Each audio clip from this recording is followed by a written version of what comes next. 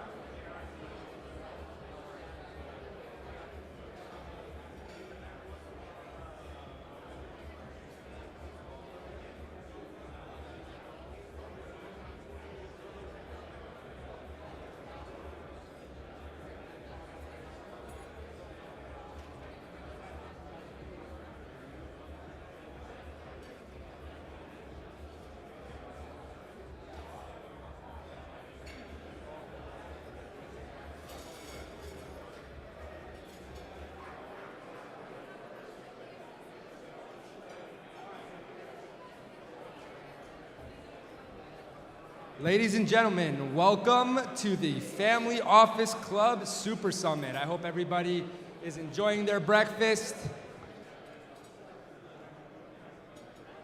I hope everybody had some good travels in. I definitely want to start off by welcoming back our members. If this is your second, third, fourth event, welcome back. Great to have you back. And a big welcome to our brand new members if this is your first time at our conference and our event. If we can start grabbing our seats, if we can start calling our friends over, maybe shooting over a text message to your business partner, your colleague, letting them know that the event has begun. Excellent. I know it's not even 8 a.m. yet, but can we get a round of applause for everybody that made it here at this time? Round of applause. Excellent. Excellent. Once again, my name's Andre Sospina. I'll be one of your MCs today. I'm also the managing director for Family Office Club. Can you please raise your hand if this is your first event with us ever? Fantastic. Welcome. Welcome to the family. This is it. It's December, what's today's date, right? Today's December 14th. We're 2 weeks away from 2023. 2022, what a year, right? As we enter this, as we wrap up this year, there's no way to sugarcoat it. The world has changed in ways that we did not expect. Right, we're wrapping up the pandemic. We're all here being able to be together now. The markets are more volatile than ever. Europe is in an interesting situation. Our interest rates are up. And once again, our economies have just changed in a way that will probably transform the world. And we are here together to really figure out what direction that's going to take. So as you come into this event, it's really wrapping up 2022, right? And these are the conversations that you will have that will propel you in 2023, that will take you to the next level in 2023, depending on how you take your conversations here today, right? This is a very different event. If you've been to our events before, this is the first event. This is our 10th Super Summit ever, and this is the first event where we didn't sell event tickets. Everybody here to the left or to the right of you is either an accredited investor that has come here to learn how to preserve their wealth and learn where to invest, or is a member of our community. This is a members-only event. So just remember that as you network here. What we've done is filter out people that are just here for run-and-gun events, right? Just come here to an event to try to shove their pitch deck down everybody's throat as fast as possible. We've really eliminated that here. We're a community, we're a growing network, and we aim to be a massive resource to your growth, to your capital raising, to your wealth preservation. So just something to keep in mind as you're here, as I set the context for today. Just remember that we're here to really support ourselves as a community, not, desperately raise capital and treat investors like they're ATMs, right? We're here to really learn from each other, to collaborate, and to really find synergies in the most organic way possible. So once again, I want to thank you for being here with us today. We're going to start off the event officially with the opening remarks from our founder and CEO, Richard Wilson. Round of applause, everybody.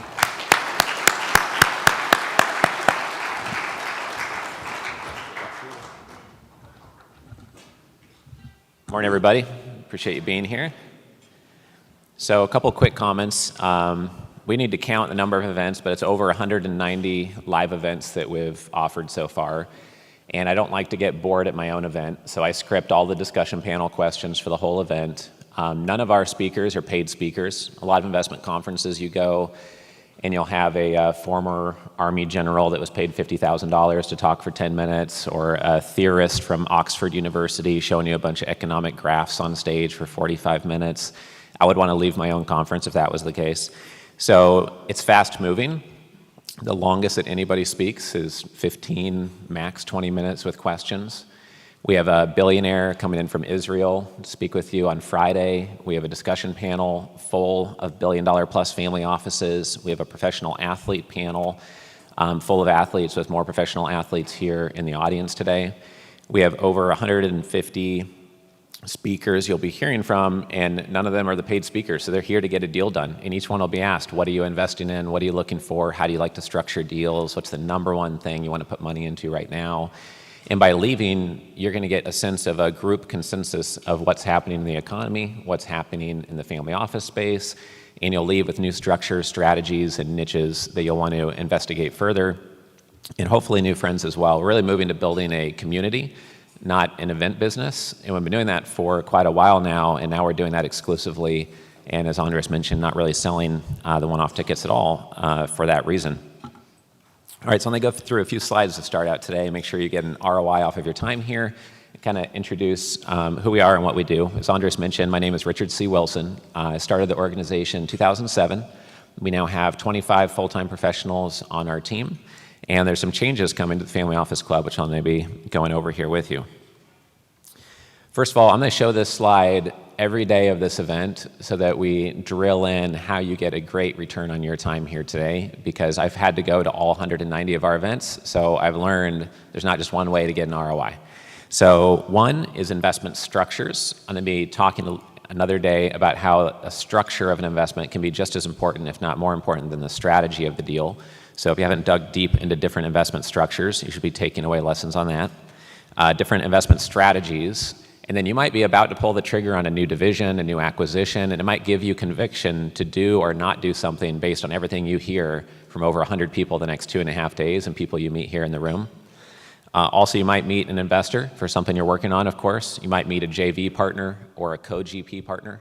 And what that means is, like someone that just signed a term sheet last month, who they met at our last quarterly event in New York, they signed a term sheet that funds all of their deals up to $300 million in assets under management, and they only manage $30 million of assets under management. But they meant someone that said, well, if each of your deals underwrites at this quality, such as this, we'll just fund all of your deals, and you don't need to raise capital from a whole bunch of different investors all the time. So finding a JV, co-GP partner is possible. Meeting peers who can hold you accountable, that you can keep in touch with, is one benefit. And then the other thing is that there's a lot of family offices here that are sort of hidden. Like, they don't have the business name Wilson Family Office or a job title CIO of a family office. They might say, oh, we run a few car washes, and they might be humble. They might run 130 car washes. They might be the wealthiest person in the room, and you might just think they're raising capital for their 2 car washes.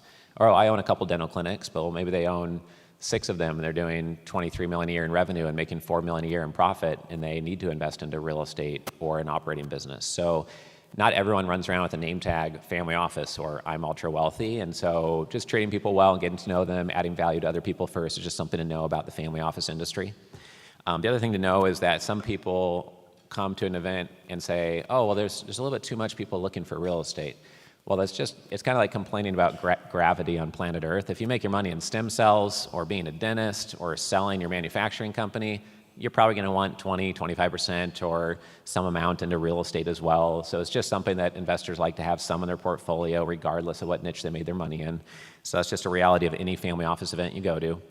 And we've had people, I just had a call from someone who was a charter member, didn't have any money to his name, started building up his business by being a member here at the Family Office Club. He's now sold part of it for $175 million, and he'll become a billionaire next year if his company goes public. Michael Scott is here, I believe. He had never raised capital, came here, learned how to raise capital, and I didn't know he was going to say it, but last year credited us in part for being able to acquire a company in the cannabis space and sell it for over $100 million last year. We also have Meg Epstein, a female real estate developer, just starting out. She skipped the whole raise capital 50K, 100K at a time stage, went straight for family offices, spent 18 months politely following up, raised an $8 million and a $40 million check, and now she manages $500 million in real estate. A $40 million check is equal to 400 $100,000 checks. So it's worth time being a little bit patient and building a relationship. Took way too long on that slide, so I'm going to go faster now. So this is our team. This is what we're most proud of. This is how we get everything done. This is how today's event happens. So if you need anything, please let them know, and we'll try to serve you and answer any questions you have. This is my home team. So that's my wife, my 3 daughters there. We try to go on one really fun trip every quarter. We're going to Nepal to Everest Base Camp on like a Sherpa guided hike in April, trying to make it down to Belize, visit with the Nagel family down there, and every summer we go on the Pacific Crest Trail on a trip or two. This is us in the Narrows last year. My wife and I did rim to rim in the Grand Canyon. It was in one day we did 45 miles, 11,000 feet down, 11,000 feet up. We like outdoor adventure stuff. If you guys are into that, then we can follow up and talk about that as well. And I know you have a cost of being here. That's the most expensive part of being here is your time. You could be doing something with your spouse or your kids instead of being here. And that's why we try to get so much done per day and have so many speakers on stage.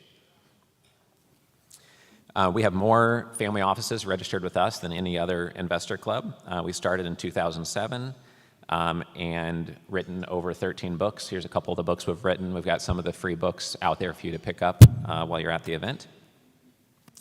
We now have $85 million worth of deals closed this year, and we're really focused in 3 areas. One is just listening to our clients. If they're worth $50 or $100 million plus and they say, I want you to keep me in mind for dry cleaners or stem cell companies or manufacturing or dental clinics, whatever it is, and we'll just keep them in mind, and if we can source something like that, then great. And then we'll do that for them as a family office client, so just listening closely to the niche ideas of clients.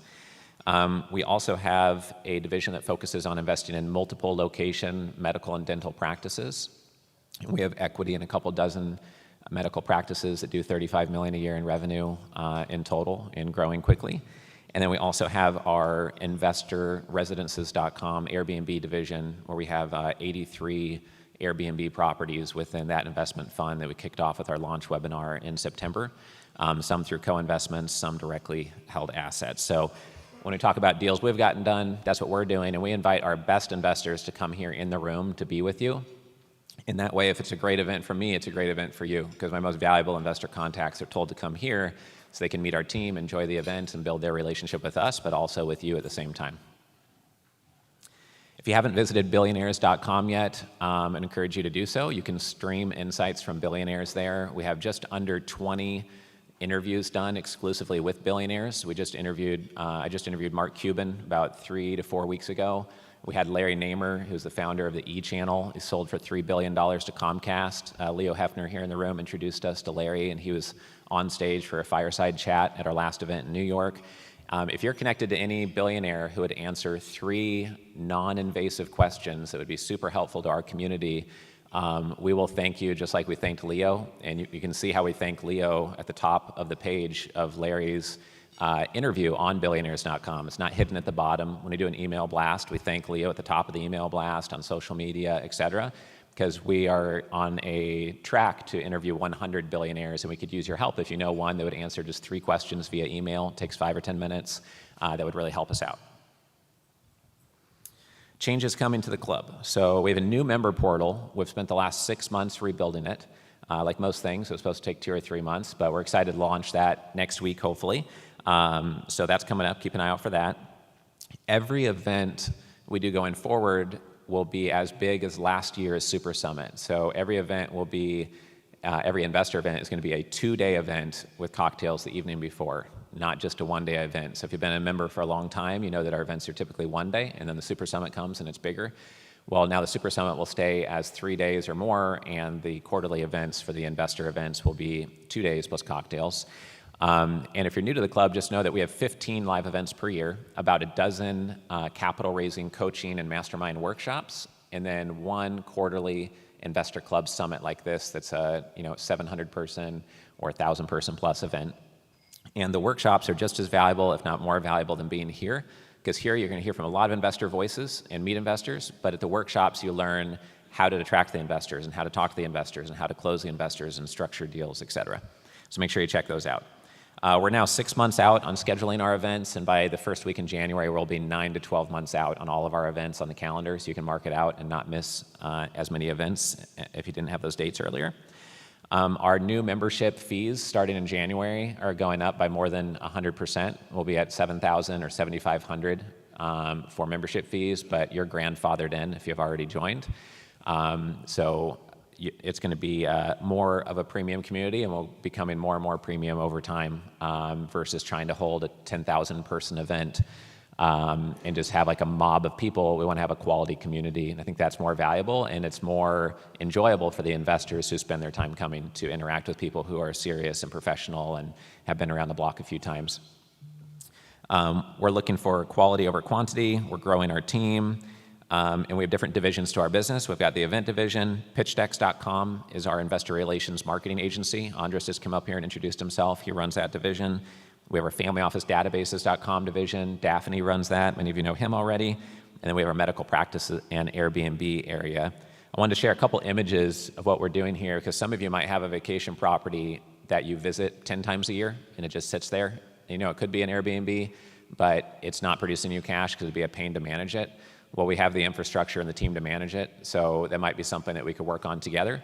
And it is something that could activate and make it a asset on your balance sheet into a monetized asset. So just go to investorresidences.com if you'd like to chat with us about that or investing with us. But I wanted to show a couple pictures real quick of the type of unique assets that we're acquiring. This is a property in the Grand Canyon. It was an outpost, a trading outpost for 50 years. And now we've turned it into a really modern Airbnb that sleeps 22 people. So we sleep more people in this Grand Canyon Junction area than anyone else in that area, and it allows us to charge more for those bookings. This is a home in Orlando. It's kind of decorated to be like a castle theme because people are obviously going there much of the time for Disney. This is an asset in Park City we picked up by paying all cash and closing in 17 days with high earnest money down. So we got a great deal on it. And this is an asset that we're acquiring right now in the Pacific Northwest. It looks like a Jurassic Park type themed property. So pretty unique. It doesn't matter if 1,000 more Airbnbs come on the market. It's not going to look like a trading outpost or a Jurassic retreat. And that's part of our strategy besides sleeping a lot of people at each of the properties. Most important thing I'd say about this is that when we say structure matters, we really believe it. For 15 years, I've been running this investor club, and so we designed a structure that we haven't seen elsewhere. We don't charge acquisition fees. We don't charge annual management fees. We don't charge you any fees until we get you all your money back and double your money. And that way, you're winning before we're winning. I know it's a little bit of a crazy idea. Maybe don't charge investors money until you've made them money, but I think that's kind of the future of where investment management is going, so that's the way that we have structured this. Latest one is Sedona. We acquired an acre property for $900,000 that was going for $1.2 million, and it has 3 structures on it. So we'll be able to sleep 35 people at this one asset. And out of 2,700 properties in Sedona, only 27 properties, 1% sleep 16 or more people, and 0 of them sleep over 30 people, according to AirDNA, which is not perfect data, but it's a unique asset, basically. So if anyone's interested, Laura is at the back. If you have any questions about it, if you have an asset you'd want to contribute into the fund, monetize, or if you're interested in investing, we are closing on the Jurassic Park theme type property on January 5th. So we'd be excited to have you as part of that platform, or if you're interested in the medical practice side of things or run a medical practice, and just let us know, because those are the 2 areas that we're scaling as we grow the Investor Club. So once again, I want to come back to this, because you'll want to keep on coming back if there's 8 different ways for you to get an ROI off of being here today. And so I just want you to keep this in mind as you're listening to speakers and hearing people on stage.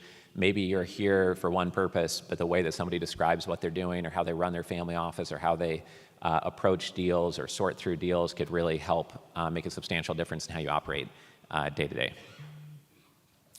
All right, so that's it for me. I think we're 1 minute ahead of schedule for probably the last time of the whole event, so it's good to see. I appreciate everyone being here. I hope everyone has a fun time. I hope you enjoy being part of the community. If there's something that we need to tweak to make this an even better community for you, then please let us know and don't hold that back. That's how we get better. And we really want to have a community of like class act professionals who treat each other well, help each other, give each other advice and helpful resources. And all of you have 10,000 or 20,000 competitors who also either run a family office or run a real estate fund or run an operating business that's raising capital or run a PE fund. But out of all those competitors, there's not many here in the room. And the ones who are here in the room are probably not in your region or with the exact same strategy as you. So just being open and helpful to everyone you meet is definitely appreciated, just to grow this sense of community over time. So I'd love to invite up now Peter from MPI Family Office and Vince Muno as well. And let's give them a round of applause as they come on stage.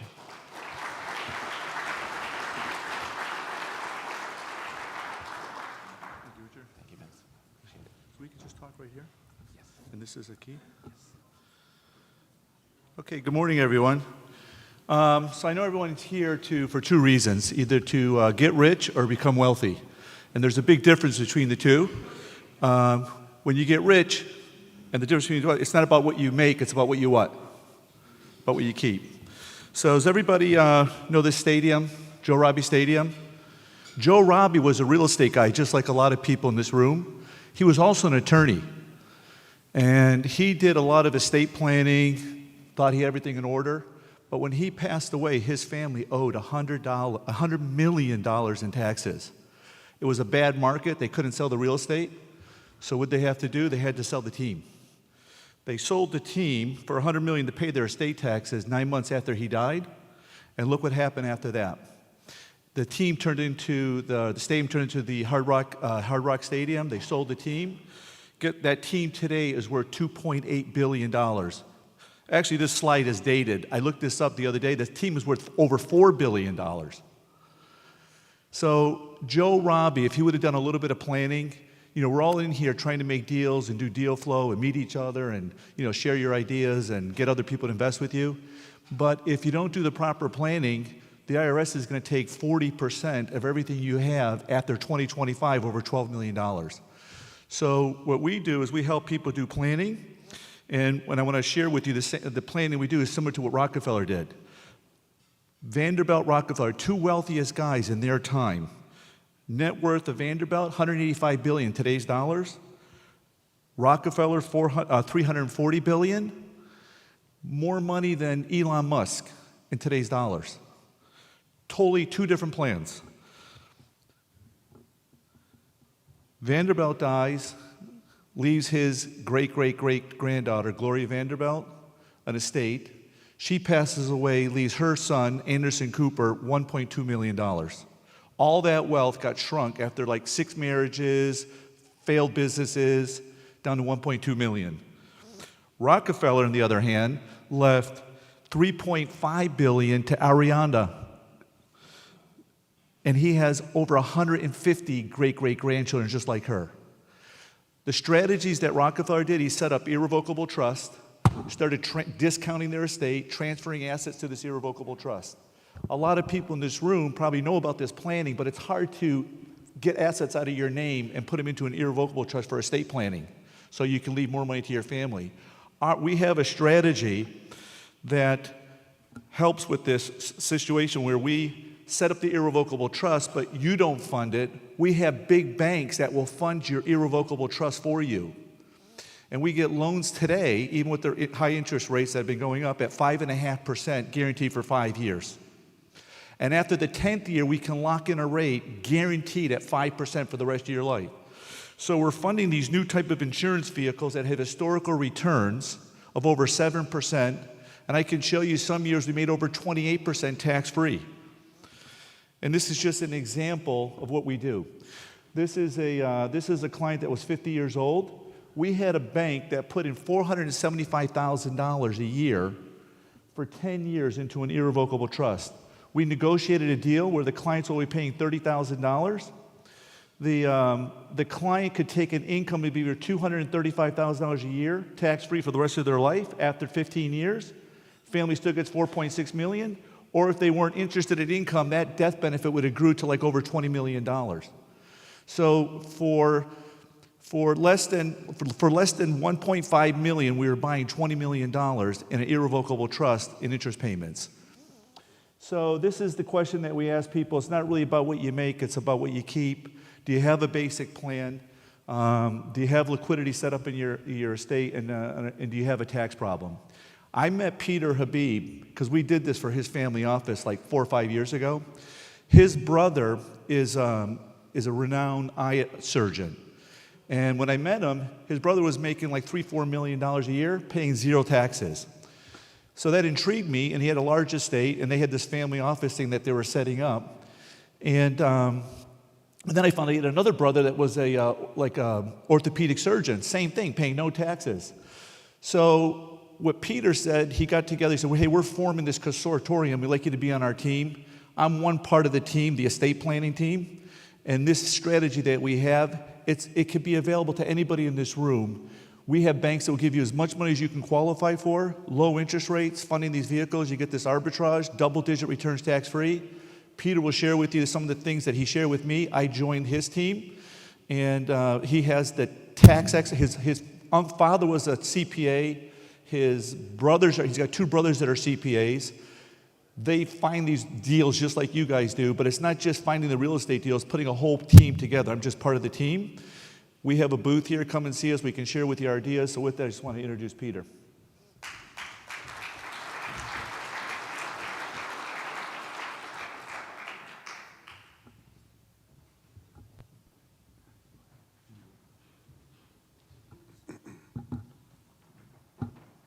Thanks, Vince.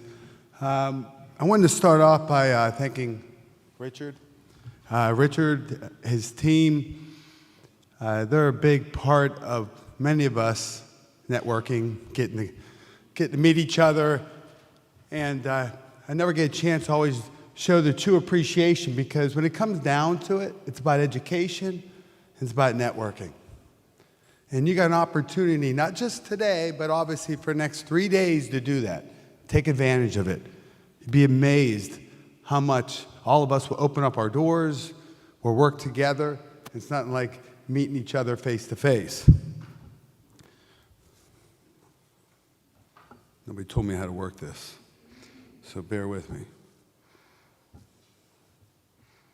This isn't working. Of course it isn't. You know how to work this? This is supposed to be working? Anyway, that'll play. I have a tough time standing still, so I'll do my best here. I like to move around. But Vince introduced who we are. I am a serial entrepreneur, just like probably everybody in this room at one time.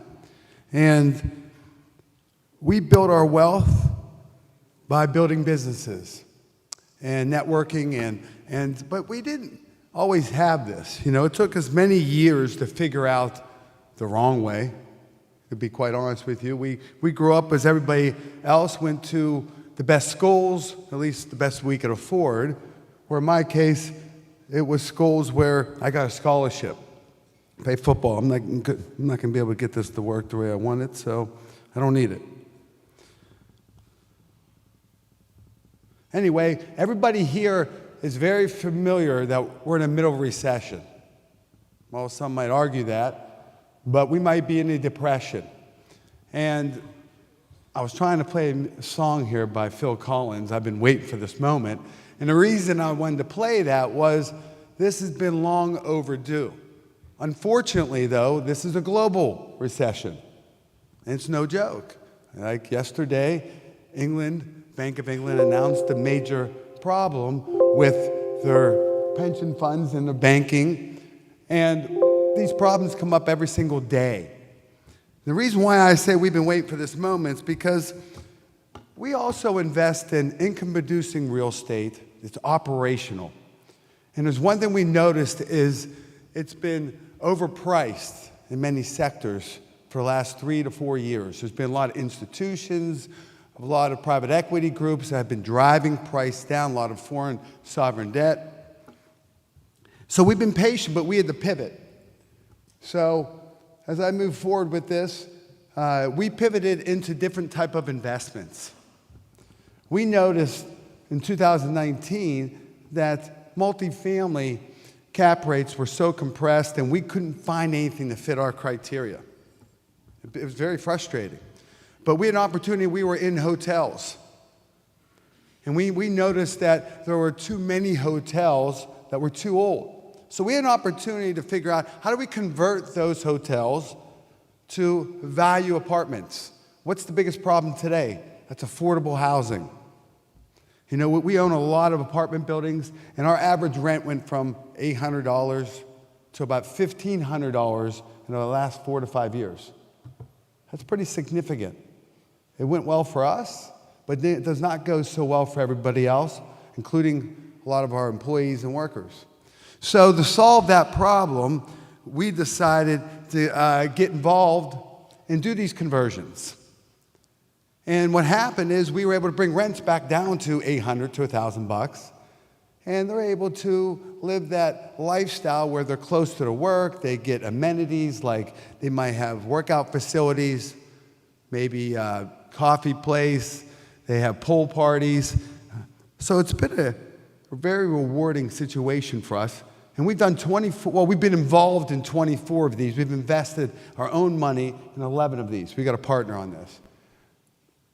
So let me get back to why we're doing everything. I think everybody here, correct me if I'm wrong, we all go to work every day for a means to an end. What's the means to an end?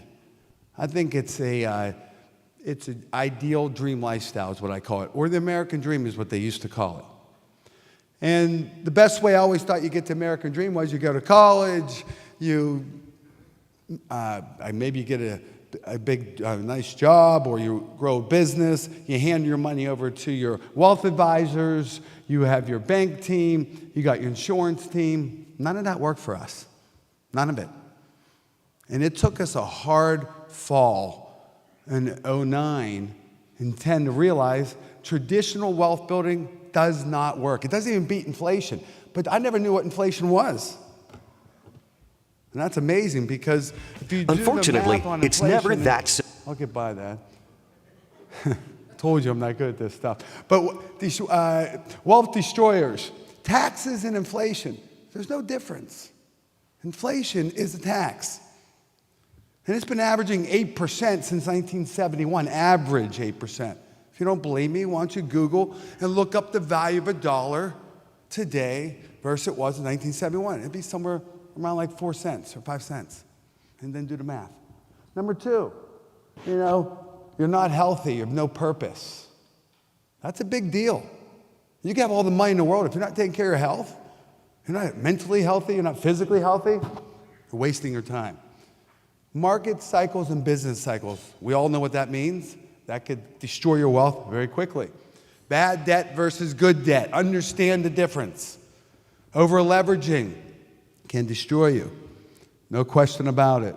Traditional wealth strategies, I've already discussed those. Those are 401ks, insurance plans, bonds, stock markets. Are you guys familiar with we've had the biggest crash in bonds since 1778? I'm sure you are. What are you going to do next? I always say, let's keep this positive and figure out, we're here to figure out what are we going to do over the next 3 to 4 years, because there's opportunities everywhere. And you guys are the ones who are going to make the difference because you're here. And I'm sure you go to other events. I'm sure you're going to continue to network. And there's going to be things that come out of this recession or depression that will change the world. And we've already been seeing that. Elon Musk was one of them. Now, wealth creators. The tax laws, now Vince said we didn't pay any taxes. I can't say that's true because our properties probably pay $35 to $40 million in taxes. Who gets the benefit? The government. The tax laws are incentives. You know how many jobs we produce? W-2s? Who gets the benefit? So we believe, and our team believes, that the tax law are incentives. Utilize them. They know people like us and like you will pump that money back into the system and create more jobs. Healthy dream lifestyle, cash flow businesses. Man, you got to have a business. No question about it. Own your own business. Good debt. Understand leverage and velocity of money. These are simple fundamentals, but very few people understand them. And of course, we have our own MPI, Family Office Wealth Strategies. We probably have over 20 different wealth strategies, and they didn't come from me. These are coming from people who have been doing it for many, many generations. And of course, you have to be out there because they're always changing. So what our family did was we started something called the Consortium of Wealth because we joined all the groups, the CEO groups, the YPO groups, and we just couldn't find a group that had that one-stop shop that took a hard-working business person and they got them to where they had massive passive income for the rest of their life. And that's the most important part. It's all about cash flow because when the market goes down, and long-term generational wealth. And our family has opened up our family office. Not only do we share all our deal flow, which we got significant deal flow, and that's why we're always here to increase that, but we also have tremendous wealth and tax strategies. And I'll be wrapping this up in about 1 minute, Richard. Bear with me. I am giving people the opportunity to understand and come meet us. Vince is one example of a family. We have a lot of families like Vince that they may be worth $10 million. He's got a very successful business, but he still has to go back to work when the market crashes. He loses the value of his spending power because inflation's killing it and he's paying way too much taxes. And his returns in the market are 2, 3, 4, 5%. Instead of our returns have been 20 to 30% after taxes. Plus, our taxes are minimum to none as a family. So you could do the math. That's about a 50% difference than what we used to be. I want to just thank everybody for the time. I'll be here for the next couple of days. Love to meet whoever we could do business with. And thank you very much, and enjoyed the time here because Richard put a great thing together. I appreciate it. Thank you.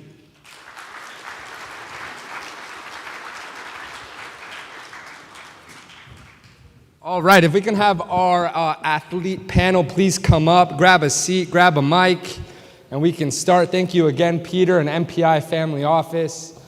Excellent. So if you're just coming into the room again, my name's Andre Sospina. Great to have everybody here. We're gonna start off the first official panel of the day and of the Super Summit. This is our pro athlete panel.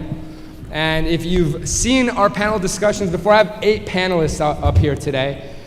We go lightning fast. That timer right there says I have 33 minutes, and I have 8 of our panelists. So panelists, what I'm gonna ask each of you, I'm gonna just go down the line, have you introduce yourself, let us know a little bit about your career, and then I'll probably go down the line and have a chance to ask probably like another question. But I will ask you guys to be conscious of your time. Try to keep your answers anywhere between 30 to 45 seconds. You'd be surprised how much you can get out in 30 to 45 seconds. And we're gonna make a flash panel. So we're gonna start right here with Stephanie. So if you can please introduce yourself, where you're flying from, and yeah, what sport you played. Yep, it should work. You shouldn't have to touch anything on the mic. You guys did me dirty. You know you did me dirty. Even my sister did me dirty. Excuse me. I'm Stephanie Anderson. I am an NFL player advocate. I am the partner of an NFL player. My background is as a business consultant for over 20 years. My master's degree is from LeTourneau University. I have a business degree from Alabama. And one of the things that I'm most interested in is philanthropy as it relates to investment, as it relates to being able to give back through philanthropy. Thank you. Great, thank you. Wonderful. Nice to meet everyone. My name is Lindsay Taylor.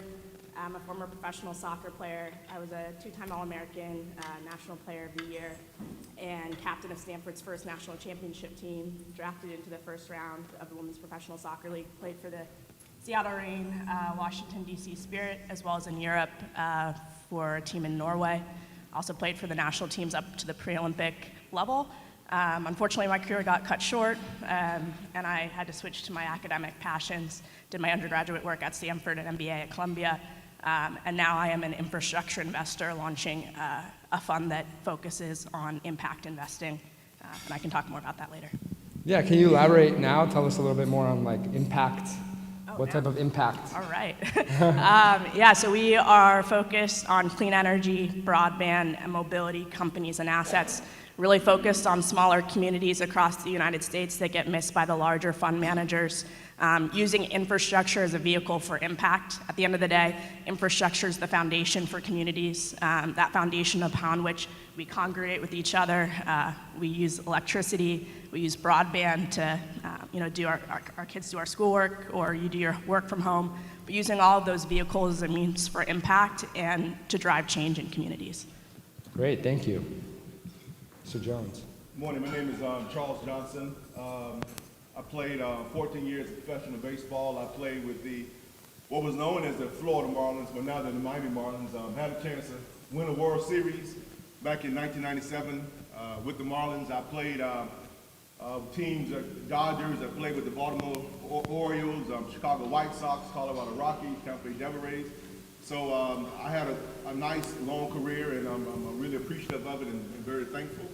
I'm currently ambassador with the Miami Marlins, which I'm really proud of. And also, too, I do a lot of work with MLB and also with a company called Perfect Game, which helped develop a lot of young kids in the game of baseball, which I'm very excited about.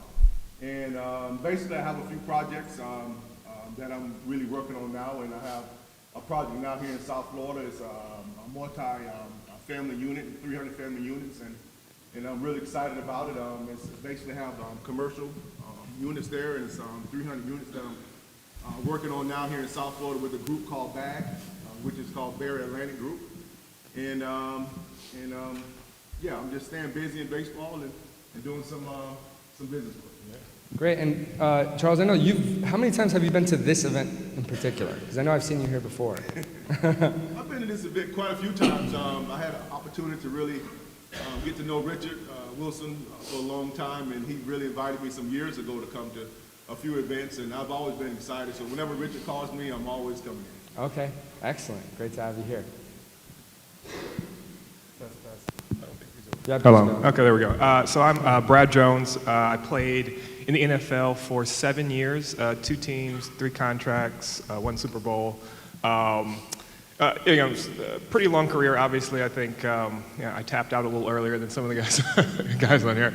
But yeah, currently I am managing partner of Standard Normal, an investment firm with a family of funds that all center around energy. I'll be talking about the hedge fund that we run tomorrow. But yeah, educationally, background is in physics and statistics. I think a lot of the reasons, while we're up here is to kind of let guys know, what athletes want, but I think a lot of the reasons, I think some of us, especially me, got into investment management is because, it's hard to find effective stewards of your capital. I think as a professional athlete, you get pitched a lot. And so, yeah, that's what I'm doing now. Yep. Excellent, thank you. Chris? Good morning. Good morning, everybody. Everybody looks beautiful this morning. Happy holidays. Good to welcome you to Florida. It's funny because Richard and I connected over 10 years ago when I was dealing with the original Gucci family, and him and I connected. And look, 10 years down the road, I'm here on this stage. But my name is Christopher Dora. Had an opportunity, 3 years, professional athlete with the NFL as well as the CFL. Things fell short for me after a near-death experience, and it caused me to have to shift gears. Today, 10 years into my financial services career, I work a lot with athletes, and I'm looking for investors and looking for people to look at ways to bring you in front of people who I deal with in my network. Typically, the value that I'm bringing is helping a lot of the sports athletes and investors and entertainers with succession planning, helping them really look at ways to understand how to really think about the generational wealth. I'm positioned here locally in the Tri-County. I represent 1847 Financial. I'm excited. Jimmy called me, and said, "Hey, you need to be on this panel. You were a former pro, and just learn more about the opportunities here today." So I'm excited because I think what I'm looking for specifically is ways to talk about passive cash flow as well as any opportunities regarding pre-IPO. Those are the things that I'm interested in. I'd like to talk to people individually, but really understand the elevator pitch. A lot of us athletes, we don't understand half the stuff you're saying. But what's important is if you give us at least the elevator pitch, you tell us what amount is to be invested and the exit strategy. That's what gets our attention. So very happy to continue having a dialogue, but I'm very excited to be a part of the Family Office Club. Thank you. Thank you. Thank you. Johnny. Good morning, everybody. My name is Yoni Noy. I'm a former Division I athlete. I started my career off of Wall Street on the commodities trading side. And then about 6 years ago, I had a fortunate opportunity to start working with professional athletes as a business and investment manager. My angle there is a company called LA Partners, stands for Loyalty Above All. Something that I truly and passionately believe in is that the the structure that's currently presented to professional athletes is completely broken, and it benefits only the advisors, not the athletes themselves. And that's how you hear all these horror stories of athletes getting robbed, stolen from, lied to, across the board, because they're giving up discretionary authority, signing power of attorney, and giving up control of their physical assets. These are all things I completely against when it comes to advising professional athletes. Again, that benefits the advisors, not the athletes themselves. So I started LAA Partners to introduce a new platform, a new structure for professional athletes to get involved, investing their funds, but giving them control the entire way through. And then a couple of years ago, while I was focusing on LAA and still am, obviously we're very much heavily invested in commercial real estate firm investments. I had an opportunity to join Creed, which is a digital capital markets platform that helps sponsors raise both debt and equity in more basically more transparent, efficient, and cost-effective manner. So being able to kind of marry the two, I'm very passionate about helping athletes find the new path that's more advantageous for them, but also still focus on commercial real estate space and still basically advising them in how they can still invest their money, but in a more efficient manner. Great, thank you. Good morning, everybody. My name is Gregory Buddy Howell. I'll say I'm the first meet of the panel because, like, I've spent 4 years in the NFL. I'm a current free agent, so I'm still trying to stay active. 3 years in Houston, 1 year in LA, Super Bowl champion, undrafted out of FAU. So my pitch is like every week I had to earn something. Every week I had to earn a check. So investment-wise for me, I didn't feel comfortable doing anything while I was playing because I'm playing. I want to be able to have full control and do everything when I'm done and have my eyes on everything, just like he's saying. If I just give somebody my money and say, make it happen, I can't get mad if it's lost. So me, I've been sitting back, earning every check, week in and week out, and just saving, trying to, build myself a good nest. And then now, towards the back end of my career, I'm still trying to keep going, but towards the back end, when I can be fully active and fully aware of everything and every investment that I make, is when I truly want to, start investing. So I'm here to learn and listen and understand the business and everything, and that's just me. I'm the first one. I'm just trying to understand everything, and like he's saying, the pitch that they give us, put this, put that, it's like, all right, what is it gonna do? You don't understand as an athlete that it can be negative and not always a return. So that's kind of like the picture that they try to paint for you. Oh yeah, you're gonna get back, but in reality, it's not always positive. So I'm just here to learn and observe and connect with people and just, feel my way throughout this process because I'm kind of heading towards the back end, which is, it's fun because now it's a new shift. Not getting banged up so much, you can kind of relax and sit back and earn money another way. So that's all I'm about. I got my little sweater on, be kings, be queens, and all I'm really trying to push now that I'm off is help the kids. I'm trying to help the kids. I'm trying to bring all the kids to understand there's more to life and save them from, the crazy world we live in that can be beautiful if you see it a different way. So thank y'all. Awesome, and Greg, quick question for you. How long have you now started to focus on your investments and your wealth? As I sit down, it gets more interesting, and it's like I'm still trying to figure out what do I want to do because I know I want to be active. Now that I've sat down for a couple weeks, I'm kind of like, I want to do something. But you got to be smart about it. You got to sit back and understand what you got to do.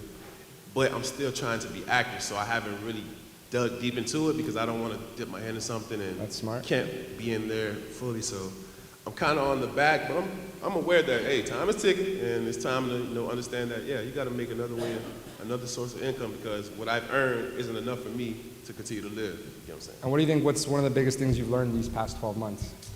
Oh man! As you get closer. For me, honestly, my past 12 months was crazy. Winning the Super Bowl, losing family members. This is me being honest, so just, take day by day and don't be afraid to try things. That's kind of like how I've been conservative.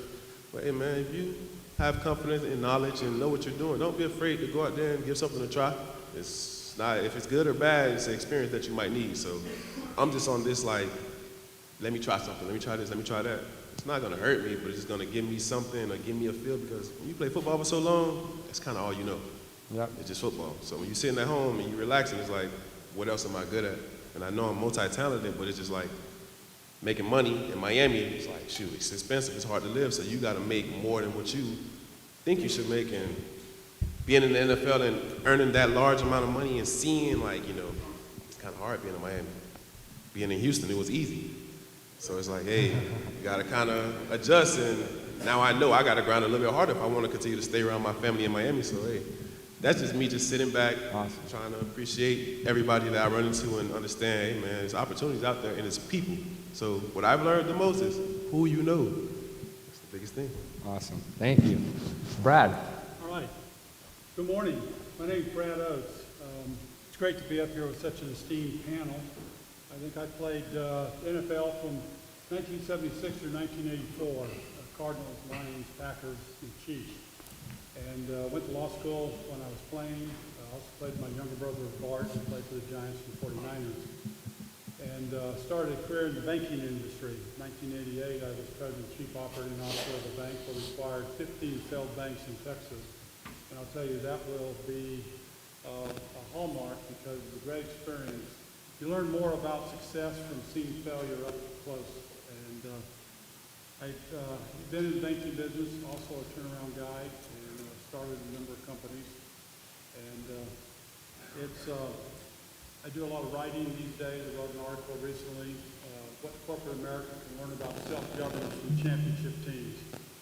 I work with a lot of companies, particularly the boards, on what it means to be best in class and how does one be a best in class organization.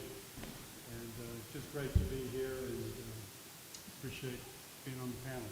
Awesome. Brad, for someone that's been in the investment world for decades now, as an ex-professional athlete, what would you say to a young guy like Greg that's kind of like starting to get his feet wet?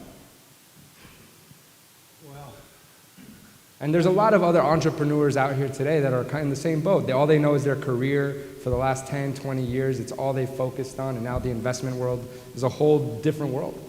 well, the best advice I can give is good luck.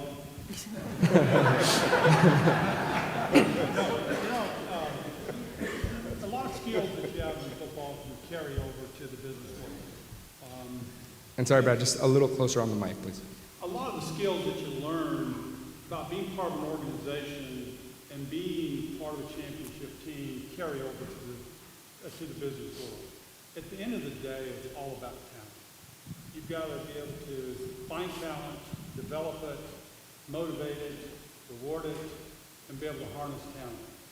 Whoever has the best talent, and think of it as top-down meets bottom-up. You need great coaches, but you also need great self-governing players. Self-governance is really the hallmark of any great organization.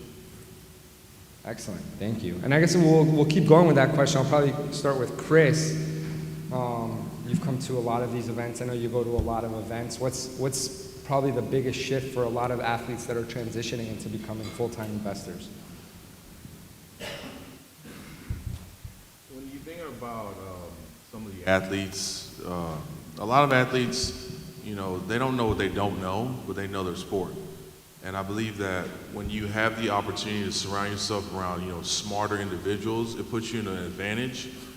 Why? Because you want to make sure that you do have an opportunity to expand your portfolio, but at the same time, you don't want to play too conservative because there's a lot of opportunities out there that are scaling quickly.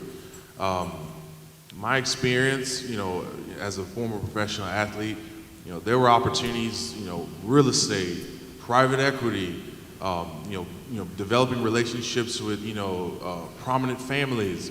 But when you think about really what I understood at that point in my life, not much, but the people around me really allowed me to enter into those opportunities with a better optics. And sometimes, you know, you may not understand the language. For people in the crowd today, you know, if there are opportunities, it's probably not the best way to give me the whole A through Z spiel, but I think it's, you know, more important to give me the top line version, the one pager. You know, set aside some time to, you know, understand who you're talking to. I think it's important because a lot of times when there is information available on the internet, you get to kind of learn more about my likes, my interests. So if there is a match, then we can have that conversation because we already have that intimate bond. And I think that's really what's important. You know, there could be other alternative opportunities as well out there, but you know, sometimes you have to make that connection first and build a relationship before you ask me for a check. And I think that's really what's important because having the information and presenting it to my team the accountants, the attorneys, they're going to vet the information. I'm not going to put money into something that I don't understand, but at the same time, if there is an amazing opportunity to look at a 10x multiple, there's no get-rich-quick scheme out there, but if we do our due diligence and we like what you've presented to us, then there is a good probability that we'll do business with you.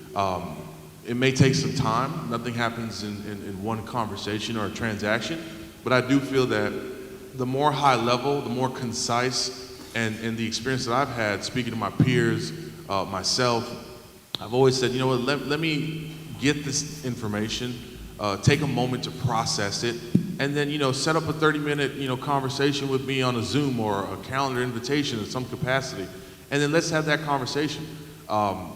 People shouldn't be in fear to talk to athletes who are well-known, who have big contracts. We're all people. We all want to make money. We all want to become wealthy investors, smart investors. But at the same time, we want to take our time with the deal, and we don't want to be pitched, left and right and stuff that we don't even get. So I would say, from my experience, it's always good to at least take your time and make sure you put yourself in position with the people around you that know more than you. Excellent. And Also, I guess before we stop, to piggyback on Brad's point, that's a great point as well. But to piggyback on Brad's point, I think that, if you are being a professional athlete or even a high-level Division I athlete, if you can make it out of the other side, it makes you a very particular kind of person. And I think a lot of our colleagues who played forget that. People think, they can't do anything else. But really, the lessons you learn in professional athletics in general transcend, your intensity with which you pursue your goals, how detail-oriented you are, your ability to be resilient to adversity. It transcends when you get to the business world. So if there's any athletes or even entrepreneurs out there who are, trying to understand how they can get a new venture started, a new venture going, take a look at your past experience. It's the best variable you have, a granular look at your interactions, how you pursued, past ventures or past relationships. That, I think that's the biggest data point you can hold on to, and then say, okay, how can I optimize this? And again, I just think that, the people we played with a lot of times forget that. So, Stephanie, you want to add to that? Yeah. So one of the things that I learned through our years in the NFL is that most of the people who do approach us for opportunities or things that they want to present to us have a sense of entitlement to the assets that we have, as opposed to an entitlement towards bringing the skills to the table that we need. So there has to be a give and take. You can't believe that you're in it just to make money off of the athletes. And that's one of the things that we immediately recognize in dealing with a lot of people, because the first thing, as some of the panelists have said, that you try to do is to sell us something, present an opportunity for us to invest in. But I would challenge you today to present yourself for us to invest in. Present your trustworthiness to us. Present your knowledge of your industry. Because at the end of the day, most of these athletes have gone to college and had to maintain GPAs higher than we had to. I know I had to get a 2.0 to graduate to Alabama and a 3.0 in my major, but they had to have a 3.0 in both. So don't assume that they don't have the knowledge, but they do need you to come with the credentials. For instance, with my family, we only use a certified financial advisor. We want that person to invest in themselves just as we've invested in our careers and sacrificed for our careers. A lot of times people think that athletes get here because it's luck. But these guys have to sacrifice a lot more than we think. And so I would challenge everybody here today to think about ways in which you can connect with an athlete on a more personal level to find out their investment risk, find out their risk tolerance, find out their goals for their family, find out how they want to build generational wealth, and then see how you fit into that picture. Excellent. Is anybody going to add on to Yes, that? I think too. And I'm also going to ask the audience questions here in a bit if anybody has questions, but go ahead. I think too what's really important when you look at athletes, and I know when I finished playing the game of baseball, you sit around and you look and see, what can I do next? Because you spend all your time working and you spend all your time building your career. And the one thing my father always have told me is that great people are ordinary people with the extra amount of determination to be great. And this transcends into your business side. And so I had to figure out what to do. And I'm at a point now where it's that I have a son now. He plays with the Denver Broncos. He's a wide receiver. And now I went through it, and so now I'm looking back at him now and seeing what would I have done differently. And the one thing I knew I would have done differently when I was younger as far as, number one, is really find a really good mentor in business. A lot of times we have business folks around us, but we never necessarily have a good mentor. And I think it's really good if you can mentor a young athlete as far as teaching him about the game of business. And also, too, if you're approaching an athlete, I truly believe is that the best way to get closer to the athlete as far as having him become more of a brand ambassador, I think can help move things better, because then now the athlete is not coming out of his pocket, but at the same time he gets to kind of come along with the whole deal, being part of a brand ambassador, because athletes get hit a lot of times with financial monies and always have to come out of their pocket. So I truly believe a brand ambassador is always a good way to go. And I have a follow-up question for you, because I see that a lot. Once again, it's the uncanny similarities between you guys as professional athletes and, let's say, like your son plays for the Denver Broncos right now. There's a lot of, for example, surgeons here that their sons are now surgeons, right? And they're here to kind of figure out how to preserve their wealth because they work 60-hour, 80-hour weeks at hospitals. You know, they focus on their craft, and now it's like, okay, what do we do with the wealth that we've accumulated? What have you done to help your son kind of transition into the business world, knowing that, like, how is it now that it's, you know, sports is a family business in a sense? How do you instill some of those same values you have into your son? Well, has it been a challenge, you know? Well, this is his first year in the NFL. He's a rookie, and so he's just starting to make a little bit of money. And so, you know, and it's really difficult because now he has a couple dollars in his pocket, and I know how that felt when I first started making a few dollars. You kind of want to hold on to it, and you don't really know and don't want to think about investing, because now you really want to go out and buy your car and you want to buy some nice clothes. So their mindset is totally different at 22 years old making money, because I know how I was at 22. I wasn't thinking about investing in anything. I'm trying to figure out what's my next whip going to be. You know, what car I'm going to get. Yeah. And so, you know, and that's one of the reasons why. When I came out of high school, I was the first round pick out of high school, 10th pick in the country. And I turned down the signing bonus to go to college. And people say, well, why you turn down the money to go to college? But I came from educators. My mom and dad are educators.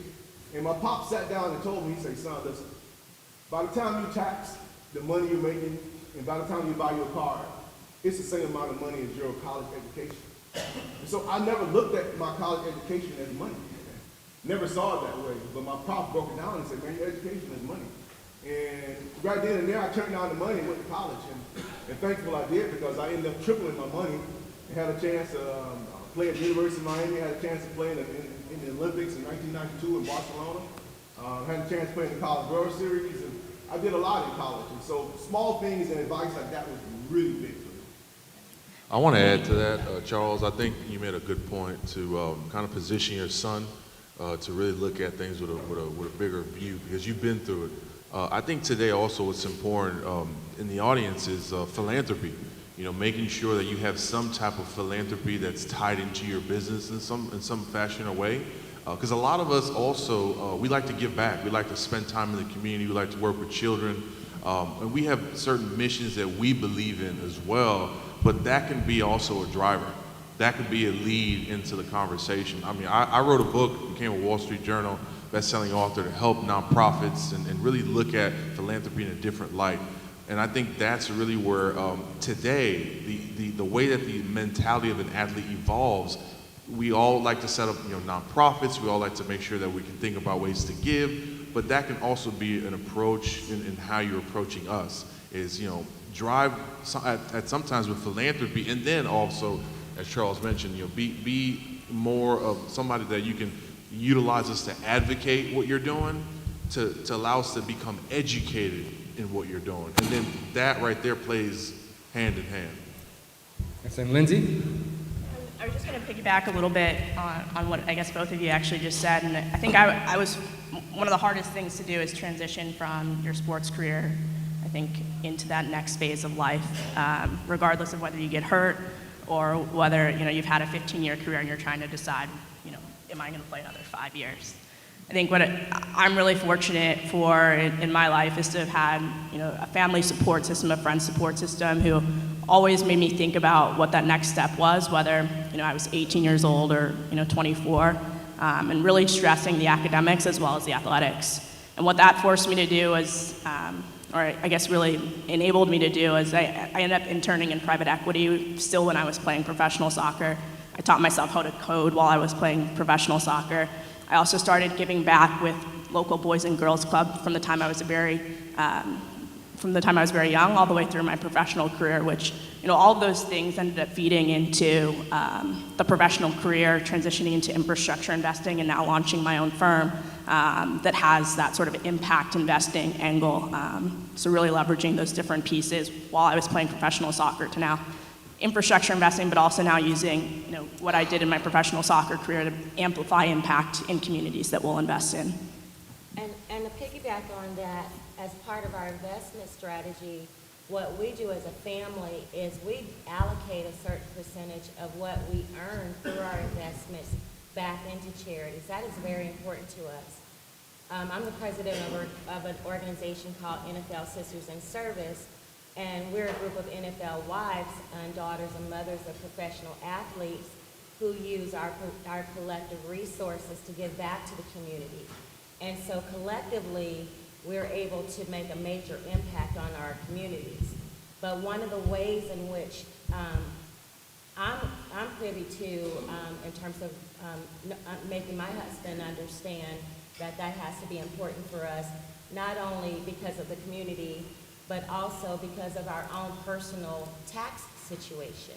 And so one of the things that I've been able to bring to our family, having the background and business that I have as a business consultant with my background being in finance, taxation, and business law, is to make help other athletes understand, and their investors understand, how all those pieces work together. And so if you're only banking everything that you bring in through your investments, you're going to pay it to the IRS, or you can give it back through your community. And we show athletes ways in which they can be successful in their investments, but also help support the community. And it's already, like some of the panelists have said, that's already a priority for us, because we come from communities, many of us, who have been impacted by the needs that we're trying to fix. So. Right. Well, if there were any takeaway from here, here's what I would tell you. Over the last 40 years, capital is getting cheaper and cheaper and cheaper. We're now entering an era where capital is going to be more expensive. I've been on, I don't know how many different pitch decks I've seen. And one fundamental core that is going to be true, which is the best operators will learn how and know how to create value going forward. It's going to be more difficult. And one of the things that I've come to appreciate is when I've heard about every kind of pitch deck you can imagine, I ask, tell me the difference between your purpose, your mission, and your vision. And I want to understand whether or not that mission is a customer-centric mission. And then the key question is, do you have a measurable mission outcome that will tell you whether you are successful? What I found over time is that those who have a measurable mission outcome that can articulate it with clarity, have the kind of clarity that can create the value in an environment that's going to get more competitive and tougher with the cost of capital going up, in which you have to create value that outruns that cost of capital. Excellent. Thank you. Well, look, that's going to wrap up our first panel of the day. If we can please give a big round of applause to our first panelists. Before I let you guys off the stage, please make sure to give our panelists time and space to get off the stage. They're going to exit right through those doors, but if we can just give them time and space, and then I'm going to bring up our next speaker. Thank you so much again for the incredible panel. Incredible points to be made. In California. Excuse me, Jack. Sorry. But wealth preservation definitely being a big focus around that entire conversation. But our next speaker, hope he's ready to rock and roll, is going to be our second standalone presentation, and that's going to be Marius Silverson with eCapital. If we can please give him a big round of applause as he hops on stage. Solving the financial and banking needs of small and mid-sized businesses.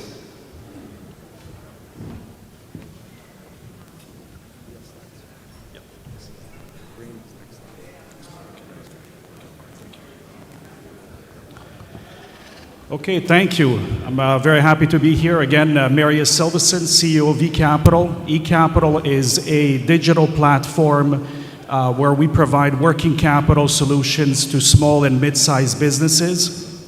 And I'm going to talk to you today about how to solve the financial and banking needs of SMBs, which is a huge need worldwide. And platforms are really stepping up to the table in a big fashion to solve this financial problem for SMEs across the globe. So, well, I don't know what happened. So,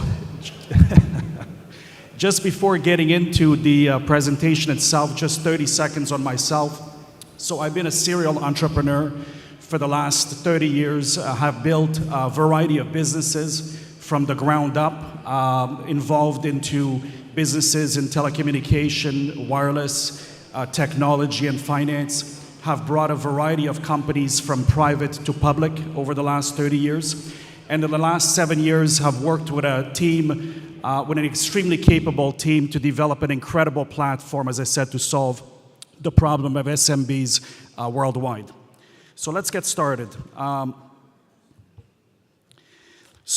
SMBs represents the largest business segment in the world. But SMBs traditionally struggle to secure the working capital they need to meet business goals. Traditional financial institutions really have failed to answer the SMB's financial needs. If you look at the large banks, most of the large banks provide credit to larger corporates, but they provide very limited amount of financing to SMBs, if any. And an SMB, the definition of SMB in our book, is basically businesses that generate less than $100 million a year in sales. The SMBs really need a financial champion to step up to the plate and provide them a unified financial solution. And really technology is key towards solving that problem. And really the financial need of SMBs is a huge opportunities for investors worldwide. And I've put here a couple of statistics for two key markets in terms of the size of the SMB market. If you look at the US, 99% of the businesses in the US are classified as small and mid-sized businesses. That's 28 million businesses. 50% of those businesses struggle to get the capital they need, and 1/3 have been rejected for credit in the last 5 years. Another statistic here with respect to the UK, over 99.8% of the businesses in the UK classify as SMBs, 5.6 million businesses, and a lot of them struggle to generate even basic credit scores to qualify for credit. So what drives really the SMB's financial needs? What asset class provides the highest level of liquidity and impact to the SMBs? And that is really the accounts receivables financing. And again, accounts receivables financing has been around for a number of years and is being provided by a number of specialty lenders and factors worldwide, but most of them cap out as they're unable to handle the amount of the volume, the amount of work associated in processing large volumes of accounts receivables. So in order to resolve that problem, technology is developed, and a variety of platforms have come on the marketplace over the last couple of years to answer this void. And in addition to having a hard time getting financing for working capital, SMBs face a number of other challenges, including globalization, a variety of financial supply proliferations, having to deal with hundreds of accounting systems in a variety of applications, dealing with legacy systems when they're placing their orders with vendors or delivering to clients. And really the banks are not bringing any new solutions to SMB.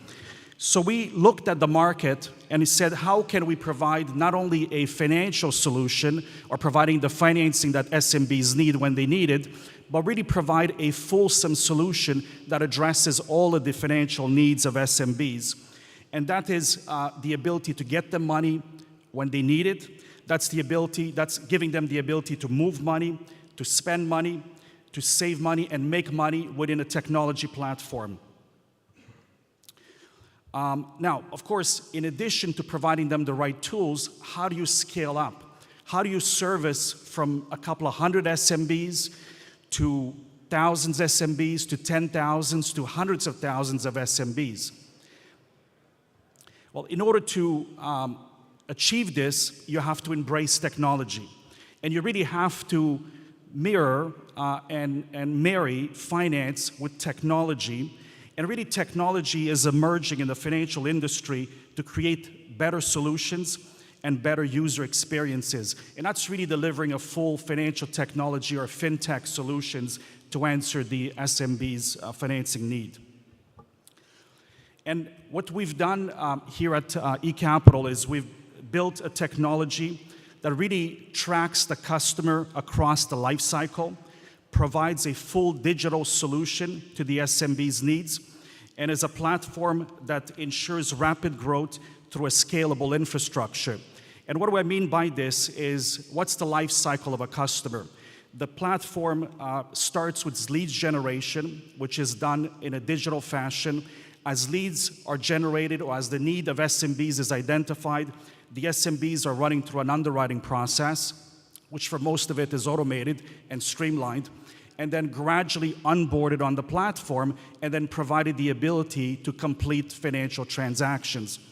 And of course, the platform with the business intelligence, the risk management, and the AI which has been built into it allows SMBs the ability to get financed in a very streamlined, efficient fashion. And again, in terms of talking about the ecosystem, going from the traditional lender's ecosystem to the platform's ecosystem, traditionally SMBs processed their requests for funding by sending documents to a specialty lender, which approved those documents, and eventually upon approval, sent an ACH or wire transfer to an outside bank, and the interaction between the SMB and the lender pretty much ended. That was the only solution provided by the lender. It was a linear solution to answer a need, but in a very limited basis. So where the ecosystem is really morphing, and I know this slide is a little busy, but the point of the slide is to talk to you about a full-scale ecosystem that has been built to fully service the entire need of SMBs. And that starts on the left side with deposit options. And those deposit options are either credit options, meaning SMB has a need for financing. That financing may be different amongst different SMBs. They may have a need for invoice factoring or invoice discount. They may have a need for asset-based lending solutions. They may have a need for payroll financing, freight financing. So there's a variety of funding products which are available to the SMBs. As these get funded, the SMB can then decide, how do I want to disperse these funds? So instead of in a linear fashion funding a third-party bank, in the captured ecosystem, you fund the credit account or you fund the cash account, and then you provide the ability to the SMB to complete a variety of disbursement options. And those disbursement options are to send ACHs or wire transfers outside to a third party, to make vendor payments, to make payroll payments, to issue digital checks, to issue debit cards, to use corporate credit cards.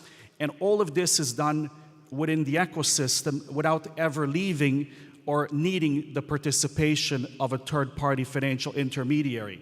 So what this means in practical terms is if a small business requires capital, they submit a funding request. That request is approved within minutes. Their credit account is credited, and immediately upon being credited, the SMB can proceed with a variety of disbursements. This is available to them 24/7, 7 days a week, 365 days a year. And therefore, the SMBs within the technology environment really does not require a relationship with a bank, does not require an outside bank account, does not require to deal with intermediary financial advisors. Everything is done within the ecosystem, allowing them a streamlined access to funding and allowing them a variety of disbursement options. And in terms of the investment opportunity for investors, again, from an investor perspective, you can decide to fund SMBs directly. Obviously, to fund SMBs directly, you need to build an infrastructure. You can decide to fund a specialty lender, a traditional specialty lender, but the traditional specialty lender will have limited scope in terms of how much they're able to grow. Or you can decide to invest into a platform. And again, we've created a platform which really focuses on the SMB's needs. There's a variety of other platforms out there which touch consumers' needs or touch a variety of other needs. And just to name a few, which I'm sure you're familiar with, there's Square, Spotify, Cabbage, Stripe, which are a number of platforms available that address different financial needs. Now, obviously, from an investor's perspective, to invest into a platform, you're really investing into an institutionalized environment that really allows you to deploy money at scale and obviously to gain exposure to what is the largest business segment worldwide. And the advantages of investing into a platform is the platform is established. There's already a certain amount of business which is running through the platform. In our case, we fund over $14 billion or provide over $14 billion of financing to SMBs annually. We already process millions and millions of individual transactions. And obviously, if these pools are structured properly, from an SMB's perspective, the asset class or the asset pool being backed by accounts receivables is an environment in which is a senior secured, high quality, short-term accounts receivables backing the asset pool backed by Fortune 500 and investment grade companies. So again, depending on the platform you decide to invest into, the asset class may be a little different. The investment opportunity may be a little different, but investing into fixed bonds, investing into preferred shares, or investing into public company equity into an established digital platform is a great opportunity to really gain exposure to the SMB space in a very large scale. So I just want to thank you all for your time and attention. And if there's any questions, I'm ready to answer them. Thank you.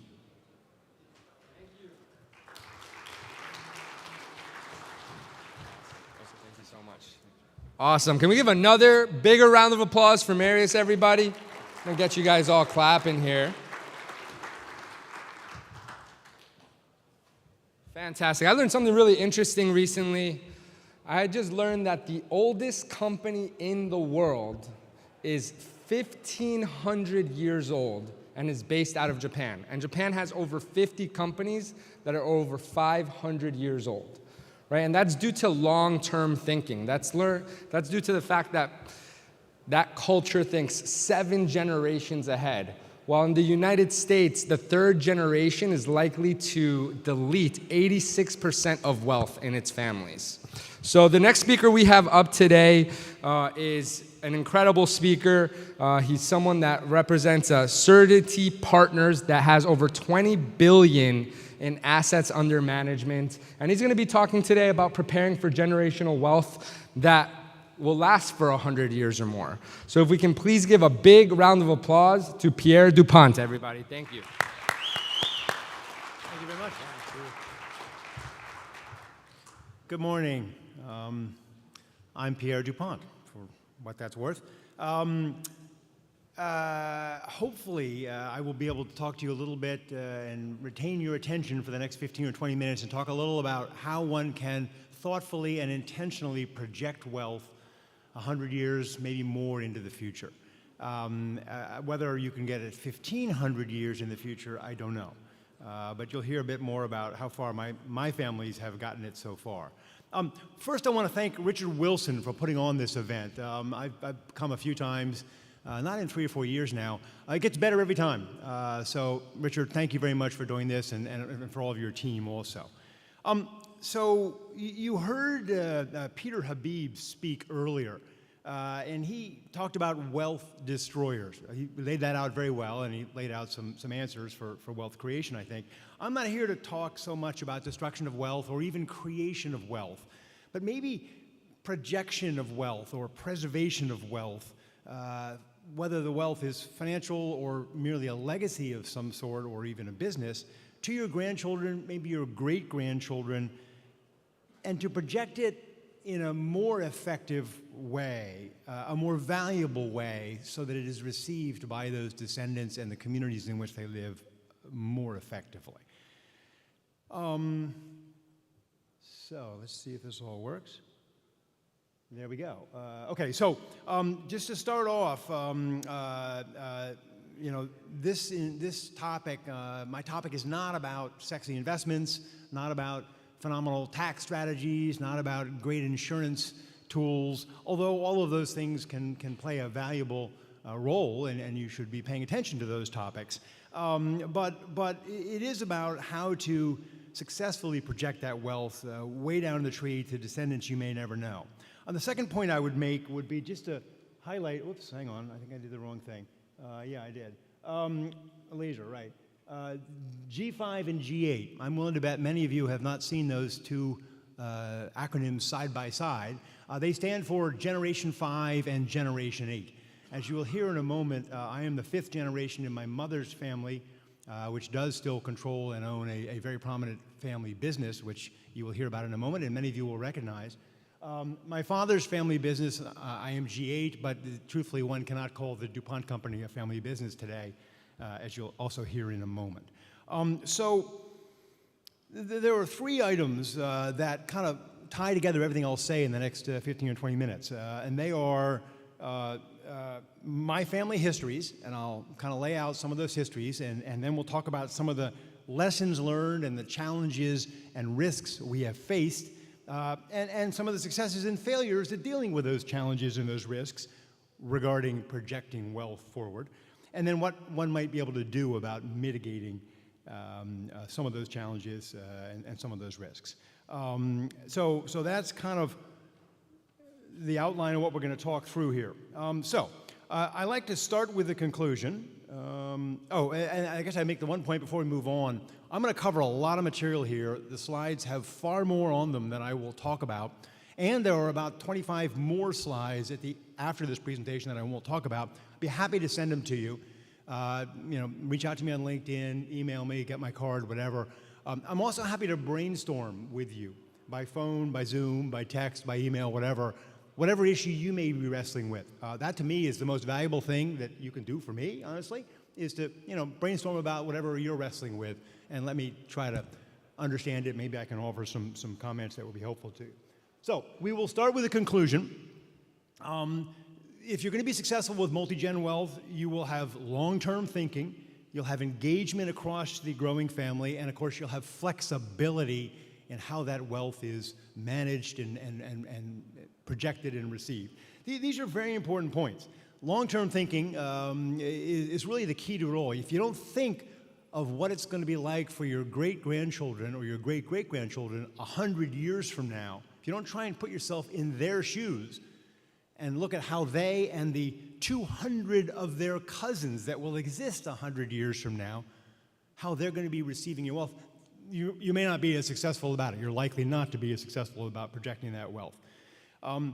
Certainly engagement is the key. I'm going to talk a lot about communications within your family, and that really comes down to giving your descendants the ability to be engaged around the wealth and with the wealth in every generation. Engagement is the key word here. It starts with communications, as we'll see. And again, flexibility, you know, I am aware of a trust document, not in my family, but I can imagine it happening, that provided education for, you can go to any college you want to, descendant, as long as it begins with the letter H.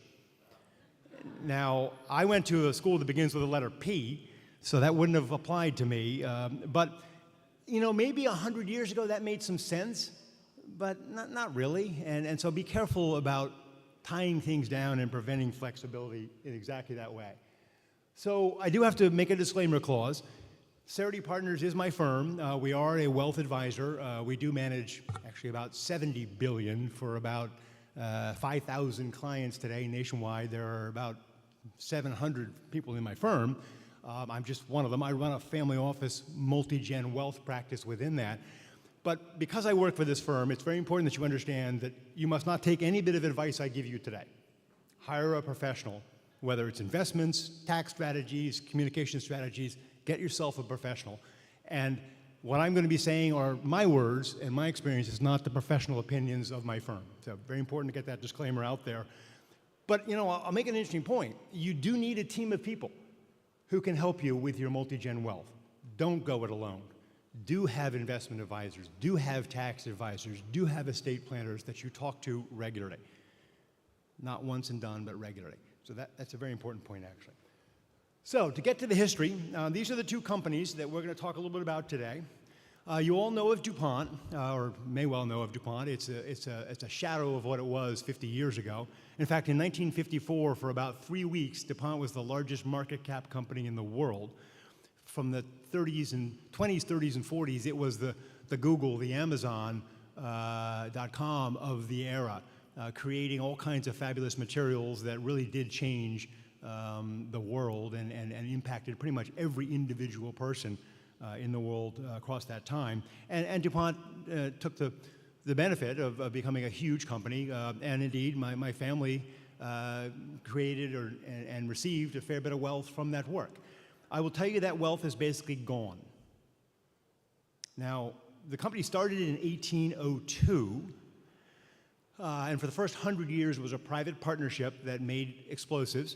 About 22%, I think exactly, across those first 100 years, 22% went to military purposes, but the bulk of it went to building bridges, tunnels, canals, mines, and even farming, if you can believe it. All kinds of applications. But through those 100 years, the company learned how to be safe, how to take care of people, and how to do a quality job at what it did.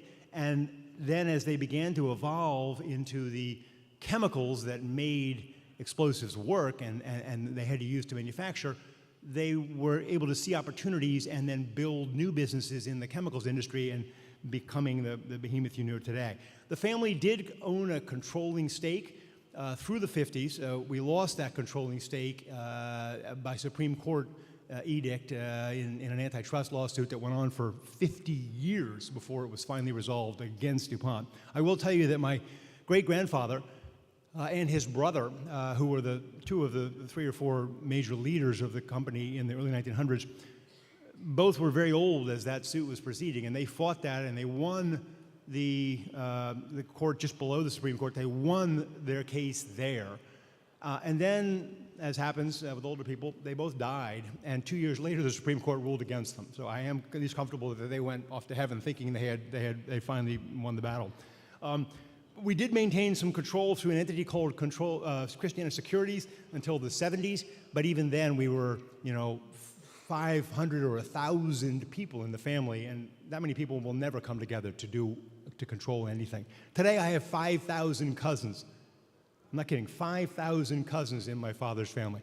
I don't know most of them, but I do know how to find them. We do have a family office that keeps track of nothing more than the genealogy. There is no shared asset, no economic asset at all. Of much greater interest to this crowd is Wawa. I suspect a number of you, I'm going to raise some hands, have been to a Wawa or know of Wawa. So, particularly down here in Florida, we're opening a store a week today between Philadelphia and Miami. And that growth rate will continue. It's been going on, not at that rate, but a similar growth rate for 50 years. My Uncle Dick, my mother's brothers run it.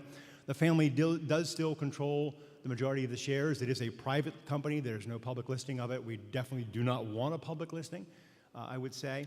There is a family council that appoints several family board members, but there is really a board of independents that oversees the company. And sadly, there is no longer any family in senior management at the company today. That's a big statement. And Uncle Dick, who is now retired, and I often worry I shouldn't be using names, so maybe his name isn't really Dick. I forget you heard that. But he's a great uncle in any case, a wonderful uncle, I should say. He did make the decision that the family didn't really have the capability to continue to support the growth of the company from a management point of view, and that's a very valid statement. No, I don't know anything about convenience stores. I don't know anything about selling gas and making quick-serve sandwiches, which we do very, very well at Wawa. So indeed, why should I be able to become the CEO of Wawa? And the answer is I don't. But it's been very interesting because there is a family trust created in 1921 that actually controls the shares through which the family, and by the way, I have 191 cousins in my mother's family. When you get to G5, that's kind of where you end up after 100 years.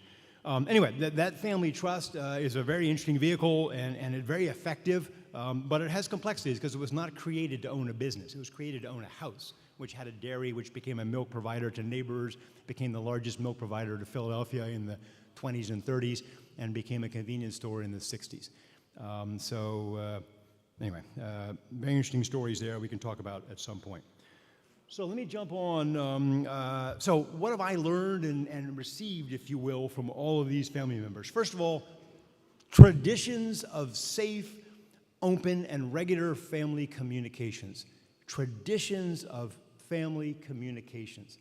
Each of those words is important. Traditions. These things have to happen even when you're gone. So how do you make that happen? It's one thing to tell your kids to get together and talk, but it's altogether a different thing that they will keep doing that when you are no longer around to make it happen. That's where the word traditions comes in. Regular, obviously you want this to happen probably once a year, maybe several times a year. In my father's family, we still have a great family event on January 1st coming up in a couple of weeks. We don't make any business decisions, there's no discussions, but there'll be about 700 people there, no joke, on New Year's Day.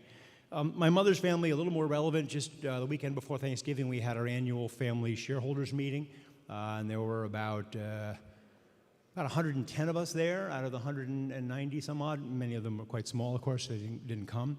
But that's a wonderful meeting, and a lot happens. We don't really make a whole lot of decisions today about the company, but we hear a lot about it, because obviously the company and we as shareholders really want the family to keep being shareholders, because that's a shareholder base that you can do something with. That's very important.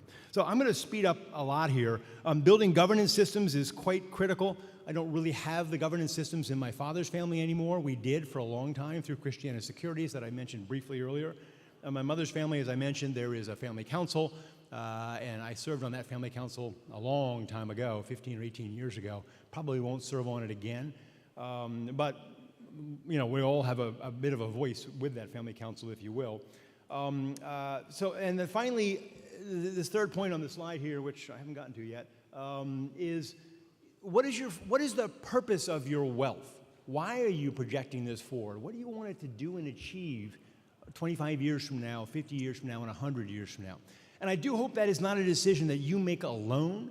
I hope you do that in collaboration with your grown children, even teenage-level children, and their spouses. We'll come back to that in a moment. Again, moving much too fast, let's move on and talk about what my dad did for me and my siblings in 1969. I was 10 years old, I think not quite 10. It was the summer before my birthday. he sat us down. This is my dad on the far right there, talking to my daughter, the blonde, and my niece, the brunette. He was a wonderful storyteller. He had a political career, told a lot of great stories as a politician, very powerful stories that resulted in some huge successes, which we can talk about another time. But the trust coming your way from my father and our ancestors are not entirely for you. You have a responsibility to project them forward to your descendants and the communities in which they live, and there was a lot more that he said. I barely remember that first sentence, but I do remember the moment. And that has been with me ever since. My siblings and I talk a lot about this. Dad died a couple years back. We talk a lot about this kind of thing, and we've projected, I believe, this on to our children indeed.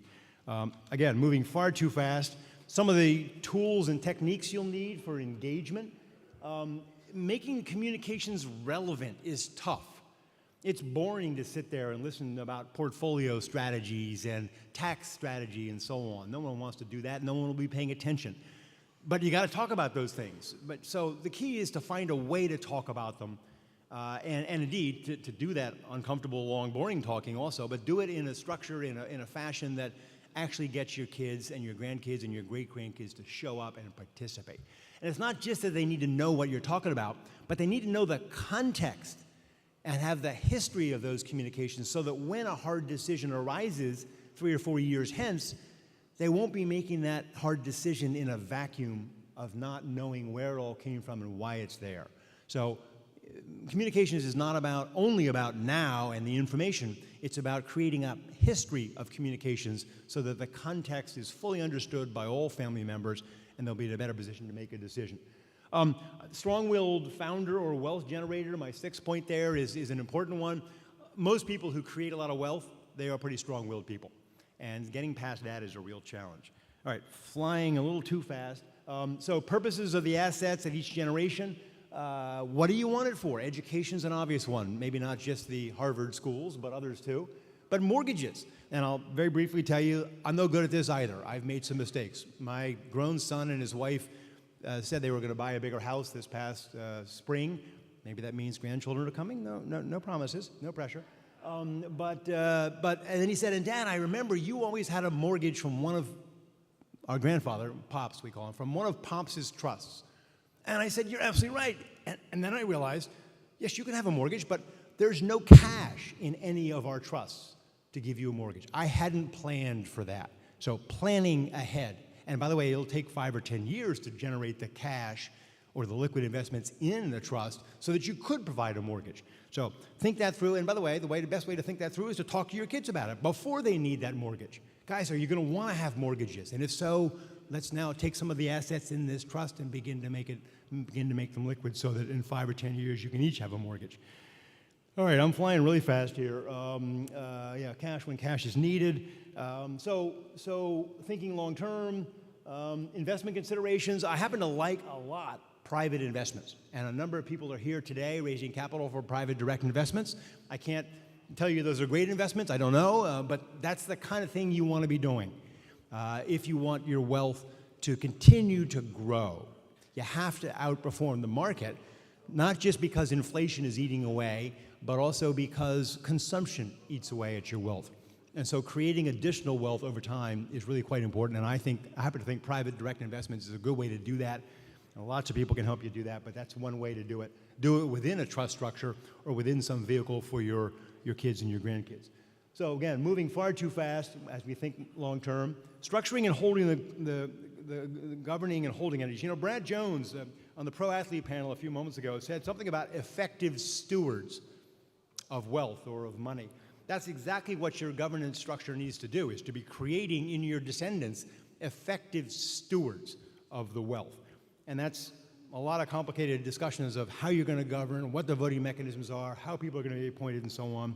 But you can do that. I would also say that I think it was Brad Oates may have said that self-governance is really what's critical. And that is part of it, is self-governance. Because each of your children needs to be able to understand what he or she needs and govern the wealth from the perspective of what each of them needs.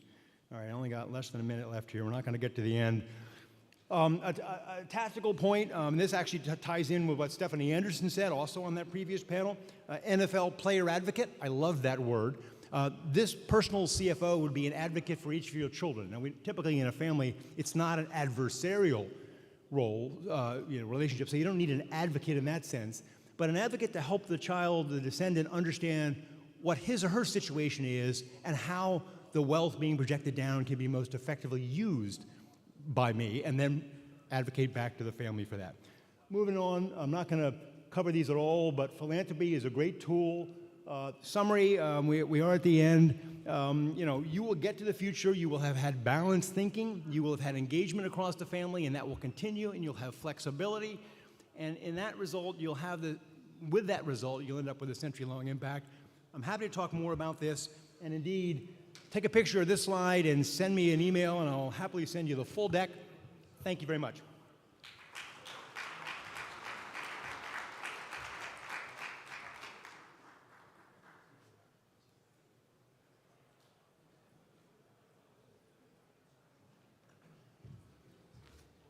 Great, thank you so much, Pierre. Let's have our next panelist up on stage. A couple quick notes. It's not very often you get to hear from someone like Pierre from basically 2 family office families. And also, importantly, Pierre works at Cerity Partners. When I first got to know Pierre a bit better, maybe 7 years ago, I think they had $6 to $7 billion of assets under management. And now Cerity Partners has over 400 employees, 20 offices, and over $70 billion of assets under management. So that's a unique perspective to have. But importantly, to lead into this panel, we're going to be talking about rebranding. And I remember on stage 4 or 5 years ago, Pierre said that they were rebranding, even though they had hundreds of investor clients and had been in business for over a decade. They were rebranding to Cerity Partners.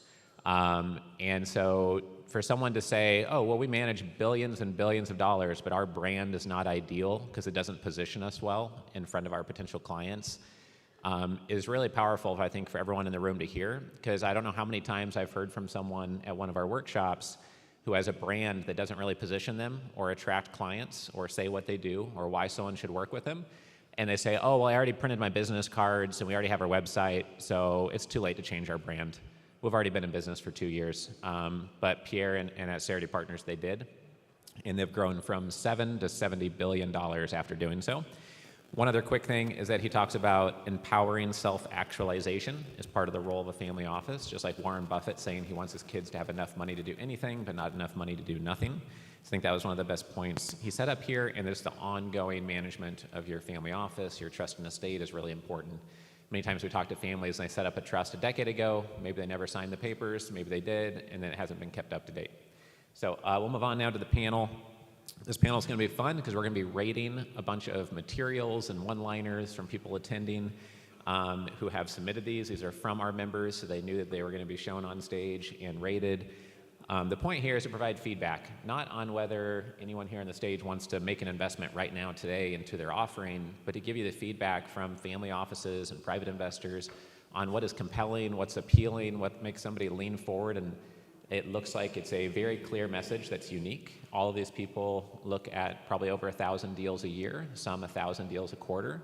And so a lot of stuff's flowing into their inbox. And on Friday morning, I'm going to give 5 insights from having written 150,000 emails since starting the business, the Family Office Club business. And some of this is like, how do you get through a cluttered inbox and get the attention of someone like these people on stage? And how do you position things in the most powerful way possible? So to begin with, though, I'd like to have everyone go down the line and introduce themselves. And Nick, if we can start with yourself and just give a quick 1 or 2 minute introduction on what type of an investor you are, some of your background, and maybe part of your motivation to be here today in terms of types of opportunities and transactions that you're trying to source. That'd be great. Good morning, everyone. Thank you, Richard, again for hosting this amazing event. My name is Nick Nazaroff. I'm the managing partner of New York Equity Management. We are a vertically integrated development company out of New York, focusing on ground-up development, value-add acquisition, and commercial bridge lending. We are focused all across the capital stack in terms of lending, and we also focus on non-performing notes, acquisition of them. We are basically in the Northeast as well as South Florida in terms of development across all properties. In terms of what I'm looking for as an investor, In this current market environment, I'm looking for non-performing loans, preferably in the bridge lending space, but also in the agency space, as well as value-add acquisition of properties of 100 units or more. I'm also a fintech investor, so if anything in the seed stage from fintech or proptech, interested as well. Great, thank you, Nick. Peter? I'm Peter Zuckerman. I'm an entrepreneur. I run a media company in Miami, and we sell media for brands like GQ, Vogue, Vanity Fair in the Southeast, Caribbean. I also have a portfolio of storage facilities and last mile facilities that are leased by Amazon. And primarily what I'm looking for is interesting entrepreneurial business ideas that are, provide, great return. I love the real estate space in other industries other than industrial. So there's somebody out there that I met earlier who's doing hotels. That's interesting to me. And I'm just excited to be here. I want to thank Richard for having me, and look forward to a great panel. Great. Thanks, Peter. Kathleen? Hi, I'm Kat Wilson. I am the Managing Director of Miami Angels. By way of personal background, did my MBA at University of Chicago, started my first startup coming out of Booth, sold that during the pandemic, and then that was all up in Chicago, moved to Miami. I took on the role of Managing Director at Miami Angels earlier this year. We tend to look at very solid seed stage, so at least $500,000 in revenue. If something's pre-revenue, then it's a $3 to $5 million round. They have a great lead. There's really a lot of substance there. We sometimes will look at very early A, especially in this current market if there's an extension or something of that nature. For us, send us your deck, send us a short, compelling case. Emails that are paragraphs, of course, often just get skimmed and flipped over. You can reach us at hello@miamiangels.vc. And just one other quick note on the group, we are a group of about 200 angel investors. So we look at most industries, just not direct to consumer and not biotech. Awesome, thank you. Ben? Morning, everybody. My name is Benjamin Marks. I'm the founder and managing partner of a single-family office, Leveraged Equity Holdings, based here in Fort Lauderdale. We're primarily a commercial real estate investment and development firm with properties as far north as New York and as far down south as Fort Lauderdale, here where we're based. And in addition to being investors and developers of commercial real estate, we also basically branched out and developed our fintech arm, which we now have 2 startups that we've funded and invested in and are developing and growing. Good investments for us are in the fintech space, preferably with the disruptive slant that are sustainable and cash flow positive. Great, thank you. There we go. Hey, I'm Ryan Stieg, and I'm with Left Field Investors, and we are a community of limited partner investors of about 1,200 investors, ranging from brand new in investing to very active with larger portfolios. Our community provides networking, education, and tools to investors of all different ranges. And we're largely asset class agnostic, although we do focus a lot on real estate. And we're here to build relationships with operators that can provide a mutually beneficial relationship and good quality deal flow with preferred terms to our investment base. Great, thank you. Mark? Hi, my name my name is Mark Halpern. I'm a private investor, unlike everybody here, and with Part-Time Investors, LLC. My primary occupation is a chemist. I have a PhD in organic chemistry. I have a business with no customers in the room here. I develop low-cost, high-performance green chemistry for a very wide variety of industries, helped companies save more than $200 million and stopped counting 15 years ago. But I got into private investing to supplement all that, and I will invest, let's put it this way, I will consider investment in anything. And actually, I find it extremely intellectually stimulating, everything from the ice cream people we have out here to farming in Paraguay that I've invested in. I do a little bit less than half in real estate, but I do pretty much just all kinds of things. I did put together a little list of criteria for one-pagers and one-liners. If you want, I can talk about that, or yeah, if you want to provide a couple quick insights, that'd be great. Happy to hear. Okay, so I made a little list. I'll make it real quick because I know we have very limited time here. So the first thing is the one-liners are, the purpose of the one-liner is to get me interested to read the one-pager. And the reason and the purpose of the one-pager is to get to read the private placement memorandum. So I strongly recommend to everybody who is trying to raise money, please do not try and cram the entire PPM into one page in a -3 size font. So the things which I'm looking for, in the one-pager, I'm looking for one sentence each, which is hard to do, but that's why you have to actually think. And I'm looking for 6 things. I'll make them very quick. The first is the benefit. The benefit is a compelling, a statement of a compelling unmet need that's in the marketplace and how, you know, what you're going to do that's going to benefit that. The second thing I'm looking for, and in this order, by the way, is the competitive advantage. What do you have that is much better than the next best solution in the marketplace? The third thing I'm looking for in the one-pager is the return and the timing. What is the minimum investment? What is the projected IRR? Of course, we know that the actual IRRs will hopefully be a lot better than that. And then what are the timing for distributions, liquidity events? The fourth thing, which is optional, is I like to see what stage of development are you at, and what you need to do to get to a triggering event, either a liquidity event or distributions. What do you need to finish the goal line or get to the next milestone? A very brief description. Number 5 is the management team, just a little bit like why you guys are qualified to do this. And the 6th thing, which is a little bit strange, but people don't usually have in there, is I like to see one last statement why the investment that you're proposing is an investment and not a gamble. Great, thank you.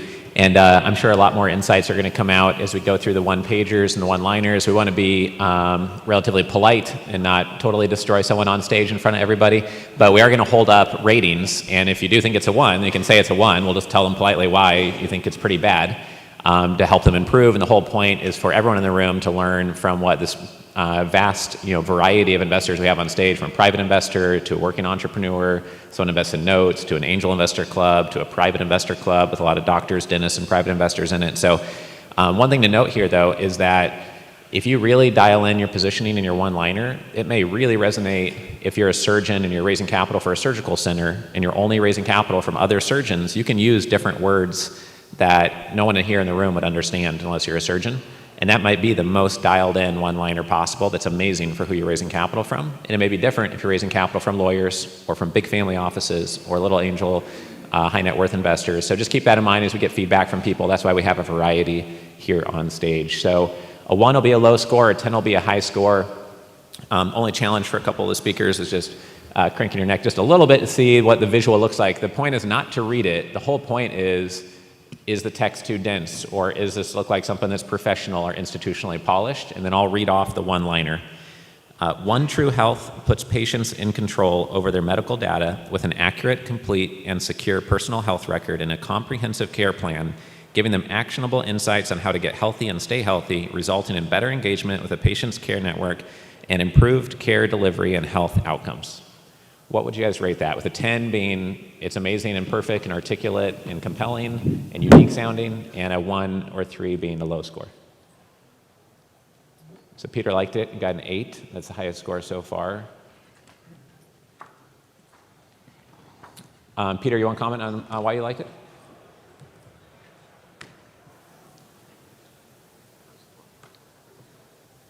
I feel like it's a necessary business space that consumers want and would be healthy for our country. So I like the idea. It's a bit of a run-on sentence. They could have stopped after the first 10 words.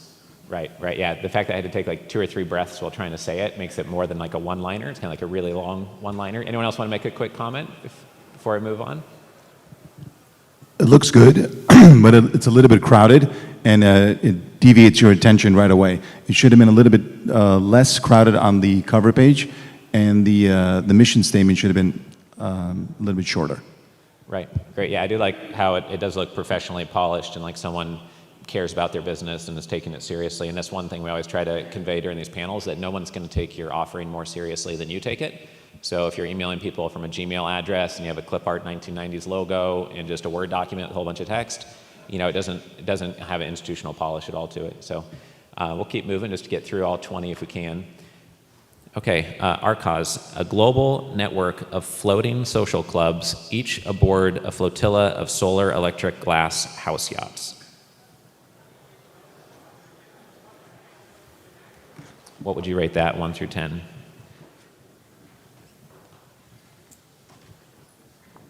Okay, great. Kat, you want to comment? So you knew immediately what it was. I also think the visuals definitely capture your attention. Perhaps an infographic would be helpful regarding the model, just to have another nice quick visual, but other than that, looks great. Right, great, yeah. Any other quick comments on this one? Mark? Definitely would like to look at the one-pager after this. Sure. There's enough there that it's like, oh yeah, I want to learn more about it. The previous one, it's like, well, yeah, who doesn't want healthcare patients to know what they're doing? Sure, yeah, I know there's like one company here that's working on flying cars, that have been working on it for 5 years, and when I see an idea that's really unique or really futuristic, I just wonder how much progress they already have to date. So I think if it was me on the one-pager, I'd put something that really clearly shows where they are in the traction progress, of just how far along it is. Ben? I'll just add, I think what I like about it is it's simple and it's clear. Two things that I think are very underrated in a lot of the decks that I look at. And as you said, if you're looking at 1,000 a quarter like we are, simplicity and clarity and a one-liner is we like to see. That's rare. Right, yeah, the nice visual at the top too to show what they're actually talking about always helps. Great, next one, Gaming Intelligence. The world's first AI-driven platform for betting odds and sports data.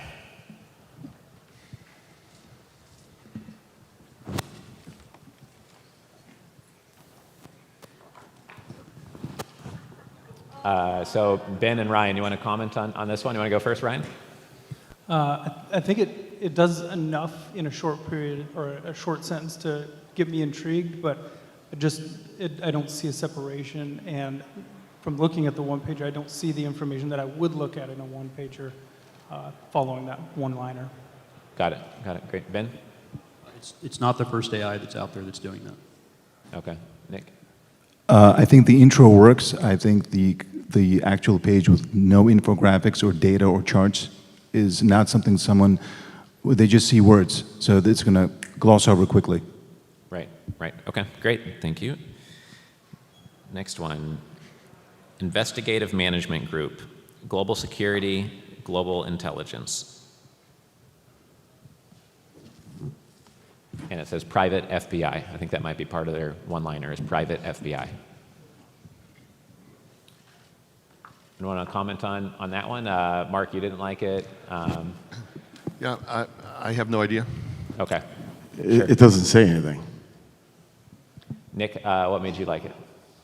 It looks clean, and it gives you an idea of what it is for further investigation. No pun intended. Sure.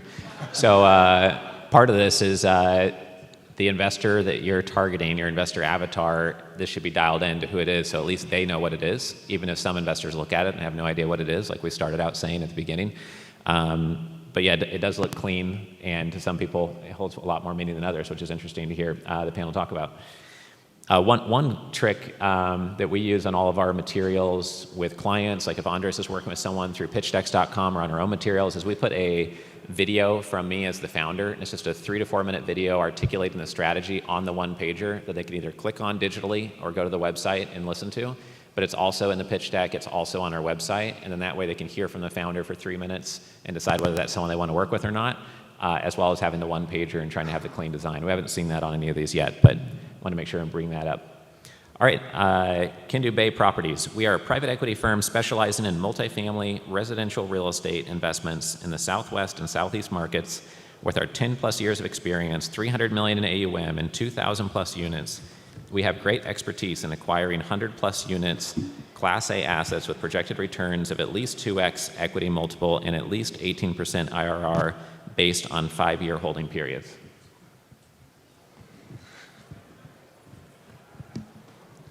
So Mark liked it. So Kat, what did you like about that one? And then Nick, what did you not like?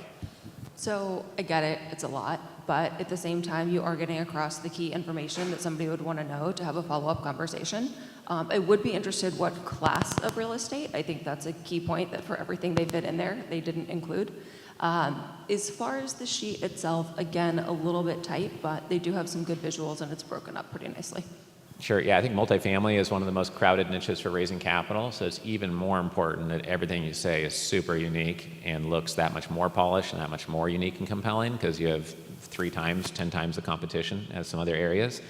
And also, there's nothing wrong with having a brand Wilson Capital, except for it doesn't mean anything to third parties. And someone might not ask why you chose that Greek god name for the name of your business. And if they don't know you already, the name plus capital doesn't mean anything. They don't know if you're investing in stem cells or laboratories or dental clinics. And so the one-liner has to carry more weight when your brand name doesn't say what you do. If your brand name says what you do and why they should work with you, your one-liner doesn't have to carry as much weight. You don't have to say as much because they already kind of get what you're doing and where you do it. So that's one comment I had on this one, plus it was probably twice as long as would be ideal. I really liked all the numbers they used in it. It makes it very tangible, 300 million in assets, this is not a startup, et cetera. But Nick, I think you did not like it so much, so what would you comment on? I think there's every investor has a limited time span to look at deals. Investors sometimes get 100 deals a day. Something like this is a little bit too crowded and it just deviates your attention. It's just a lot of work. I think they could tighten it up with some bullet points and getting that message across much more clearer. Awesome. Yeah, and I think on the one pager, this firm has 300 million in assets under management. I guarantee you it's not a 3-person team. They probably have 20 people, 40 people on the team. So I would put all the headshots at the bottom, or say 40 plus team members, and here are our top 5 executives, and show those headshots, because the strength of any organization is the team, and you don't see anything about the team visually here. So that's just something I would comment on this one. Richard, just a quick comment. Yeah. The reason why I gave it an 8 is because 40% of what I invest in is exactly that. So it fits my investment criteria. The next thing that I'm going to do, probably actually want to meet with the team to understand how good they are, and then I'll read the PPM if it's good. I have money available. Right. Well, if you like multifamily, I'm sure you'll have some friends by the coffee station later. So. Oh yeah. Great. All right. Reword. Reword is creating a multilingual property management software that will facilitate communication between property managers and tenants who don't speak English, and data mine the limited English proficiency individuals in the U.S. while solidifying our investors' exit strategy by launching an IPO. What would you rate that one as? Peter, why don't you like that one? Just crowded. I think they could say it a lot more succinctly and effectively, and I think they're trying to do too much with one sentence. Right. And the infographics look like it came from, a few years ago. Sure. Great. Any other quick comments on that one? The need is really high. So, Okay. yeah, I mean, I've been in real estate for a number of years, and that need is absolutely there. So it's interesting that because he knew the need was high, he liked it. By me reading it, I don't know how high that need is, so it might be interesting to have something in there that makes Peter know how big the need is. In general, might be something that could be a takeaway from people here in the room in case you're in some niche that involves education more so. Okay, Stacker Holdings, investing in small private businesses in the U.S. aimed at generating dividends and long-term capital appreciation.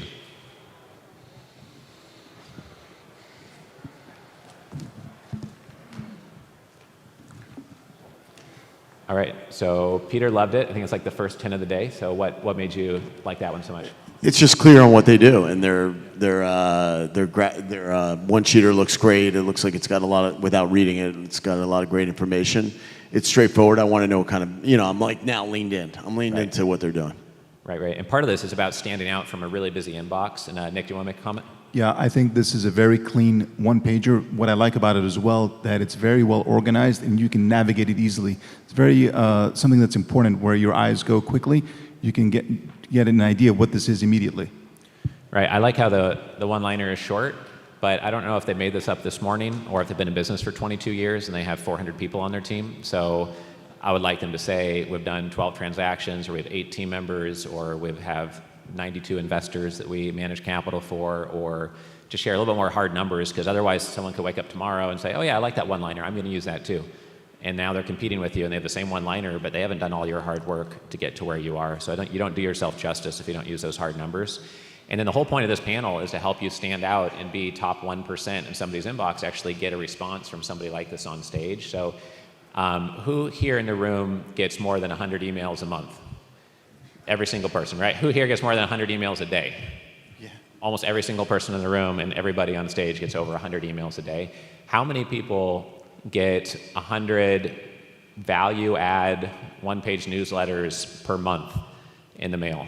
100 of them that add value to you? How about 2? Does Does anyone in here get more than 2 newsletters that just add value to you and aren't trying to sell you something in the mail every month? 1, 2, maybe 4 people in the whole room. The point is that for $1 per month, if you look at your top 300 investor leads, you can get a nice blue or red envelope with your return address label there, put down some thoughts that add value to your investors, and then put that in the mail, and they'll be getting something that no one else gets them, while all your competitors try to fight inside a busy inbox.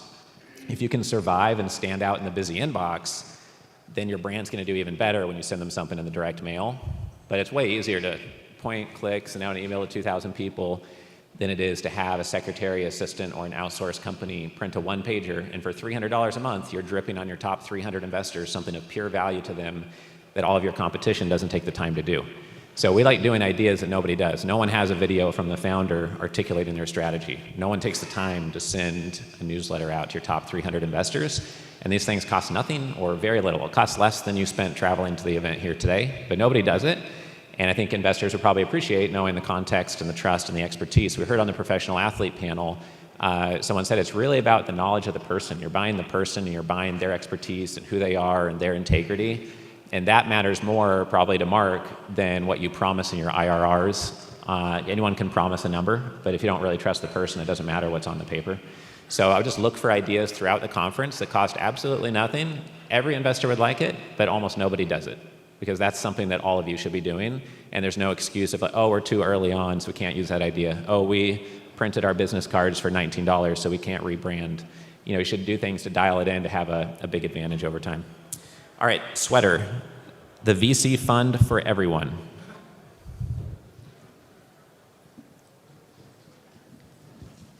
Any quick comments on this one? We'll just do a little 15, 20-second comments now on the other ones here. Ben, we haven't heard from you for a couple minutes, so.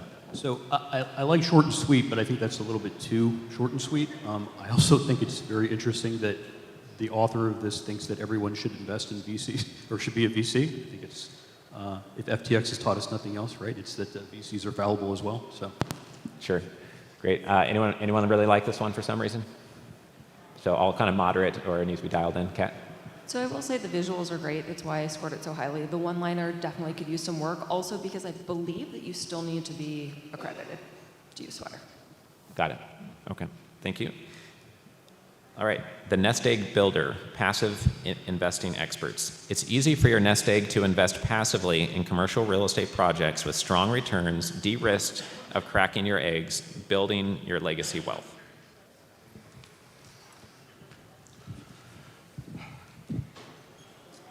Any quick comments? The quick comment on this is that you gotta, it looks like they're looking for a very particular type of investor, maybe a $25,000, $10,000 investor. They're not looking for probably the people on the stage, right? And I think it serves the purpose for what they're trying to achieve, if that's what they're trying to achieve.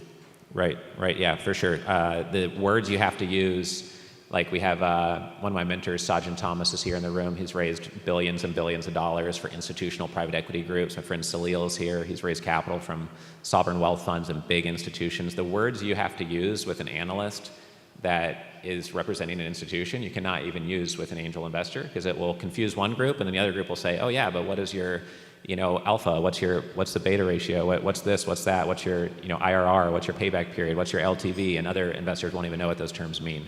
So I think that's related to like what Peter is saying. And Mark, do you want to add something? This targets non-accredited investors, people that are on their way up. Right. Yeah. Right. Got it. Abide. Abide acquires, grows, and integrates sales and marketing B2B SaaS, software as a service businesses, with the goal of creating a market-dominating multi-product rev tech company.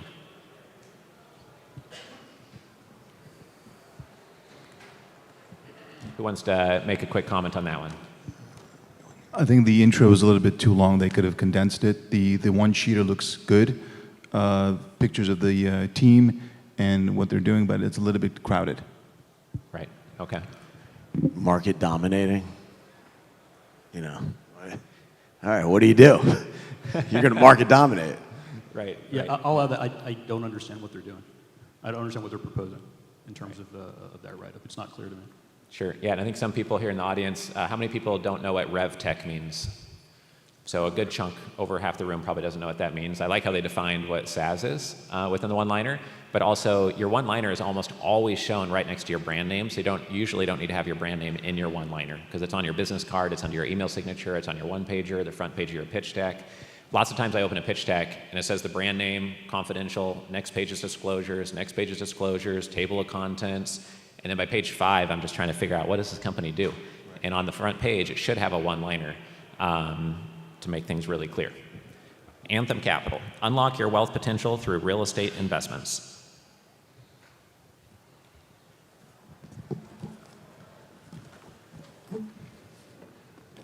So who wants to make a quick comment there? And either everyone's being polite today or there's no one ratings the whole day.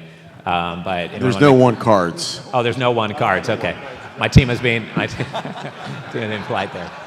I think that obviously on this one, any real estate firm could say that. We don't know if you're a startup again or been doing this for a decade, and then we don't know what type of real estate you focus on, but maybe they're diversifying investors into all types. Yeah, I think an equally good one-liner would be for people who breathe air. Okay. Any other comments here? No. Okay. Aberton Capital is a full-service outsourced chief investment officer, well, they say OCIO, for alternative investments for family offices, individuals, and institutions.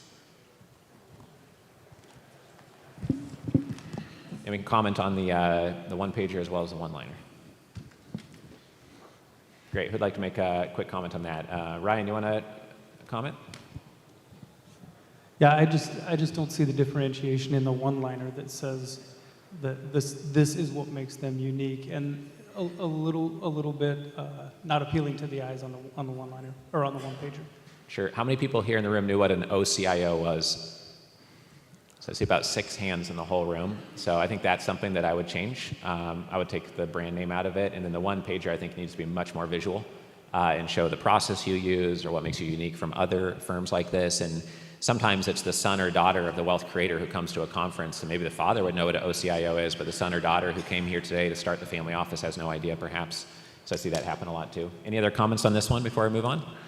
I just like the word alternative investments. I see alternative investments, I'm automatically interested. Right. Okay. Astor Realty Capital is an institutionally backed real estate private equity firm with $2.1 billion, 3.5 million square foot portfolio spanning 7 major states in all asset classes. Astor delivers exceptional risk-adjusted returns to investors by investing short-term capital into high-quality projects with established operating partners.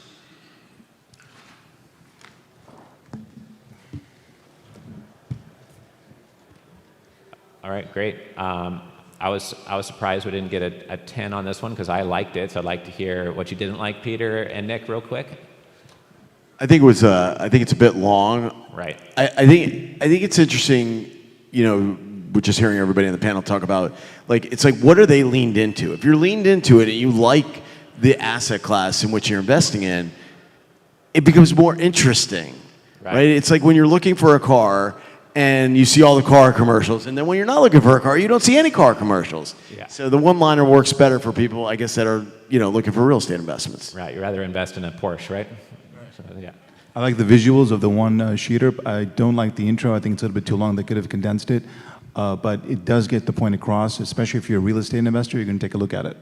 Right, right. I do think the one-pager is one of the best designed that we've seen since the panel started. So I do really like that. But yeah, I appreciate the comments there. Anyone else real quick on this one? Just that the one-liner is good enough to make me want to read the one-pager. That was my only reason for doing the 8. Right, and part of this is if your job is to create a one-pager for a $3 billion gorilla company, then it is what it is. You're not a company that only does manufacturing companies or only does this one little sexy thing, although you might have a separate materials for that division if that's what you're raising capital for the fastest, of course. All right, last one here, LSMS. We grow your zombie money into double-digit cash flows by providing secured capital to real estate entrepreneurs.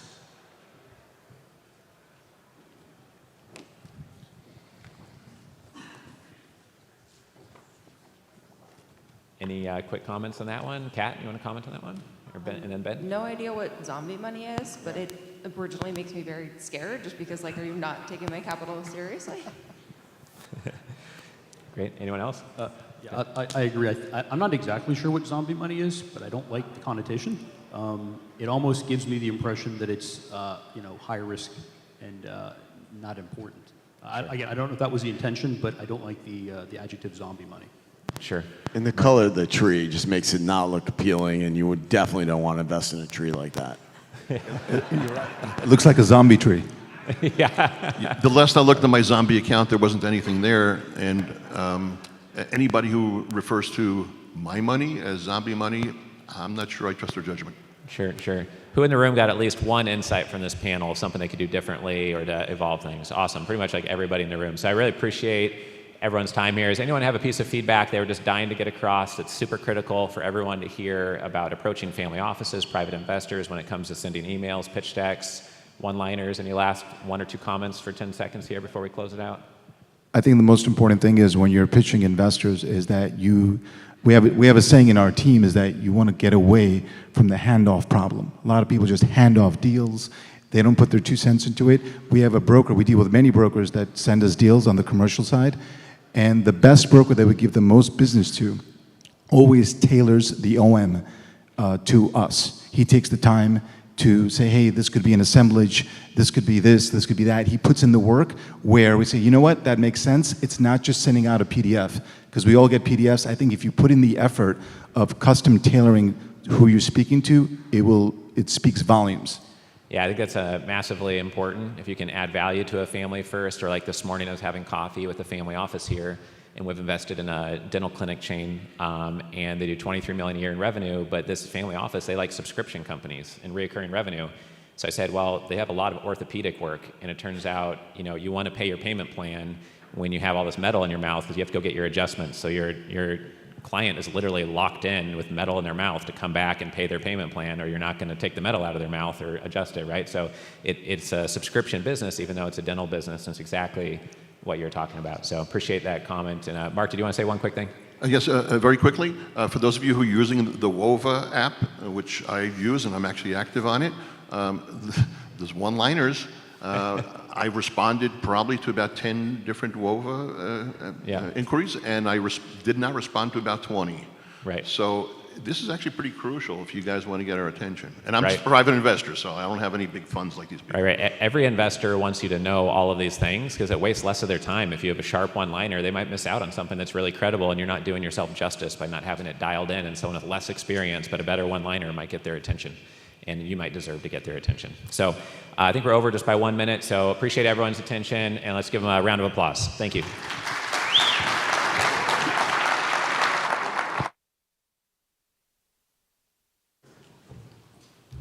Perfect. And yes, if you guys want to make your way over there to the left, you can leave the microphones and cards or bring them with you, at least for the cards. But you guys are good for that stuff. Thank you very much. So let's give another round of applause for panel number 2, though, as they make their way off. Thank you for joining us. And once again, as you see, we have our future of media and entertainment with Web3 and Metaverse. And before we bring them on stage, we have some introductions here to make. And first up is Doug Scott.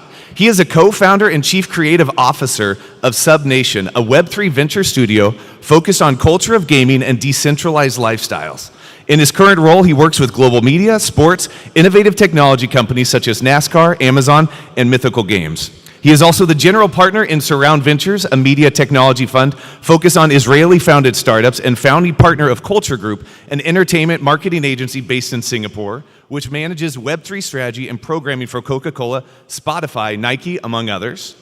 And then we also will be having Fallon Fatemi. She'll be coming up on stage, and she's the CEO of Fireside. You'll be seeing a video on them in just a second, but she co-founded the Fireside with Mark Cuban, and Fireside is actually the first interactive Web3 streaming platform for the best professional creators and brands to accelerate and build their own studio, network, streaming platforms of the future. So Fallon was previously Google and YouTube's youngest employee. She was a Fortune 40 under 40 in technology winner, Fast Company's most creative in business, and deemed the rainmaker in Marie Claire's top 50 new guard. In 2020, her previous company, Node, the first AI company with a horizontal prediction as a service platform, was acquired by Sugar CRM. So let's give a little round of applause for Doug and Fallon as you make your way up on here on stage, but thank you for coming.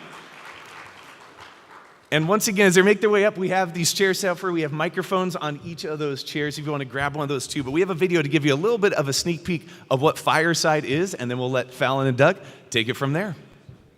Fireside is the first interactive Web3 streaming platform and the only platform that turns talent, brands, and organizations into the studio networks and streaming services of the future. It's where audiences aren't just consuming content, they're participating in it. Where talent, brands, and organizations own their audience data, relationship, and IP. Where super fans have a level of access they could only dream of. It's where comedy star Adam Waheed is pioneering a new kind of entertainment network where the members will be able to connect and create with him in ways they never have before. Fireside will be the place for him to build his own network and Web3 streaming service. Fireside Web3 is completely consumerized, so no one knows they're even leveraging an NFT. And now major brands and broadcasters are approaching Fireside to power their next-gen streaming. We're taking traditional viewing beyond with the CTV app preloaded on every smart TV. So over 500 million in reach overnight that solidifies our position in the market as shaping the future. Imagine watching a live cook-along show with your favorite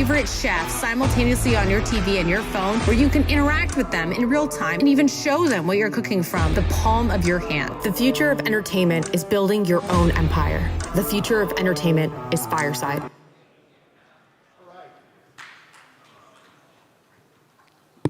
Here we go. Are we on? Yep. Okay. Everybody hear me? Great. Well, thank you for taking the time to speak with us today. Very excited to be here. We're going to dive right in, and we have limited time. As you can see, Fireside is really at the center of Web3 in the world of entertainment. A lot of people ask, what is Web3? FTX grabbing the headlines right now. I just want to put aside here that FTX and what's happening in the world of crypto, although crypto and tokenization is part of this new economy, it is not Web3 per se. Web3 is Web2. Web2 is Web1. We're living it now. It's the internet. It's about IP ownership. It's about owning your own data. So Facebook and Google are not owning that. It's about the creator economy. And what Fireside has done is very much embrace those principles around IP ownership, around creators, around monetization, around data, and around delivery. And if all of us that are subscribing to OTTs right now, that is a shift in monetization around IP. Where no longer do we have to watch commercials, we watch on demand and we pay for the most precious commodity in the world, which is our time, to be valued in terms of how we consume content. So I guess the first question for you, Fallon, really is, what brought about Fireside? When you had the vision for that and you went to Mark Cuban, who really, during Web 1.0 with Broadcast.com, reinvented content distribution, what was the impetus of Fireside? So we're in a world where every company needs to be a media company. And at the end of the day, content is not just shaping culture, it's also what drives commerce. And it is the connective tissue that brings the brands and fans closer together than ever before. But today, like Doug is saying, we live very much on these centralized platforms where we don't own our audience relationship directly. We don't own that customer relationship and loyalty. And that's why, for example, brands have to spend so much money on advertising because, L'Oreal doesn't know that 3 days ago I purchased a product at like a retailer. And it's the same problem with content creators and IP owners. Even some of the big broadcasters and brands don't own that audience relationship directly and are very over-indexed on these advertising versus subscription-based business models. And so what we're doing is we're building a platform that enables brands and fans to really come together and shape the future of media, of entertainment, of commerce, and the products that get created. And really the fan-driven franchises of the future. So when we say it's the first interactive Web3 streaming platform, it really is the only tech platform out there that turns brands, talent, organizations, athletes into their own studio network and streaming service. It's Web3 enabled in the sense that it's completely consumerized as a part of its infrastructure, so lends itself to an ownership model where you own your audience relationship directly, your audience data and your IP, and enables enables them to launch these next generation entertainment networks with a membership model that gives those super fans a level of access that they could only dream of today. For example, beyond getting early access to products or tours or screenings, being able to be in the writer's room, having input on programming, being behind the scenes of the production process, and really sort of shaping the franchises of the future. And the key to that really is scalability, right? It's reach. And that's why advertisers use networks to reach large audiences. That's why brands buy the NFL, because 88% of America indexes towards the NFL from a sports fan, right? If you look at today's creators, somebody like Mr. Beast that some of you may be familiar with, Mr. Beast is able to go out there and literally pop up 1,800 burger shops overnight through a virtual restaurant group, and in essence allow people to buy burgers and have them delivered through DoorDash, have them delivered through Uber, right, via ghost kitchens, which were very big during COVID as we were locked in our home needing to get our food delivered to us. And there are these shifts that take place in terms of infrastructure, right? And subsequently, Mr. Beast now is competing with McDonald's. He's competing with Burger King. And it's about that loyalty, it's about that brand awareness and that content driving commerce. Your scale, correct me if I'm wrong, is 2 billion in terms of reach, in terms of what you've aggregated. Can you talk a little bit about how that network effect has come to be? Sure. So we have over 2 billion in reach of industry-first networks, some of which have launched, some of which to be launched, that include some of the biggest household direct-to-consumer businesses, celebrity names, major brands, and broadcasters and studios. As well. So in terms of the opportunities that presents, it really enables a lot of these IP owners, creators, and brands to really be able to centralize their fandom and their customer base into one hub via their fireside networks from wherever they live today, whether it's social or it's through newsletters or through their whatever customer databases, and be able to now start to deepen that relationship through interactive content and participation in enabling those customers to now have input over a variety of the different products they're creating, content that they're creating. So if I go buy a coffee from Starbucks, I can then get content over coffee, and in 5 minutes, I'm now building a relationship with Starbucks, and then through that, maybe I get rewarded with a collector mug, and then from there, they're starting to now take me through a journey where I'm now becoming a much loyal customer, and that's going to lead me to not just engage in more commerce, but now to also be able to have input over the next wave of products that they're thinking about creating. Right. And the key element here, what I'll tell everybody as I look across, and many of you are engaged on your phone right now, is we're all living in Web 3. The phone is the gateway. Steve Jobs did 2 things to us with our device. One is he Pavloved us. Every time I get an alert on my phone, what do? I look down, and depending upon what it is, I slide, I tap, I consume. That Pavlovian behavior is behavioral economics. I can trigger you into an emotional connection with content to drive commerce. I want convenience in life. I'm going to order my Starbucks so I can pick it up when I walk in. I need toilet paper. I go to Amazon, I get a roll delivered, same day. So it's all about understanding the behavior and how the content informs commerce. It drives loyalty. It creates relationships. Whether it's Kim Kardashian, who through her show launches multiple brands, as do her sisters, as does the Kardashian family, the first family of America, or whether it's an influencer like Fuocious, who's in the sneaker game and is an artist at 15, 16 years old, has made $70, $80 million via the Web3 NFT platform. And that's really at the heart of Fireside, is understanding that connectivity, understanding that data, and understanding the moment in which content can drive commerce. So can you talk a little bit about that fan to brand relationship and how Fireside is building this platform to own that, not as a company, but to enable the creator, the IP owner, and the fan to benefit from that relationship? Sure. So at the end of the day, we as consumers have no loyalty to any of the streaming or entertainment platforms that we're using. We have loyalty to, Taylor Sheridan's Yellowstone, or, you mentioned the Kardashians. That's actually who we care about.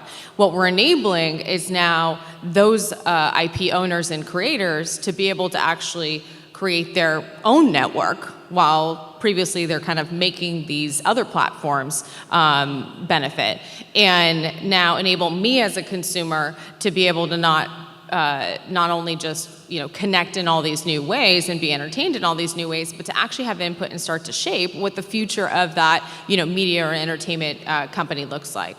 And so what we're really getting at, though, is from a Web3 perspective, how are we leveraging this technology? And so for us, again, it's completely consumerized. The end consumer has no idea they're even leveraging a Web3 platform. The wallet creation, all of that happens underneath the hood. And that's really where this technology is going to go. It's like today, though, the user experience is similar to that of dial-up. I guess, how many people have actually purchased an NFT in the audience? What was that experience like?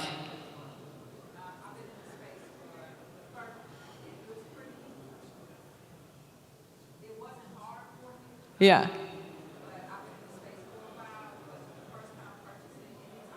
Yeah. First time purchasing hard. Yeah, exactly. So we're still in the days of dial-up as it relates to experience today. And so we're leveraging Web3 as a vehicle to really deliver on that promise of ownership. So if we go away as a platform tomorrow, the talent, the brands, the organizations that are building and bringing their multi-million and billion-dollar businesses to our platform, they're going to own their audience relationship directly through the blockchain, because these are these NFT-powered memberships and subscriptions. Number two, one thing that we've patented is what we call token-gated streaming. So it's where you can actually gate individual pieces of content based on levels of access or participation in relation to the membership tier that I have, which these networks can define and design for their fandoms and their customer bases. The third piece is it unlocks entire new business models where now the super fans and the most loyal customers can actually finance the networks from day one, because phase one of launching a Fireside network is actually launching the fan club and giving those super fans a level of access or ownership that's exclusive, similar to a personal seat license model, where you can own a seat in a stadium, you're paying your season pass, and you can, all those proceeds from renting or reselling are then also leveraged by the network to fund production and grow the business. And then the last piece is it can be an incredible way to turn your fandoms into the biggest ambassadors, where we've parameterized the smart contracts and made it really easy to actually allow those fans to get a piece of the upside of the revenue or tune-in they bring in, similar to an affiliate revenue model. So, and we think we're just scratching the surface today in terms of the many use cases that can happen in the future. So with 2 minutes left, I just want to touch briefly on this idea of data, right? I mean, when you think about the amount of data that we all output every day, the things we order, the sites we look at, the emails we send, the conversations that we have, the devices are listening. I'm sure we've all experienced where we have a conversation, we go into an Instagram, and all of a sudden we see a product show up in our stream that was really cued off of voice, not necessarily search. And what Web3 is about data ownership. It's about you owning your data.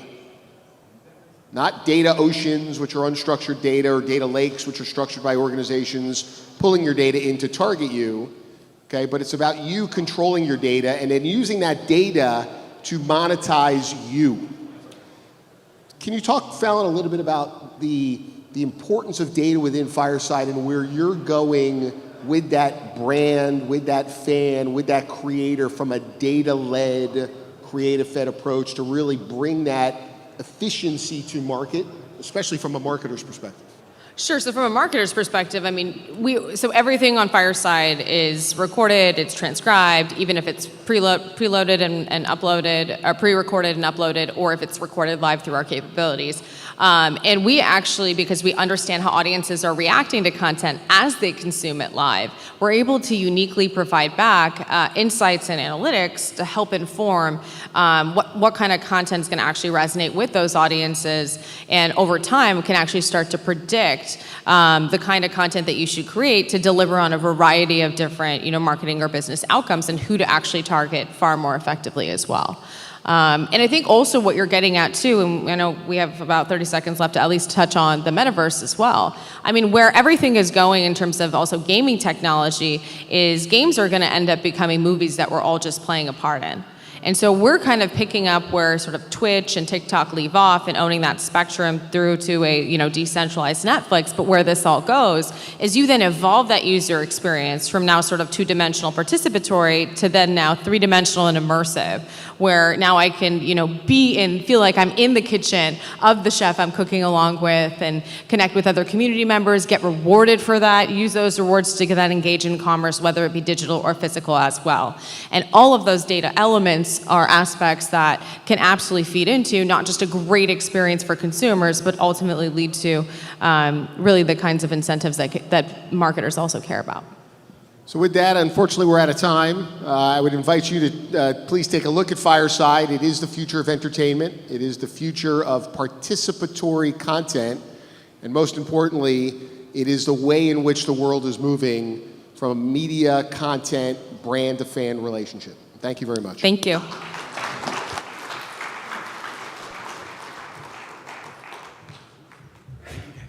Thank you once again. One more big round of applause for Doug and Fallon here coming up. And once again, if you have any questions about them, they'll be here throughout the day and any of the panelists as well. But why don't we bring up panel number 3?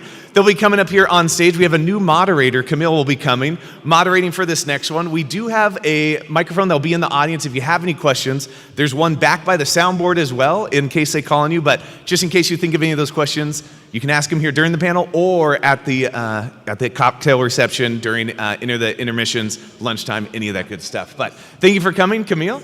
Over to you. Thank you very much, Charlie. Thank you.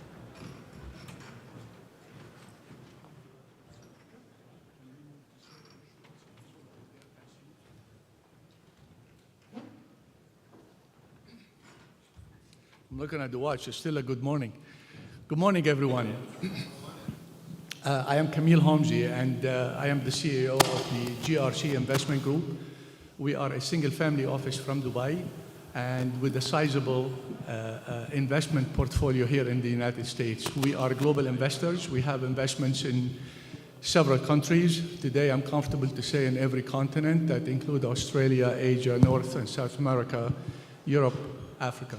So we invest in commercial real estate, in renewable energy and waste management as a core, but we also invest in fintech, in medical device, and in patents. We are opportunistic in nature, and I'm happy to be here today moderating this panel among a line of experts. I asked the gentlemen before we came to the stage, each one of them, how many years have you been doing this?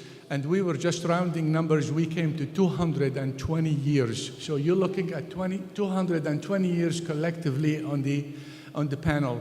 My job as a moderator is to work for you. You guys that took the time, traveled, came here, paid money, paid the hotel, everything else.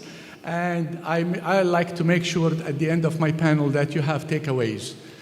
I do focus on global economics and also on dispute resolution between government and private equity, and also vice versa whenever there is a dispute on contracts and on crisis management for investments. So grilling 220 years of experience is not going to be simple, but I'm going to do my best. I'm going to ask everyone, starting with Rob, to introduce themselves. Take 45 seconds to a minute. Tell us who you are. If you have been doing business with any of these esteemed people that you have among the audience, or what are you looking for to accomplish today and in the following 2 days? Go ahead, Rob. My name is Rob Forrest. I am president of Workspace Product Group. Your mic's not.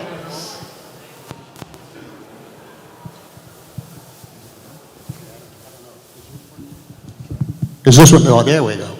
I'll give it back. So, no, keep the microphone.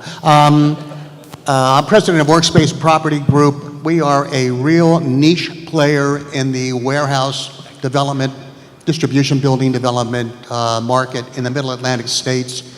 We have no desire to compete against the giants.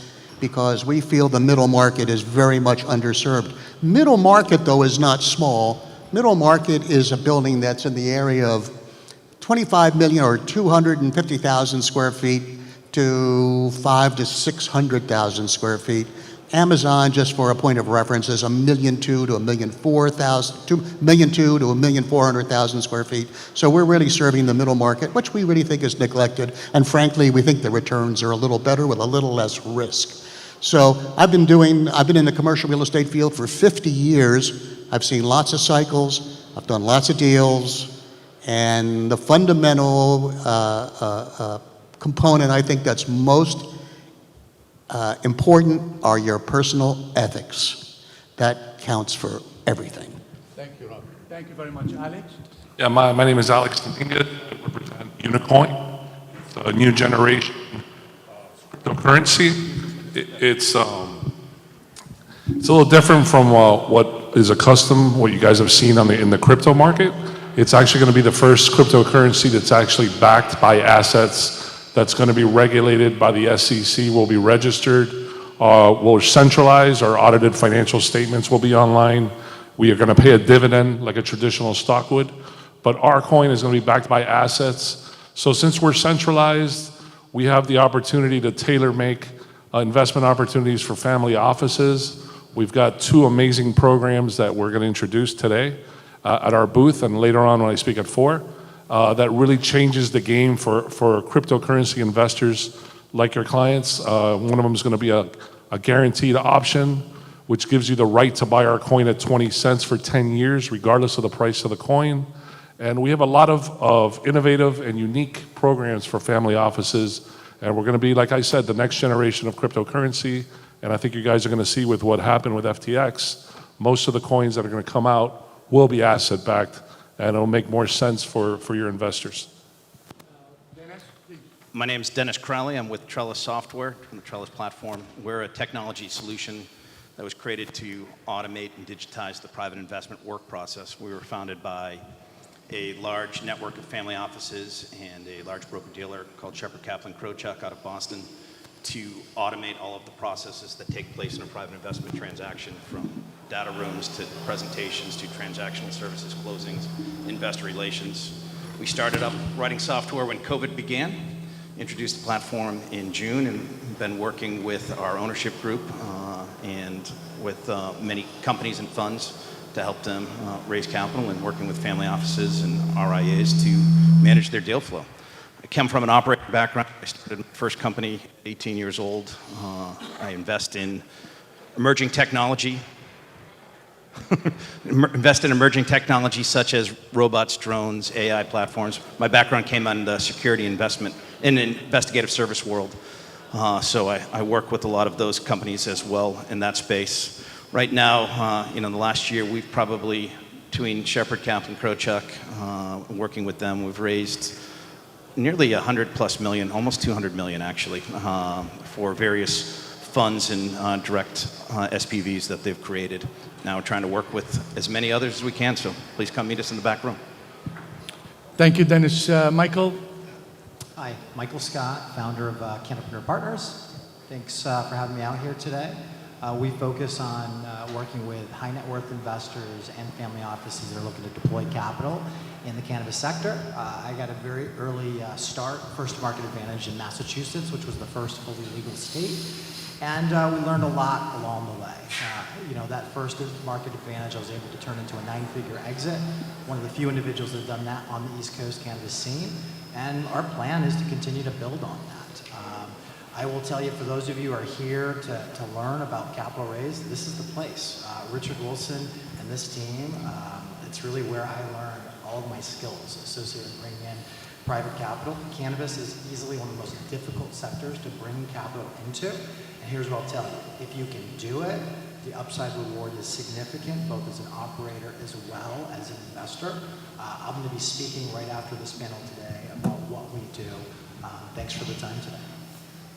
Thank you, Michael. Vikas? Hi, can you hear me? Hi, this is Vikas Chaudhary. I'm the founder and managing partner of Playbook Partners. We are India's first operator-led tech growth venture capital firm. I come from a operating background.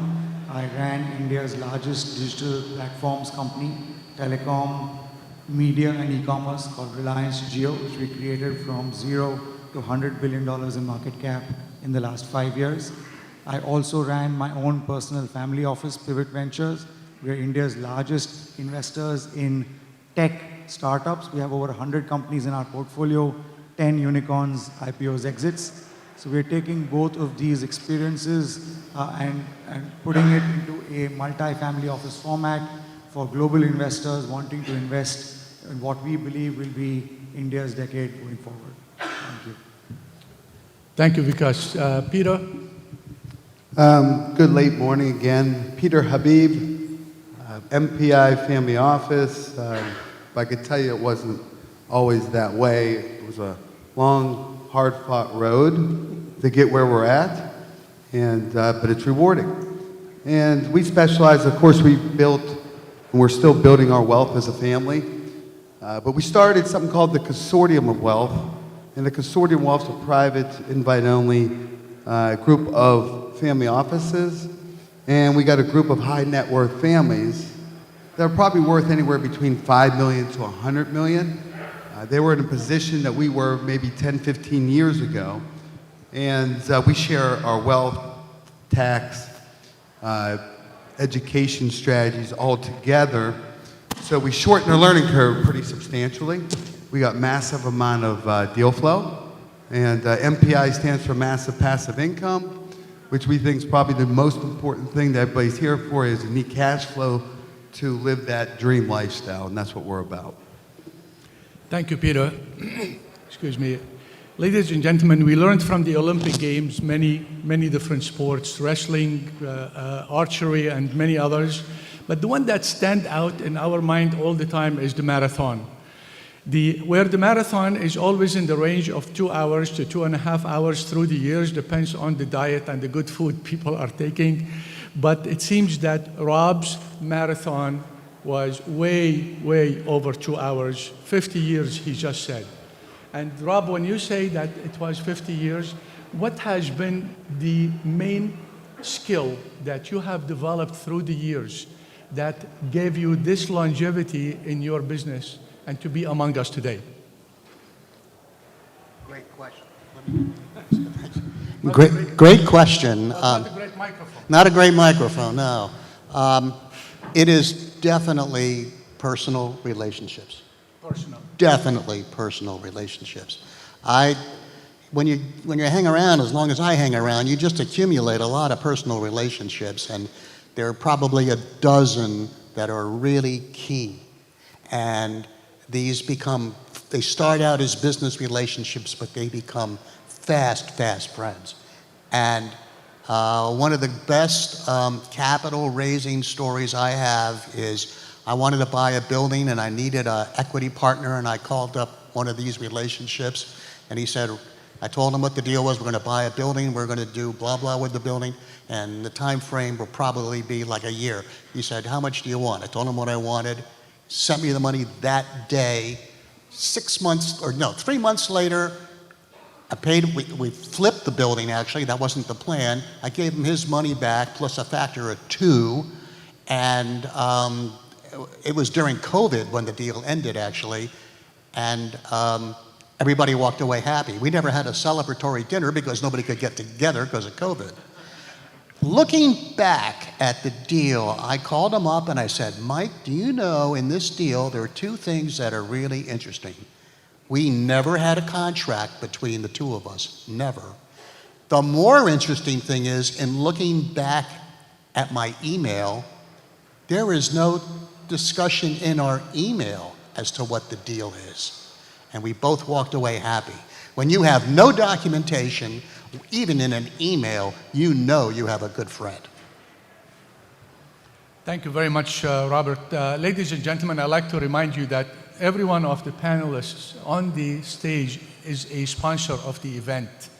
So they did come here not only to sit on the panel under the spotlight, they came here to do business. So please take advantage of that, see them, regardless if they have tables or they don't, engage with them because they are serious about traveling to the event and the sponsoring it. Alex, you are next. My question to you is, what is a mistake that you've done when you started raising capital that you kind of overcome? You realized that it is not commensurate with the time.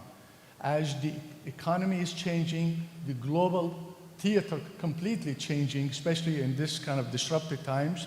So what can you share with the audience about a bad habit that you did relinquish?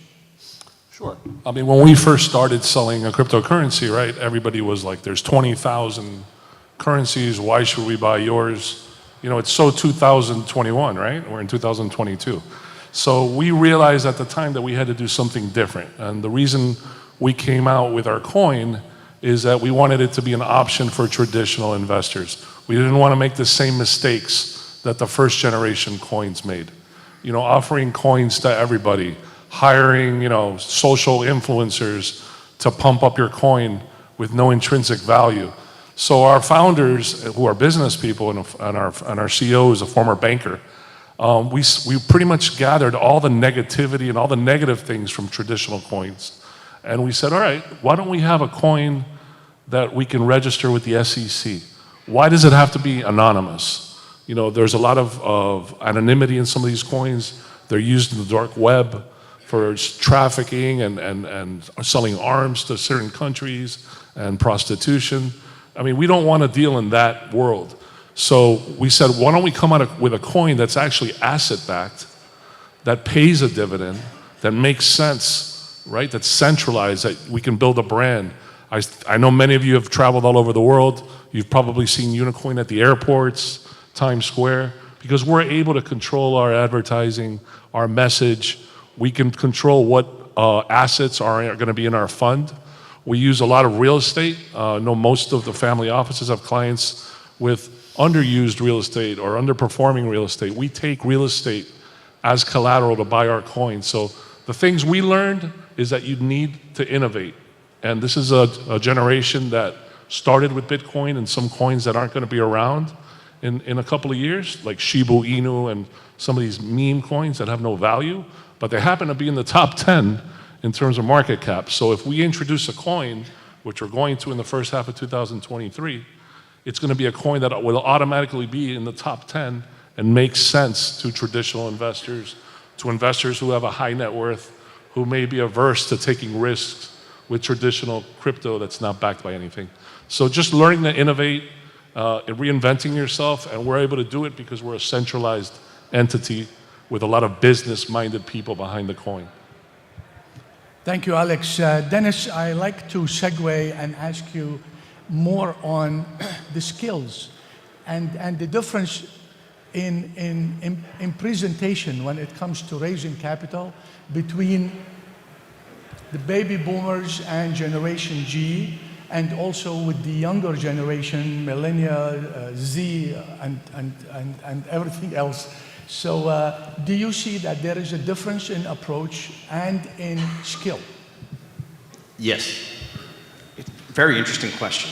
Let me ask the question to the audience. How many people here are raising capital for the first time? A handful of hands. How many have done it once before? This would be your second raise. So, capital raising is not easy. This is a lot of work. It's a lot of hard work. I would agree with Rob that the first thing is personal relations, networking. The fact that you're all here today, this is the first great step in that and building those relationships. And I don't think that changes from being a baby boomer or being a, 24-year-old today, let's just say, someone coming out of college and learning. Get those networks, and if you haven't started it in the past, if it's not a skill set of yours, work on it, grow it, build it, development. The other part of that on networking isn't just telling your story, but listening. And that's another great skill. And I think the difference there, I find the older you get, the better people are at listening, understanding, as Alex said, pivoting and adjusting the message to fit what they just heard coming from that individual. It's a skill set that I think also is learned over time and helps along. The last part is technology. We are a technology solution. We find that sending out invites to our platform for people to log in and create an account no problem if you're 20s, 30s, 40s, 50s. But most of the investors coming in, particularly high net worth individuals, aren't 20, 30, 40. They're 50, 60, 70, 80 years old. So how do we make that technology, how do we make these processes easier, understandable, get people in to do it? We still get requests to send me the pitch deck on paper, send me the documents on paper to sign and notarize and go through there. We've got to adjust, we've got to pivot, we've got to be used to it all. But as we go, that technology services and the automation is really the future. And people, the younger generations are expecting it to come that way. They're not looking for pen and paper anymore. Thank you, Dennis. I'd like at this point to give the panel another color where we get into the mechanics of raising capital get into the actual meetings and what takes place during those meetings between the principal investor expert that reach out to a venture capitalist for capital. Michael, many of those that I mentioned of startups or creators, inventors, make an assumption that they will get into a first meeting with a venture capitalist or with an expert like yourself and walk away with the check. What would you tell them? What I tell you is what I learned painfully in cannabis starting out. Because, although I've got 17 years experience as a wealth advisor, I think I had some overconfidence coming into cannabis thinking I was going to do just that. I thought I was going to go to some high net worth investors and I was going to land big checks coming out. I was grounded in reality very fast. It was a humbling experience and stressful because my money was already in. Every deal that I do, my money goes in first, or my holding company money goes in first. So what I would tell you is you have to have the attitude of every no is one step closer to a yes. And what I did is I just pivoted my strategy, and I sought out resources that already had the know-how. In fact, I signed up for Family Office Club. I basically said, hey, I will do this if I can get this dude on the phone, Richard Wilson. That's the only way I'm going to sign up. And Andre said, okay, let me work some, and by the way, I got in some no's there. Richard's not the easiest guy. Lots of people have him in high demand. So true story was I just went to the resources that already had the know-how, and this is how I've created all my track record of success. You can reverse engineer success. I consider myself a PhD, not because I went to 10 years of school. I actually don't have a college degree. I'm poor, hungry, and driven. Regardless of my net worth, I'm still focused on building. So I go directly to the source, and then what I did is I extracted that data, I came to these conferences, and then I pivoted my strategy, and I figured out what worked. But I will tell you, you have to have the mentality of every no is one step closer to yes, and every no you get, there's a nugget of opportunity there. I always circle back and I say, hey, can I get some feedback? Understand why, right? And if you understand why and adapt, and you stay tenacious, you can get the capital. Because investors want to make money, and you want to grow your business. So you have to show a compelling value proposition and show how are you going to build this business. And don't look at the pitch deck as just a pitch deck to get money. If those investors or smart, strategic entrepreneurs that have had exits are telling you, hey, this is an issue, maybe take it to heart, or you might keep getting those no's. Vikash, I like to touch on the money in the conversation. One of the athletes this morning said, I am not a sophisticated investor. I like to know how much money you want, and I want to know what is my exit strategy. How important to you is that that presenter lets you know when you ask him how much money you want and not to balk and not to hesitate. To be convictive, to be decisive, that has numbers and has a plan. And to also let you know about exit strategy as you demand. How important is that to you in that first meeting? I think, they say love at first sight. I think it is quite important in the investing business as well. I think that's just human nature, whether it's personal or professional. And therefore, the first meeting is extremely important in terms of what you convey, is your credibility. What you convey is your chemistry with the particular investor. And finally, do you have the confidence to deliver what you're saying you will deliver? And if you are not able to make those impressions, I believe in the first 15 minutes, it's either a make or a break, right? Every single meeting that you do, starting with the first one, it's a process of elimination. Everybody is, if you complete the meeting and you get a second one, you move one step forward, or you're out. And therefore, what you have to do, and the more senior you get, and I'm saying this from experience of saying, we've all run large corporations, we run large family offices. Unfortunately, the more senior you get, the less your attention span is, right? We talk about ADD for our kids. I think, adults have more ADD than kids, right? In that sense. So you want to hear short, crisp answers, and you want to know that it hits the spot, it hits the notes, which is your qualification criteria. So what you said, about, how much money do you want to raise, what is your exit strategy, what is your confidence of delivering this, I think those are the three key elements of being able to put yourself out and say, this is why it fits in your strategy, this is why I will make you money, and this is how I've done this before. And if you can say that and be personable at the same time, where the person believes, investments is all about subjective, not objective clarity.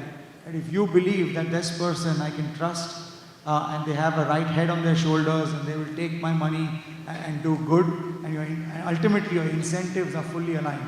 As a venture capitalist, as you know, the whole model is 2 and 20, right? If you don't make money, I don't make money. So the fact that you are very aligned makes a lot of sense and gives people comfort to say, hey, I want to go out and do this. Beautiful. When I am in Dubai, I cannot really conduct more than maximum of 2 meetings a day due to the hot weather and due to the lifestyle of people and the committed working hours. When I am in New York or I am in Florida or any other gateway city in the United States, I do aim to do 6 meetings a day. When Richard asked before, how many people receive more than 100 email, how many 200, 300 newsletters, I was among those who raised my hand. I raised my hand for every single one of them. And here we have a presenter who would come in, and this question will be for Peter, because I know that Peter, through our friendship for many years, that he goes through the same. And you raise a question, part of your operating due diligence. And you say, do you have any competition? And most of them say no. As if like we were born yesterday. I mean, we accepted the meeting either because what you are about to present can be an added value for one of our portfolio companies, or because you are a new technology or a new asset that we can vertically add to our portfolio. So, Peter, in conducting due diligence, what is it that you don't like to hear?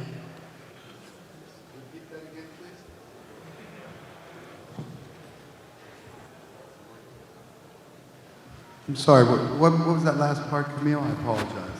What I don't like about doing due diligence? Is that what you're asking? The question, or what I don't like. The thing is that, those presenters who boast and say, I do not have competitors, or maybe I can add more to it by saying, when they say that, speak negatively of their competitors, which is like negative campaigning, which is not acceptable in a meeting. But if they come in and say what the competitors do and where they stand out ahead of the competitors, that will be a lot more acceptable. Share with us some of your experiences on that. Sure, I appreciate it. Number one, when you're doing the capital raise, you got to have whether it's a product or a service that they're searching for.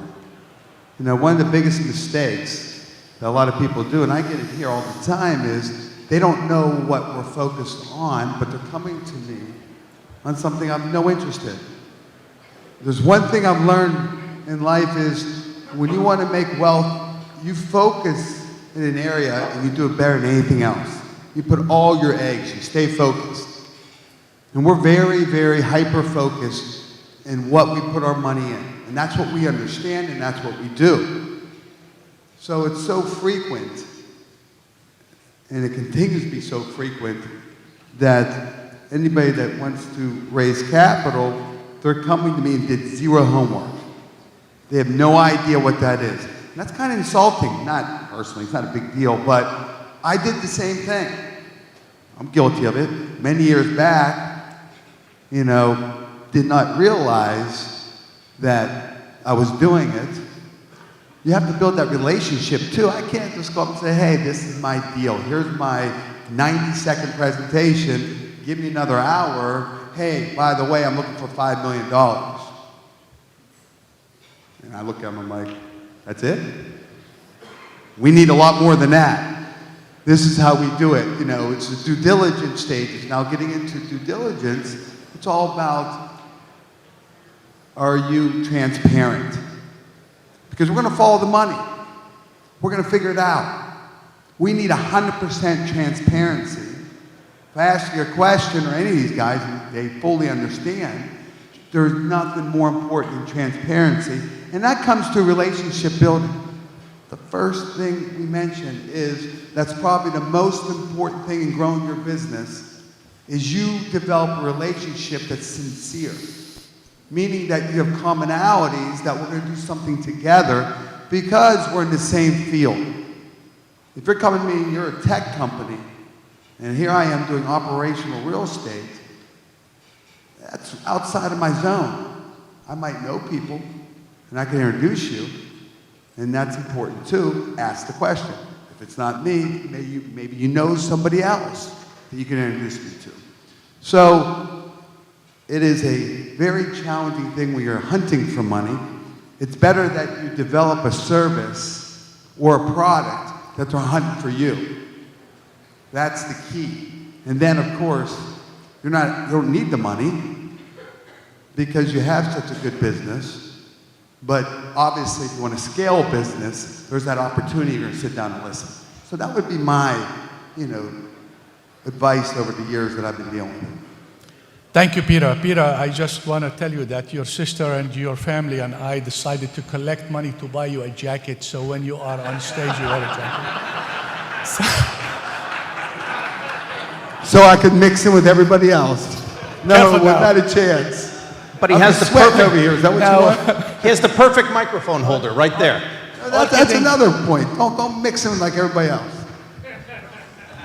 All kidding aside, there is also responsibility that fall upon us, the investors, the venture capitalists, the portfolio managers, the wealth managers, to let the public, every time we are on stage, to let the public what we do not invest in. So you can save that email and save the effort. And maybe there is a colleague in your firm that focus on what we focus on. I give you an example. A few years ago, I was at the podium with the Family Office Club. I believe, Richard, it was University of Miami. Yeah, maybe 2017, something like this. And I did speak loudly. I said, I do not invest in liquor. I do not invest in tobacco, in cannabis, or in pork. And then one gentleman raised his hand and he said, I have $1 billion opportunity for you to get rich. What would you tell someone like that? My grandfather will be rolling down in his grave about that $1 billion that he made in his time. So it is a dual responsibility. I'm going to go down the line and ask every one of the panelists to name only in 1 or 2 words the sector of the economy that he does not invest in. Rob, something you don't invest in. I don't. I'm taking your microphone. You're not going to like what I'm going to say. I don't invest in stuff I don't understand. Name one. Crypto is one of them. Don't understand it. Crypto. Crypto, you don't invest in. Don't understand. Thank you, Rob. Alex.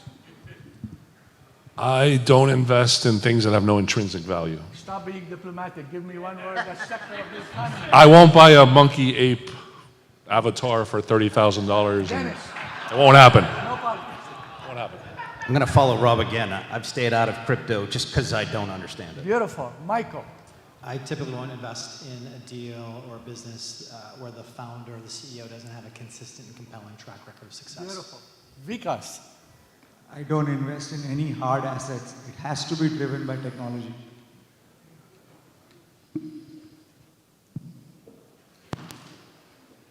That's a tough one, one word.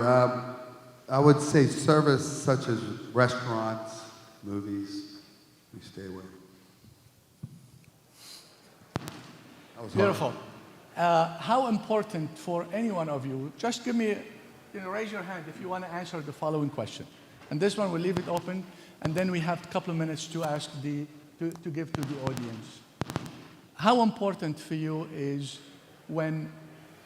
to immediately be turned off from someone who is overselling, coming in just like Al Bundy that we saw on television for many years, married with children or something, and trying to make a sale even for something that doesn't fit. At what point do you stop that person? Go ahead, Dennis, and then Michael. I think it goes back to listening, and I've run into this way too often. You stop them immediately. I try to, this is what we're looking for. This is what we're doing. And if they want to continue to sell, I usually don't exit the meeting, but I just tune them out. That's where they are supposed to be cognizant of your time. Coming in, you have a half an hour to state your case, make the best use out of it. Michael? I would just say I'm cautious sometimes of the founders that are pitching, and there's just so much passion. They're in pure pitch mode, and they're kind of just drinking too much of their own Kool-Aid. And so you can't get to a real conversation because they just kind of pump themselves up so much on the vision of what they're building, even though they've never built it before. If I can't have a genuine conversation with the person that's pitching me, then why would I make that investment, right? I have to feel that sense of integrity with who I'm deploying my personal capital with. I mean, actually, it does tell you that that person is not ready. Peter, and then Alex. I usually give them about 90 seconds because I like to hear what they have to say. It's pretty amazing. I learned quite a few things. Then I get right to the point, like I said before, because we're extremely focused. And if I do know somebody, I try to give another minute to give them who I know. Alex and Bob? Yeah, I take a little bit different approach. I do listen. You hear all these success stories in Silicon Valley. Even if that person was pitching crypto to you. Yeah, because you hear these people say, Elon Musk, I went to 67 people, VCs that rejected me. So there's 60 people that lost out on billions of dollars for thinking that. Even if it is Monday morning and your schedule is just stacked up. Well, you got to listen. There's always an aha moment in every conversation. Rob, what do you say? Go ahead. We ran out of time. I have made 10 times more money by listening than I have been by selling. And the harder they sell, the harder they fall, as far as I'm concerned. Beautiful. I'd like to share with you my golden advice before I close. When you reach out to a family office or to a private equity that most of them, 99%, are fully invested. If you come in and it is the first time, number one, come in introduced, you'll be a lot more accepted. Second, in the conversation, don't give an elevator pitch. Give the pitch that if you walked into the elevator and then you found out it's a wrong elevator, come out. That's how short. The last thing is, before you leave, ask that person, do you have any exit in the near future? Because exit comes with liquidity. And that's the magic word. Do you have any exit in the near future? And please consider that we have a second meeting because I really like to have you among our investors. Thank you to the panelists, and thank you to all of you for putting up with us. Have a great day.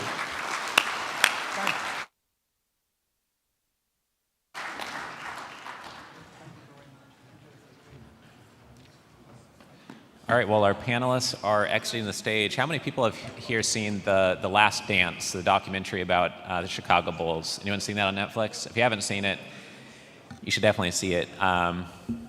The best line in that is when Michael Jordan was telling his college coach, who told him, yeah, you're talented, but you're not the best. You have to work a lot harder if you want to be the best. And he said, you've never seen hard work. I'll show you hard work. I'll work harder than anyone you've ever seen. And the morning after winning a championship, he was at the floor at 5 a.m. training when the rest of the team probably had a hangover. And so the reason I bring that up is that through billionaires.com, we're interviewing a lot of folks with major exits. And one common thing is they might have good momentum, might have good timing in an industry that's exploding. They might have really smart strategies, but they also typically have a work ethic that puts other people to shame. And I think that's one reason why we had the professional athlete panel. I think I have a higher level of respect for someone that can make it to being a professional athlete. Not everyone's born being 6'4". I think the pro athlete panel is probably our tallest panel of the day. But not everyone has a discipline to be an Eagle Scout. Not everyone has a discipline to be a black belt martial artist like our next speaker. And so I think those things stand out to other people because they say something about the character of who you are. Not that those are the only things that allow you to judge character. And so our next speaker is a black belt martial artist, and I've known him for many years. And as he mentioned, he came to our organization. He had never raised capital before, and he was able to raise capital, acquire an asset, scale it, work his butt off doing so, and have a $100 million exit. And if we ever create a family office club hall of fame, he would be in one of the top 5 or 10 just awesome success stories of someone coming here and then really earning their success through a lot of hard work and focus. And the wealthiest families I know, they focus on 1 to 3 areas. And usually if it's more than 1 or 2 areas, one of those is just in real estate to get some hard assets on their balance sheet. So in the operating business area, it's usually just 1 or 2 areas, and they go really deep there. And so I'm excited to introduce Michael Scott to the stage, who's here with Todd, as well as one of their investors and Shark from Shark Tank, and inventor of As Seen on TV, one of the original owners of that. Kevin Harrington is here today as well. So Michael, why don't you come up, and excited to have you here today. Thank you.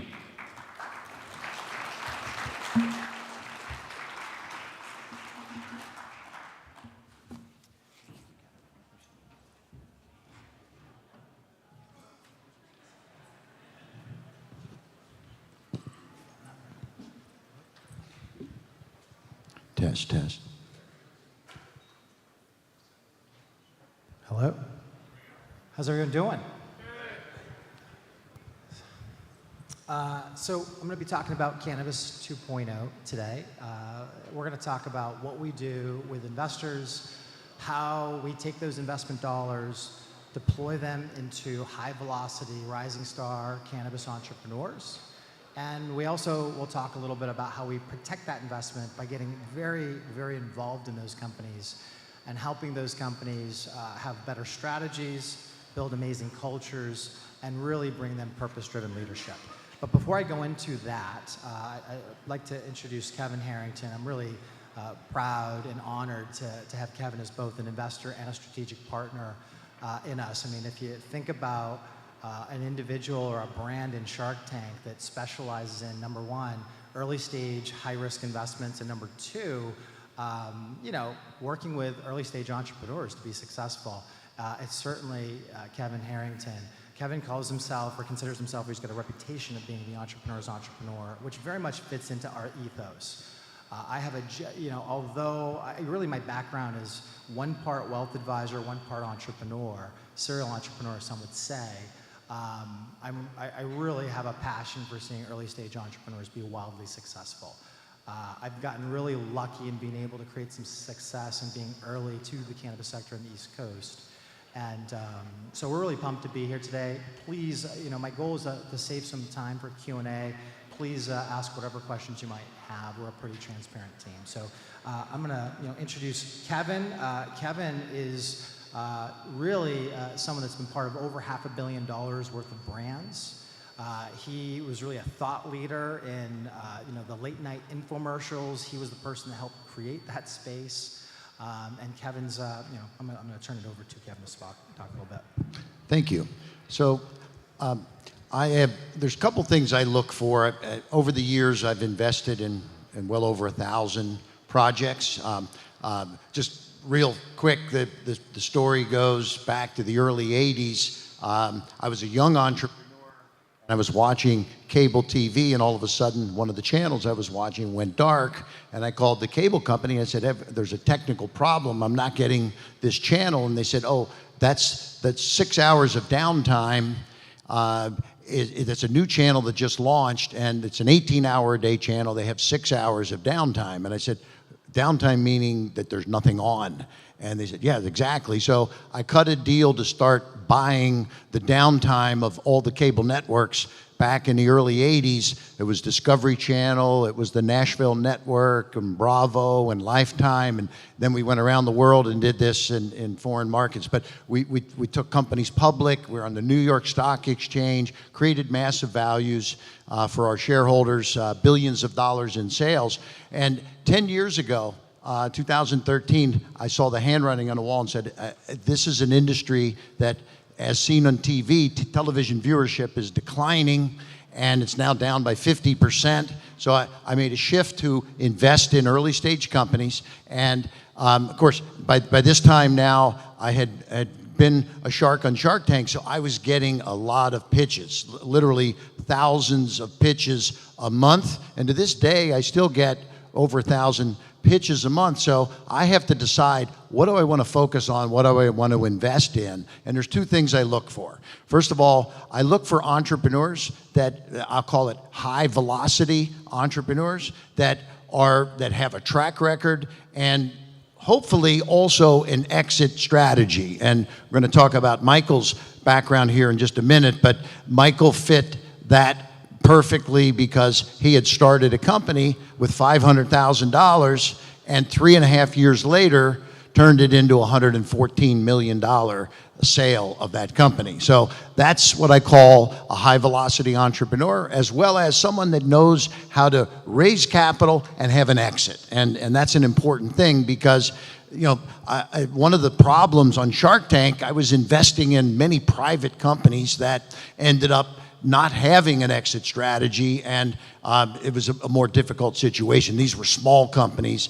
I don't half of a company doing, you know, $800,000 in sales, flatlining, right? So I said, I need to really look for not only high velocity entrepreneurs, but also I need to look for companies that have what I call exponential return on investment. And so the first deal that I got involved with after selling, I sold all the As Seen on TV assets in 2013 to a public company, had a nice exit in that situation, and I said, I want to start investing in early stage companies that have great potential and great potential return, exponential return on investment. And the very first company that I got involved with is a company located just down the street here. It's a company called Celsius. It's an energy drink. How many are familiar with the company called Celsius, the energy drink? All right, great. About half the room, good. So this was a startup.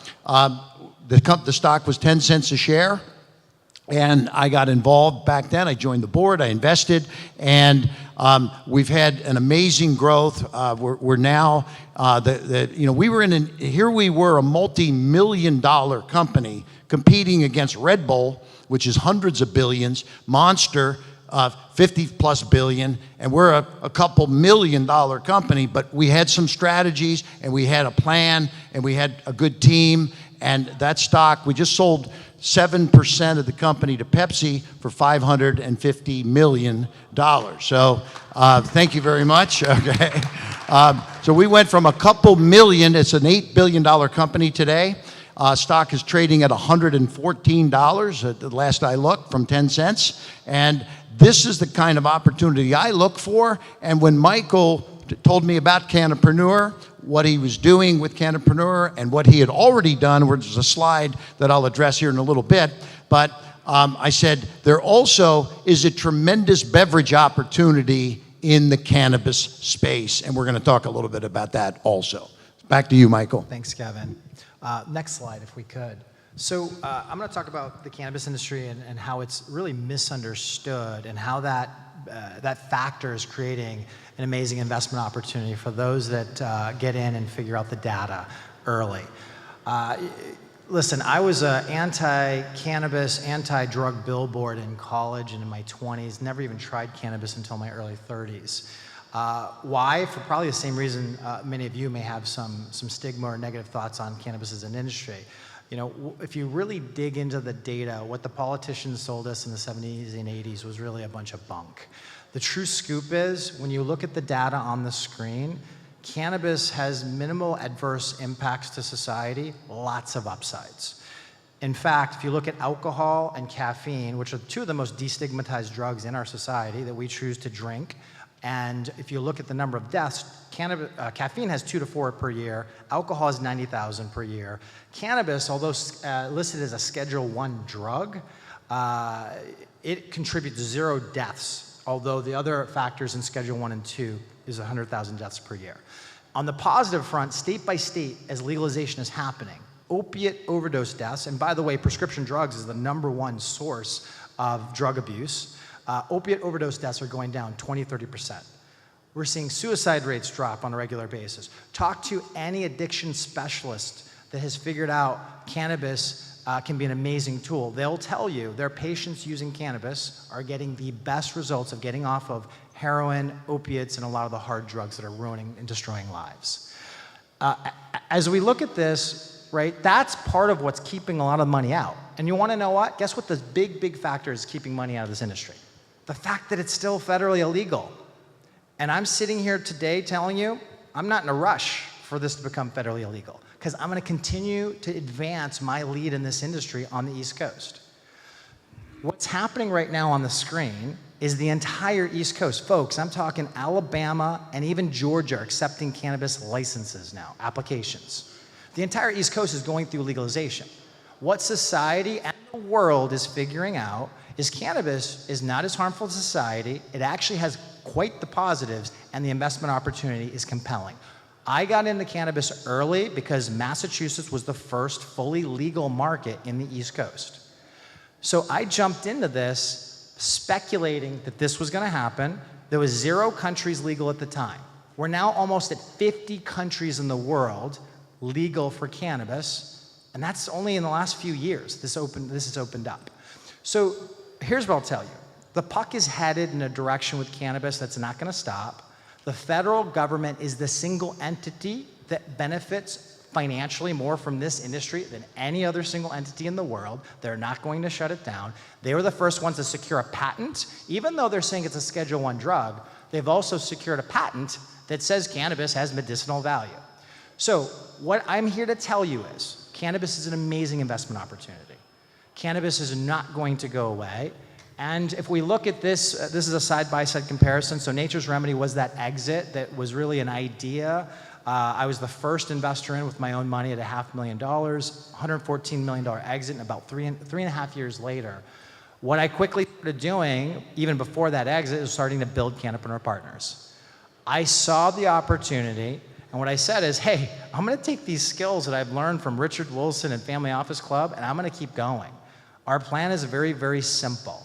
We're going to raise hundreds of millions of dollars from smart, savvy entrepreneurs and family offices that know this is where the puck is headed. And what we're going to do is we're going to marry that with values-aligned entrepreneurial leaders that have high velocity, track record of success, and we plan to crush it in this industry. We plan to compete with the biggest players out there. With the hedge fund guys that have access to $500 million to launch these companies, we're going to go toe-to-toe with them. And one thing I would say, maybe just get back to that slide again, Michael. So $500,000 invested in 2017 turned into $114 million eventually. I think it's pretty safe to say that we plan to do a much bigger exit with Cannapreneur than 100 and something million, right? I mean, we're looking at hundreds of millions, maybe $1 billion. We're looking for a big exit in this next round. We are looking for a big exit, and look, when myself and the co-founders built Nature's Remedy, there was a focus on an exit. And here's what I'll tell you. Right now, our focus is just build amazing teams, build amazing companies that can execute. If you understand and study what happened on the public markets with cannabis, there was a rise and fall because a lot of the leaders that were running these companies didn't know how to create executional excellence. They didn't know how to retain the top leaders. They couldn't hit their financials. That's why there was a cratering in this industry.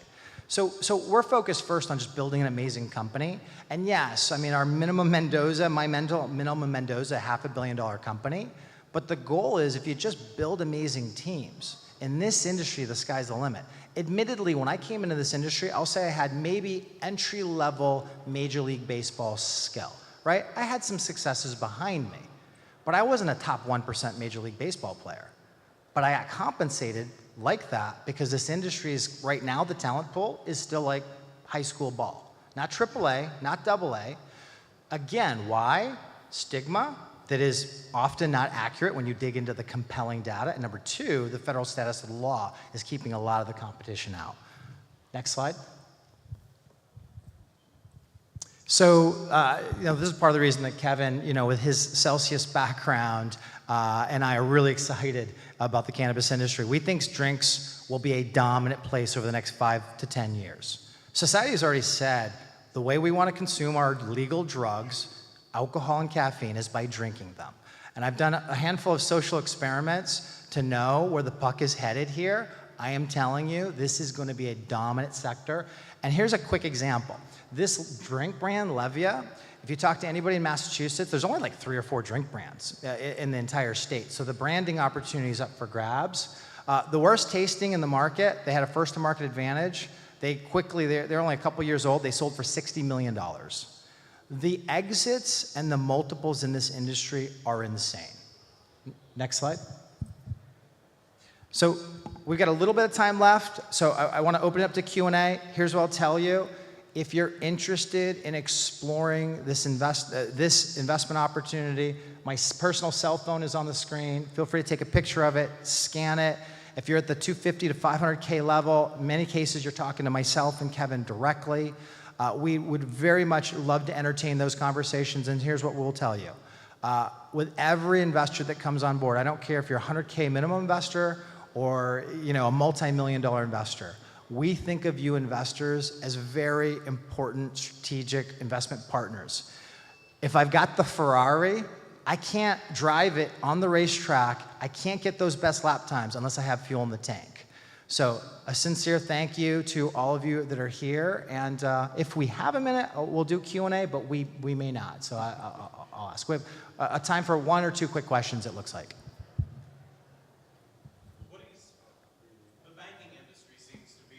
Yeah. The biggest rate limiting factors in the cannabis industry. Yeah. Where do you see that going, and how do you see that from a political standpoint? I know we're getting rid of a lot of the old. Yeah, great question. So safe banking, a lot of the analysts, Cowen, thought that it was going to pass here recently. They were wrong.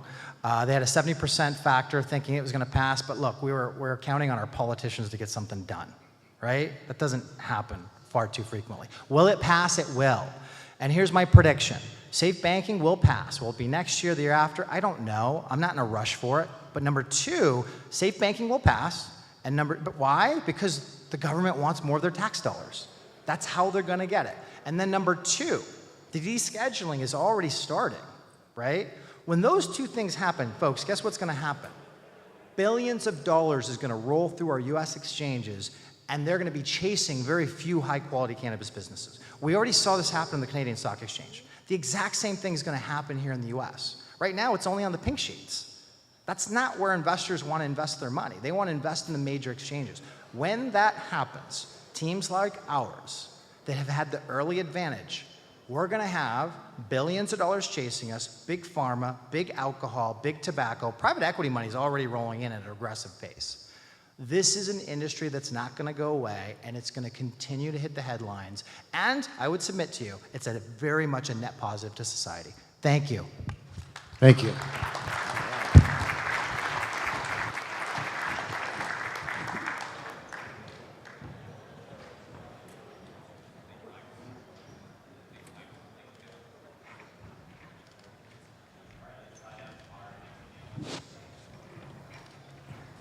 Okay, they're getting the mic going. There we go.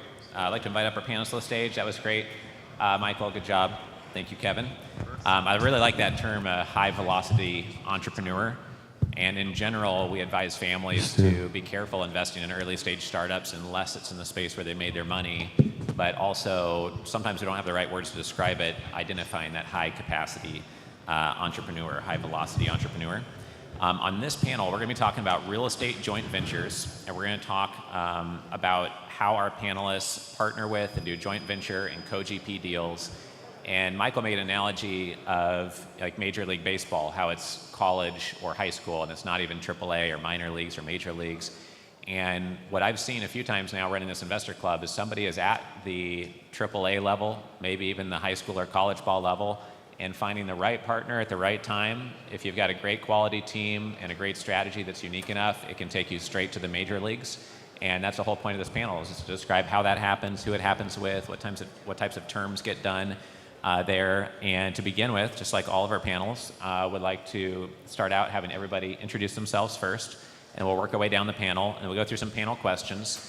We do have microphones, I believe, in the back with my team members, so you can just raise your hand anytime during the panel, and we'll come and bring a microphone over to you to make this interactive, and you can ask questions that you're curious about. So Erwin, if you want to start us out, we can just work our way down and just give a couple-minute explanation of what type of investor you are, what you look for, what you're most excited to put capital to work in.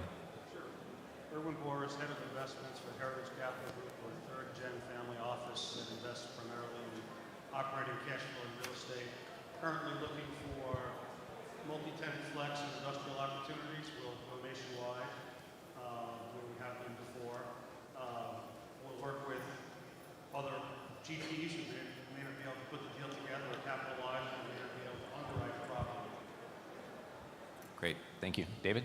Hi, David Ruttenberg with Ruttenberg Gordon Investments. I'm based in Chicago. My partner's in New York.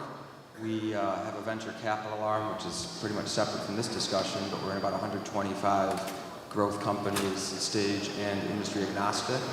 And then our real estate arm, I used to be a developer and the sponsor, and in about 2018 realized that I'd be better off doing GP equity. So today we have around 20,000 apartment units that we're in the general partnership of. We accomplished this through a various number of tactics, including platform investments, deal by deal, bringing in institutional and LP money and our capital into these deals. And we've got about 10 operating partners, and we're always looking for more operating partners to be co-GPs with. Great, thank you. And Peter, I'll have you go in just 1 second, but just to point out the importance of the panel, it came up once this morning, is that sometimes a co-GP or JV partner means instead of going around and finding 40 investors or 15 investors for your deal, they'll fill up half of your deal, and now you only need 5 more investors, or they'll fill up the whole deal, or they'll fill up every deal you do going forward that meets certain underwriting criteria. So you can see how much efficiency it can add to the picture when you find the right partner sometimes. So Peter, you want to introduce yourself? Yes, so my name is Peter Powers. I'm a second generation member of MPI Family Office. It's my family's investment office. We're based in Tampa Bay, Florida. I lead the real estate platforms for my family, so that includes everything from apartments to senior housing to self-storage, and also our hotel to apartment and senior housing platforms. We own about 35 properties, around 6,000 units across the country, another 12 to 15 senior living facilities, and about 1,500 self-storage units. We also own a number of operating businesses across the country. One of the big ones is our diabetic care facilities, which we have on the west coast of Florida. We do strategic joint ventures with operators, seasoned operators across the country that have a geographic and asset class focus and can prove that with their track record. So sometimes we'll come in and provide the majority of the GP equity. Other times we'll provide the majority of the overall equity and co-asset manage the deal. Awesome. Yeah, thanks for providing all those examples. I know for some people the whole term and thought of doing co-GP or JV is new, so I appreciate that. Dan, how about yourself? Thanks, Richard, for being class act. Good to see everybody back and healthy. It's quite an attendance. DPG Investments is a 20-year-old family office, capital advisory, and merchant banking platform. We spun out of a 40-year-old dual family office. One was my dad, which he had a great success in telecommuting, and then his partner, which was a real estate family in Orange County, California. We've done about $3.5 billion of various transactions, 70% real estate, 30% private equity, special situations, anything interesting with hard assets. Very active in anything housing today, multifamily, rent to own, master plan communities. Like to partner with operating partners. We're working with about 70 of them right now. And we're in the largest water pipeline deal in the country right now in New Mexico. We'll do stuff as much as that, $2 billion, which we're part of the GP. We think we're in very different times, and we look forward to talking about that. Awesome. Thank you. David? Good morning. Thanks. Thanks, Dan. Good morning, everyone. David Babinski. I'm just going to take 30 seconds and thank Richard. I think my first Super Summit was 2015, maybe? 2014, 2015, whenever it started. I started as a charter member, and unlike some of these esteemed panelists, I am you. I started at that table. I met a family that then co-GP'd with me. It's grown considerably, and just recently, in the last year or so, I've been working with one of my partner family's investment banks, Cambridge Wilkinson, and just between us, I went behind enemy lines, and now I'm helping my partner, my families get access to institutional capital. And I am going to just say it again, I am you. I started at that table. I had an idea. Since then, myself and my son and our family, we've developed 3 assisted living facilities in Central Florida. We've got beachfront property under development right now, 22 units in Vero Beach. We've got an 86-unit apartment complex. Where did it come from? Putting the team together, and the team was sitting across the table from you. So Richard, thank you, and I just wanted to say I welcome the opportunity to share my story. Sure, thanks for being here, David. And I think that's part of the value of being here today is earlier we had Ryan from Left Field Investors. They have 800 investors on their platform. And Ryan is here, Jim Pfeiffer's here. You can raise your hands if you want people around you know who you are. But that's one example of value of being here. And then Kat was here earlier. They have over 300 angel investors. And I bring that up because David, before COVID, connected with someone here in our audience, and that one connection referred him over 42 new accounts that he was able to open for what he was raising capital for. Meeting one person here opened up 42 new investors coming into his fold. So sometimes it's an idea, sometimes it's a structure, sometimes it's a whole nother community that you learned of through our community. So try to create that variety of value for you here. And Alice, what about yourself? Sure, I'm Alice Catalano. I'm from AMCAP, and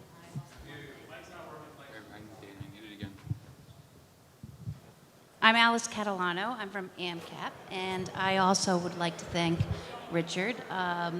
We have a billion under management, grocery-anchored real estate. We generally had done large joint ventures with state institutions and pension funds, and then I came on board and we were trying to find some new investors, and I reached out to Richard, and he was able to get us connected with a family office, and now we've done $25 million worth of acquisitions with him, and it's going well. Awesome. Yeah, thank you for being here. And what are you most excited to acquire or invest in at this point with your team?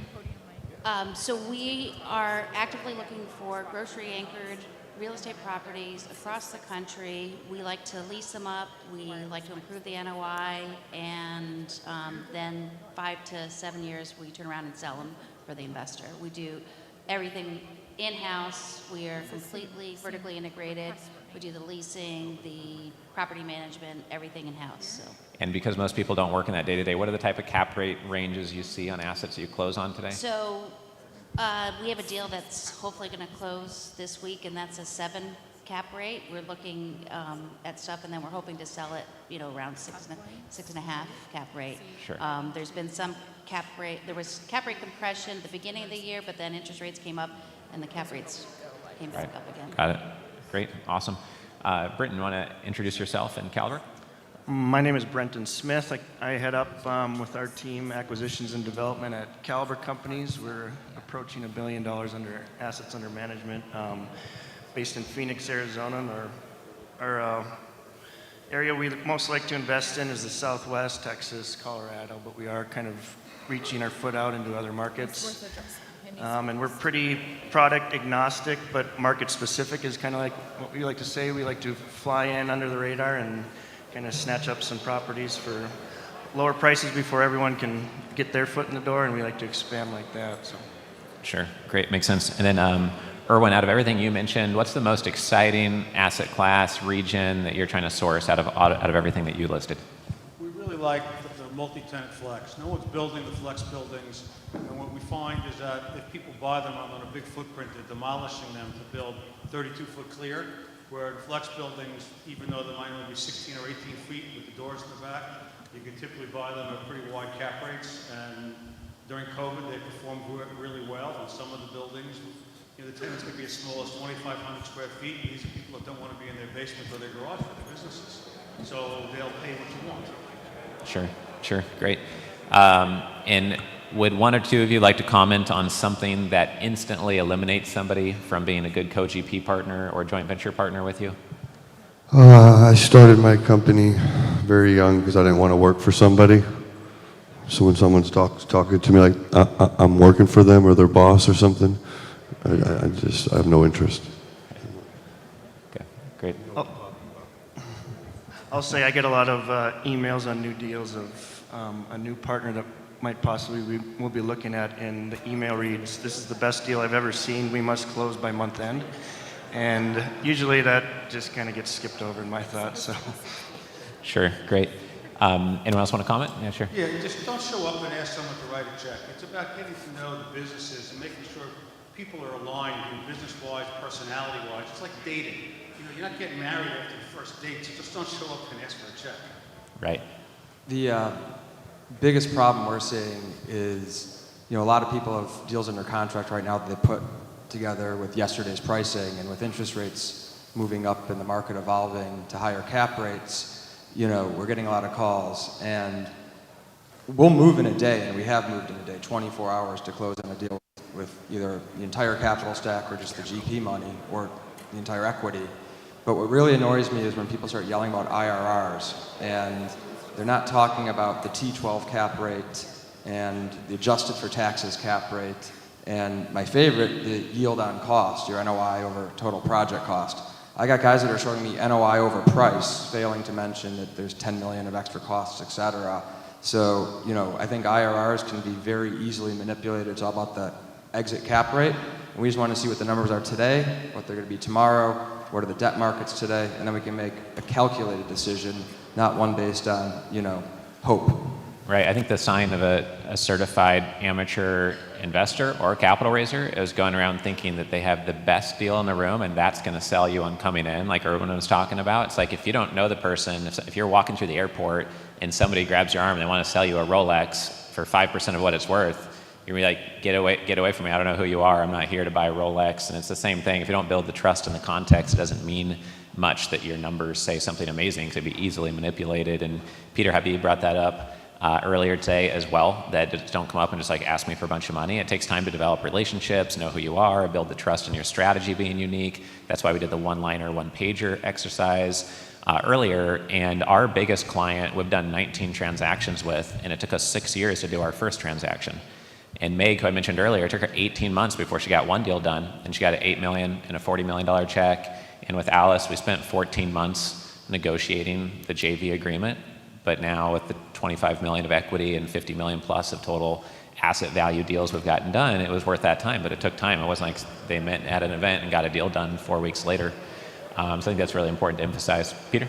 Yeah, two things to add. Something that really gets our attention is when someone brings a deal and they're, this is an opportunity we're looking to invest in, but they show us what they believe are the downsides, some of the issues with some of the hurdles that we're going to have to get past in order to prove out the investment. So that's extremely attractive when they're able to identify whatever that is. On hotel conversions, maybe it's the rezoning. On the multifamily side, maybe it's the re-tenanting. Those things take a lot of operations to get done, and if they can recognize that, for us, that gives us, the deal becomes a lot more appealing to us. So that's one of the things that we look for is if someone can show us some of the issues, some of the hurdles that they have to get past, it helps us be more receptive to the deal. Sure. And Britton, I've known Chris, one of your founders, for over a decade. And I think when I met him, you guys had $40 or $60 million under management, and now you're one of the larger groups in this entire room. I think last time we spoke at your office, you had 26 different construction projects going on at once. So what is key that you could share about Caliber's culture, strategy that's allowed you to scale at that level that would just be educational for others to know who are looking to work with groups at your level? Well, I think the biggest point is the co-GP structure allows us to spread our team over more projects, but also with the partners that we'll have, we trust them.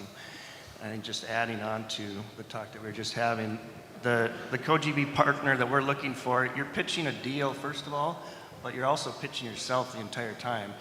I mean, I see probably 100 deals a week, but I'm also kind of looking at you and seeing if you're a good partner as I walk along with that deal. Obviously, the deal has to make sense, but the partner that we partner with has to make as much sense for that deal, because every construction or real estate deal, something hits the fan, and I want to know that my partner will roll up their sleeves with me instead of saying, oh, you guys are the big money in the room, take control. I need help on that side. Right. We work with a lot of dentists and doctors, and oftentimes they take the opposite approach. They look who in the room is offering the biggest return, and then they put money with them, even if the person is like a one-person team or not the most trustworthy group. So that's interesting to watch. Alice, any tips for people here in the room that might save them a lot of time, whether they're a family office looking to do JV Co-GP or a big investment platform? One of the things that really needs to be emphasized is all the parameters have to be in the docs up front, because you don't want to be ready to fund and they find something that they're not happy with and then they're pulling away the funding. So you need to really make sure that all the parameters are in place up front and agreed upon, and there's no last minute negotiations and stuff like that. We've had a little issues with that going forward, but I think that's more growing pains with this investor. But like I said, just make sure it's all in the docs from the beginning. Right. David? Yeah, the one thing I wanted to add to that, and what Peter was just saying, sometimes when you're going and you're pitching for money, in my experience, if you keep an open mind, you might get, and if you're aware of where you're lacking, if you know where your weaknesses are, we went in to go for, I'm not having a lot of luck here. Did it turn off? So we went in to ask for some money for our assisted living deals, and what ended up happening through that relationship and that conversation is that was our right partner, but they ended up being our guarantor on our debt. And what we were able to do was move from a 7.75% debt down to a 4.25% debt, because they became our guarantor, our signatory on that. They took a piece of the deal, that's part of the creative structure, but then that allowed us to go get our institutional equity partner, because now we had the backing of $1 billion plus family that was guaranteeing the debt. So we're out looking, we need so much equity, we need to fill out the capital stack. And we were asking the wrong question. We weren't even aware at the time that if we just had stronger sponsorship, if we had that co-GP, that the deal came together way different than what every pro forma we ran, everything we looked at. So for us since then, it's always been about how do we get access to institutional capital? What do we need to look like? And knowing where you're falling short or knowing where you might have some weakness is really the key to play in that domain. So David, real quick before I move down the line, can you just explain real quick like one or two of the super unique structures that Cambridge offers that's just different than what a lot of people think of when they think of either creative debt or institutional debt terms, just to make it clear what Cambridge does that's different so that's not confused? Yeah, so Cambridge is really a couple different verticals, but where I spend a lot of my time is we're actually lending to lenders. So I started they call it bridge lending now, but it used to be called hard money lending. So I started a hard money lending company, and you'd go out and you'd get money from investors, friends, families, whatever, not even realizing, again, on the institutional side, there's credit. So private equity was the big buzzword. I started in the business in the 90s. Now it's really private credit. There's a lot of funds, there's a lot of organizations that want to lend, and they want to lend to lenders to help them grow and scale. So it's really almost like two derivatives away from where business is happening, but it's fueling how some of that business would happen. So right now I would say private credit and very unique industries including real estate, is really unique. And then funding funds. There's a lot of people here with funds, and they don't realize that there is a tremendous amount of capital available that you can bridge the gap between the capital calls that you're making to your LPs. You could get that money up front and take a loan against those capital calls. You can leverage your GP interest. How we got involved in our first deal here in this forum was my partner's family had little bits of GP and about $1.3 billion worth of real estate, and they needed capital. Cambridge was able to come in through one of their investment partners, put a blanket pledge just on their equity, and give them a $110 million checkbook to grow their family's business. It didn't violate the covenants on their mortgages. It didn't violate any of their LPs. So there's these very unique one-off type solutions depending on what type of capital you're looking for. Great, thanks, David. And then for Erwin and David, how long, and if you met someone here today and you really like their strategy, what's like the normal length and the absolute fastest you can move while actually getting to know them well enough to do a deal together, just to like manage everyone's expectations? Sure. One of the best deals I went into was actually in the oil and gas space. And I got a call from a friend of a friend, and he mentioned that he was doing X dollars of his own money. It was really very real amount, and there's an institutional partner doing a lot of money, and there was some availability in the deal. And I called up my friend at the institutional source, and everything checked out. So we literally sent money in within 24 hours. So if there's super credibility with the right lender, the right equity investors, the right sponsor, it could be 24 hours. If it's your typical process, and we're going to do site visits, we're going to see existing assets, we're going to go through the P&Ls from previous deals, look at the bad deals, look at the good deals, talk to a couple other lenders and sponsors and investors you've worked with, and that could be anywhere from a week to a few months. It really depends. The highest quality deal and the highest quality sponsor we're going to spend the most time on, and it's kind of like the weaker guys. Sometimes that's a little longer. Right. Erwin, what about yourself? It all depends on what pieces of the pie you're putting on the table. If the lender's there, you have an LP, there's a signed purchase and sale agreement, the due diligence is done, and there are people we can talk to. Hopefully, if you've gotten to this point, you have some references and people that have invested with you before. Maybe there have been some exits. So it really depends on what's in the oven and where it's cooking. But so it could be a week, or it might take 2 or 3 months, depending on what you're serving. Right. Makes sense. Dan, were you going to add something? The world's changed quite a bit. We closed the deal last year at 17 days, $110 million deal, but the paperwork was so clean. They were putting up so much money. So today, I think you need to be very thoughtful. I think, as Peter said about the downside, 90% of the deals don't work. It's good to admit that a deal that from 60 days ago or 100 days ago doesn't work, and maybe you have to lose your deposit because the world's changed. But I think the markets will open up again in March, and all these reset prices. I think you should negotiate as hard as you can for your investors, because in a year it's going to be half, probably. Any 1 or 2 questions from the audience? Otherwise, we're going to go down the line for a last $1 million in value comment from each of these people. I know that each one of you could hold a half-day or full-day workshop on everything you've learned in your careers, and we give you like 4 minutes on the mic here if your mic's working. We're going to be raising capital during lunch for new mics after lunch, hopefully. But one thing I want to point out is that the point is just getting a maximum number of faces on stage over a couple days that we think are good people for how long we've gotten to know them. Because different connections will be different value to different people in the room at different points in your trajectory, and kind of open your brain to where you could go even if you're not there today. But I know we had a couple extra questions, and we're not going to have time to go through everyone. So if you are excited to answer one of the other questions, if you have a point that you really think the audience should hear based on what you've heard at the event so far today, we can just go down the line real quick for last most powerful comment that you think would be most helpful for the audience, and maybe start with you, Brenton, down on the end, if we can. I think we're down to 1 mic or so, but yeah. There we go. Thank you. So I would think one of them, obviously could sit here all day and talk about it, but for those of you coming up to us to present a deal or co-GP deal, from my experience, I don't think any of the first deals with a partner, we have said, yep, that's it, let's go do it. It's really, I compare it to dating. You go, you kind of talk, then you kind of start getting more, then documents get traded, then maybe we don't do the first deal. But the best advice I could give is, if we look at your deal and we say, nope, it doesn't fit in our bucket, continue to stay in contact and continue that relationship, because most of our co-GP deals have come off a second deal someone finds, because we've either created that trust or we already like the group that we're looking at. So keep at it and don't burn any bridges just because we said no to a deal. Right. Yeah, no, that's great feedback. And one event we do annually is called Capital Con. I think we're going to change the name to Capital Masters or something this year, but you'll hear 20 people on stage who have all raised $100 million or more.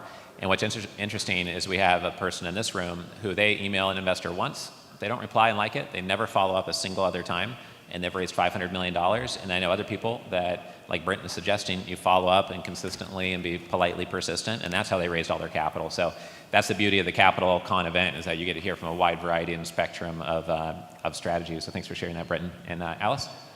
So my firm AMCAP's been around for 41 years, and I've been raising capital for the last 25 years. And one of the biggest things I would say is, in times like this, this is the time to invest. All of the deals that I've been involved with, when they've been invested in distressed times, they've performed the best across the board. So it's not the time to sit on the side. Now is the time to make the decisions and put the money into the market. Awesome. Yeah, I think that's one of the top 10 comments of the day. Not that we can give blanket financial advice for anyone, but Joe Williams, and talking to him last week, is the founder of Keller Williams with 200,000 real estate agents. He's going to be on stage speaking during this event. And he said he's buying now after 5 decades in the industry, just like Alice just said. So while most investors, 70% I talk to, are sitting on their hands right now and saying, oh no, things are not great and perfect, but they were excited to buy last year at record highs, is an interesting dynamic to watch. And then hear from people like Alice and Joe Williams say that they're acquiring assets right now, I think is something to take note of. David, any last comments? Yeah, the one thing I would offer is, again, my experience with institutional capital. If you're brokering a deal, it is impossible to get a deal done when there's 3 or 4 or 5 brokers in a chain, and we can't get, the people writing the check and the people that are the true sponsors. So my piece of advice would be, if you can, see if you can get inside, either call someone up who's providing the capital and saying, I've got great deal flow, can we come up with some type of a deal? Or the people that are raising the capital, and try and eliminate the amount of bodies in between the check writer and the check receiver, because you're going to spend a lot of time spinning a lot of wheels, and you're just not going to get any traction if there's a daisy chain of brokers. Right, especially if you are a broker here in the room and then you're going through another broker and originating through a broker, then you are part of that daisy chain problem, and that's just a bad business model, right? So, Dan? So capital's very scarce. We had hundreds of millions of deals fall out because people thought they could get better deals. So 3 rules: take the money, take all the money, and take all the money now. There's nothing more expensive than no money and having no partner. So when you over-negotiate and do all these things in today's environment, try to find a partner and make them money. Right, yeah, for sure. One group that was really at kind of high school baseball level got an offer from a billionaire to do $1 billion worth of deals together, and they were disappointed over the terms. And I said, oh, well, are these worse than other institutional terms you've seen? And then, oh, well, we've never seen another institutional term sheet. And I said, well, if you have someone else who's going to take you to the major leagues on better deals, then take that contract and go play on their team. But this is an offer to go to the major leagues from high school. So if you have a better offer, we're not offended. But to Dan's point, all these groups, I'm suing some of them for breakup fees. All of them are non-funded. They could have owned assets and built a business. Right. Peter, any last comments? Yeah, so 2 points. So something we really look for is long-term relationships. So a number of people on this stage, we've been building relationships with, but we're a family office, a group where once we do our due diligence on you and we start investing with you, we really start investing with you. We'll invest, we have a group where we did hotel conversions with them, and we put out $30-odd million within a year, joint ventures. So focus on long-term. I forget who said it, but they mentioned, maybe we pass on the first deal, but maybe the second or third deal we end up getting done. Just, keep that relationship going. And then the second item is, when you're looking for a group to invest money with you, ask them what their non-negotiables are. We have 6 non-negotiables that, when groups come to us, I'm like, listen, you're not putting money in this deal. It's automatically, we're not going to do it with you. You're not going to have skin in the game here. Or you don't have experience with this asset class. You know multifamily, but you don't know senior housing. We have non-negotiables. So ask, what are your non-negotiables? Because, listen, you might come with a deal and it might look good, but if it doesn't hit all of their non-negotiables, then it's not going to move forward. Great. Thank you. David? So about 6-7 months ago, I was introduced to a very well-reputed sponsor that was doing deals in Phoenix, that area, and he was showing me a deal he was buying. He wanted us to put up, $2 million into the GP and some LP money as well. And I said, you know, you're buying a 3.9 T12 cap rate and you're showing an untrended yield on cost of like 5.1. Why are you doing this deal? And he said, oh, well, it's, you know, 210 a unit and the market's 230 a unit. You know, so just flip it. There's no reason to ever own this asset. And if you can't answer why are you buying this deal with a real answer, you shouldn't be doing the deal. And you know, there's no law that says you have to do deals. And you know, it might be a few months or 6 months before you know you can buy a property with we look at the debt yield. That's like the #1 metric, right? Your NOI over the debt amount. And if you can't buy a deal that you know has positive leverage and where there's a solid debt yield, you know, just maybe do something else. Great. Erwin? There's no hurry to get a deal done. We're starting to see right now an adjustment in cap rates. You know, 6 months ago, I've been on a portfolio that Blackstone was selling. They wanted to sell it on a 5. I offered them an 8. They wouldn't trade. They have another portfolio out that they offered on an 8, and they're actually talking to me.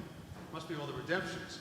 So know what you know, but really look at the markets. And if you're coming to somebody with me or somebody else for equity, at least try to figure out what the questions are that we're going to ask you or what's missing from your presentation. Maybe you find somebody to help you.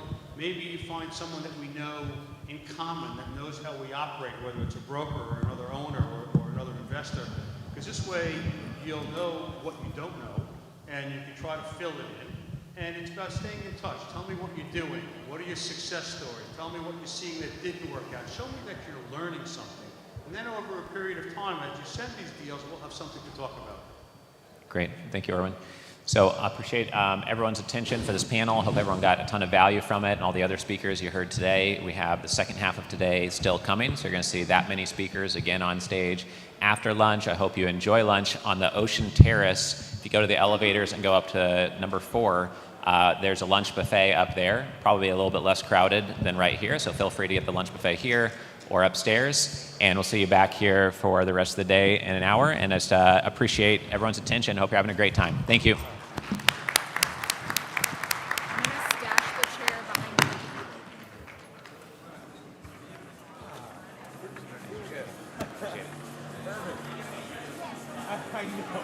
I know, for sure.